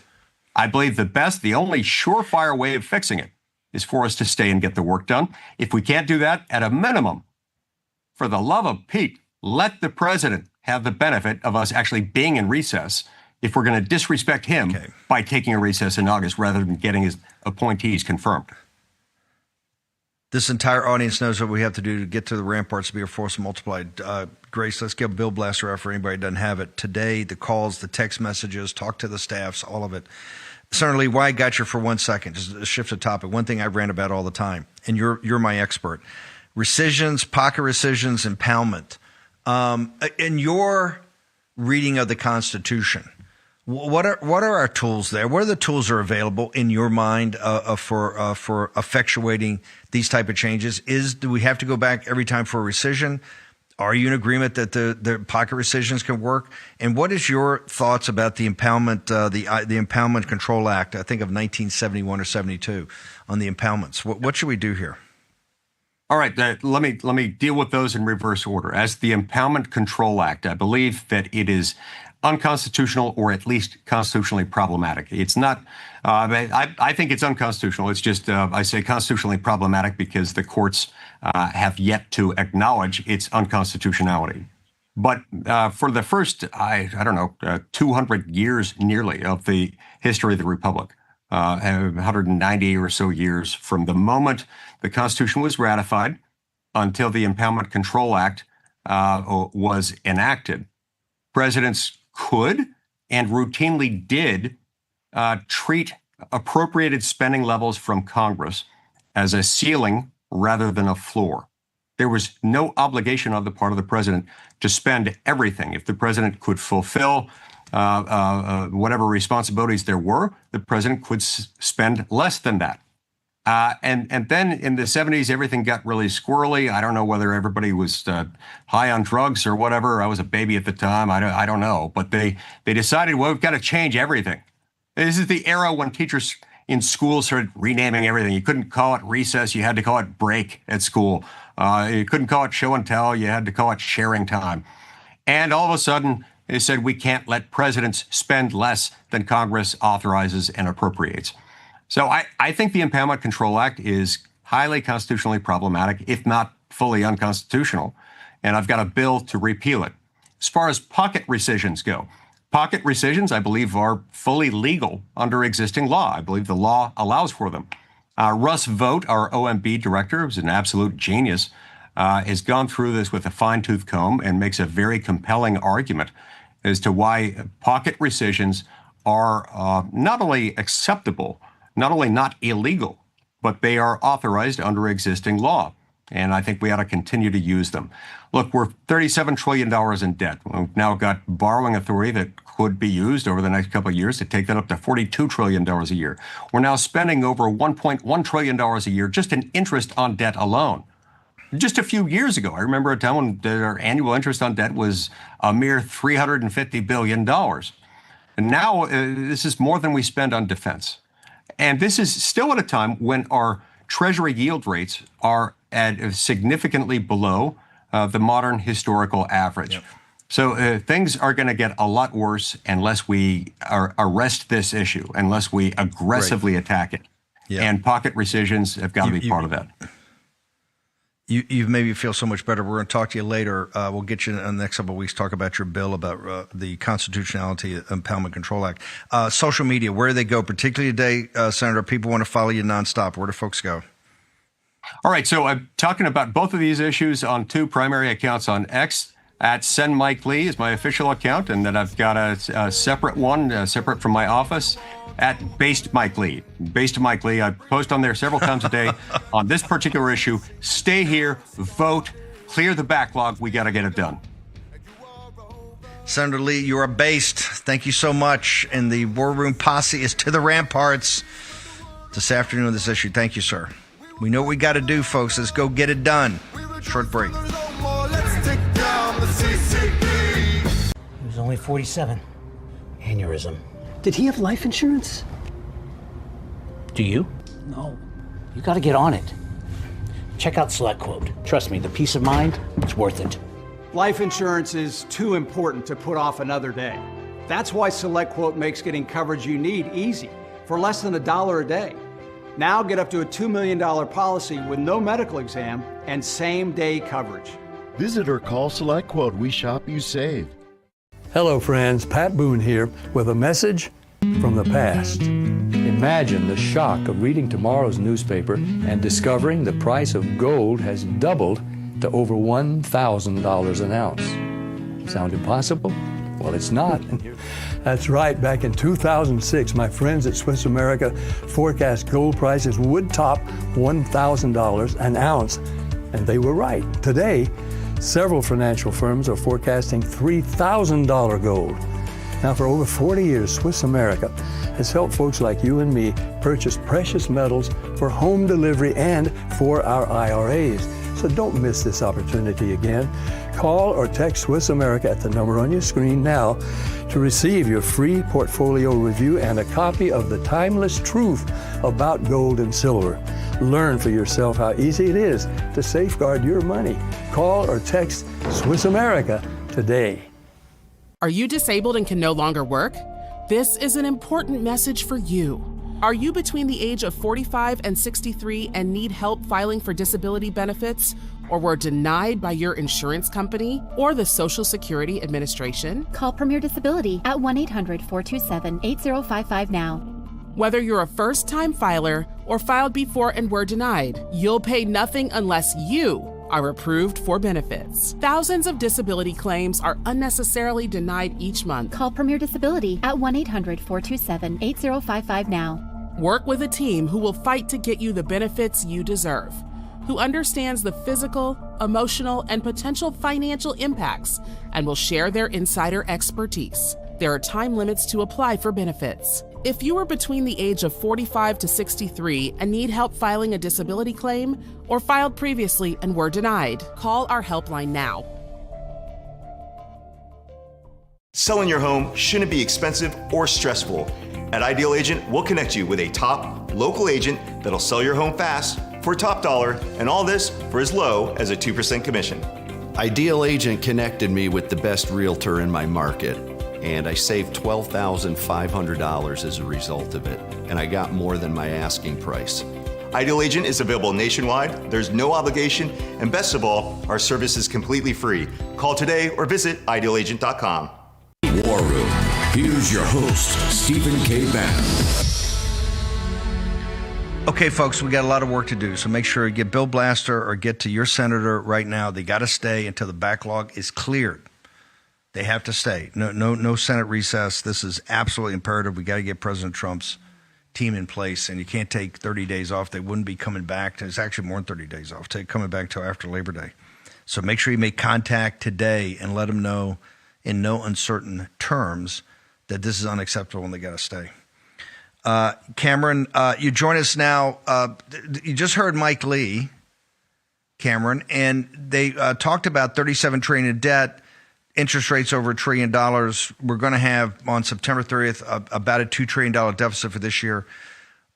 Tariff money's coming in. We got growth, 3% growth, so higher taxes coming in from the existing tax structure, particularly from the big beautiful bill and the cuts to taxes. But the IRS has got a mandate, and I think they've let go 10,000 folks, but they got a mandate to get every single penny they can get. And people got to understand, if you get a letter from the IRS, if you're late filing, if you haven't filed, the IRS has a duty to come after you. But there's a way that you can make sure that you're only paying exactly what you absolutely owe. And the way to do that is with Tax Network USA. Can you walk us through exactly how folks there can help our audience, particularly people that have a letter they've stuck in a drawer somewhere in their house? Yes, of course, Stephen. Thank you so much for having me on to talk about this issue. Americans are still getting hit with audits, back taxes, wage garnishments. Recently you did specifically mention we saw the elimination of Biden holdovers at the IRS. President Trump did get rid of 25% of its workforce, which is a great start in ending the government overreach we saw for the past 4 years under Biden, where the IRS was targeting, small business owners, low-income households. But regardless, for most people trying to navigate this system alone, it's an absolute nightmare, Steve. And that's really where Tax Network USA comes in. It's one of the nation's leading tax relief firms. We've helped everyday Americans and business owners fight back against aggressive IRS enforcement. Whether you're dealing with years of unfiled returns, mounting penalties, collections already underway, we really have a robust team of CPAs, enrolled agents, tax attorneys, even former IRS agents who know the agency's tactics, who know the tax code inside and out. So we're not one of those cookie cutter tax companies who just take your money and vanish. We really do go to war for our clients because, we believe that your hard-earned money should stay in your own pocket. We've saved over $1 billion in back taxes, and, we don't say that lightly. There's a few examples I would like to mention too. One of our clients was a nurse who picked up extra shifts during COVID, suddenly found herself in nearly $45,000 in unexpected taxes. She came to us in tears almost. She was afraid she was going to lose her home. Not only did we stop the lien, but we got her total liability reduced to $8,000 into a manageable payment plan for her. And that's also one thing I want to mention too, Steve. When you get these experts in your corner, we're not trying to make this more fiscally straining on you as well. So there are payment plans available. There was another contractor in the Midwest facing asset seizure for $72,000 payroll tax issue that snowballed for a few years. Our team halted the collections immediately, negotiated negotiated a settlement that cut his debt more than 60%. So he kept his equipment, kept his crew working, got his life back. And we have a robust team that's dealt with every single client, employees, retirees, small business owners, gig workers, you name it. If you've got an IRS problem, chances are we have seen it before. We know exactly how to handle it. Nothing is too big for us. There's probably nothing that we haven't seen before. So we're not just a provider. We share the same values as you, Steve, and the audience that's watching today. Limited government, less bureaucratic nonsense, protecting people from weaponized institutions. And so that's the lens that we approach every single case with. We're on your side, not theirs. So if you do want to start with us, it's completely free of charge. It's a free consultation. You can call us at 1-800-958-1000. You can fill out a form online, tnusa.com/Bannon. We'll tell you exactly where you stand, what your options are, how we can fight for the best possible outcome before it's too late. Look, they've done this. They've got the expertise, the knowledge. They've cut these deals before, and they know the agents to actually work with. So if you got a letter, the first thing, don't call the IRS, because then you're in the process. Call Tax Network USA, 800-958-1000. They got a very simple way to let you know, hey, we can help you. If they can't, they'll tell you right away. But if they can, they're going to give you some advice, some free advice about how to think about this, and then you go from there. But the point is, you can't just let it lay there. If you got a letter, just don't think it's not going to go away. There's these huge budget deficits, and the IRS is going to get money. So make sure that if you have a problem, if you late filed, haven't filed, got a letter, 800-958-1000, make sure you tell them Steve Bannon sent you, get a free consultation, and go from there. But if they can help you, they've got $1 billion worth of settlements they've done. These people are very, very focused, and they're fantastic. Ma'am, first off, the question, we got a bolt, but you doing okay? You had a little incident on TV, but you're okay? I did, and I am okay. Thank you so much for checking in. That was quite a scare, I think, to everybody, including my parents watching, and I feel bad for that, but I am doing fine. Good. You're healthy. We know you're great, so it scared us too. But fantastic. 800-958-1000. Go talk to the Tax Network USA team today. Thank you, man. Appreciate you. Thank you so much, Steve. Good to see you. The anxiety will go away as soon as you start talking to people. There's nothing to be ashamed of. It's not. The stuff happens. Make sure you check it out. Mike Lindell, we're on fire on this Thursday, the last day of July. Got a big August coming up. We got a packed show this afternoon. Charlie Kirk follows us. You got posts after that. We're back at 5 p.m. Eastern Daylight Time. Mike Lindell will join us again. But right now, I need a special deal for the War Room Posse. They're going to do a lot of work today about keeping these senators clean this thing up. Man, give us a special deal for our work. Right on, you guys. The War Room Posse, we set up a special site for you. This is the exclusive mypillow.com/war room. You guys were able to put stuff in there we weren't able to put on the main site, such as all of our big ticket items and with free shipping. You get free shipping on your total order, anything you order at mypillow.com/war room. I'll just give an example. We added bath mats and sheets that just came in. These are bath sheets. They're oversized bath towels. You'll absolutely love them. But go to mypillow.com/war room, and there you are. You have all these specials that no one else in the country gets. This is the exclusive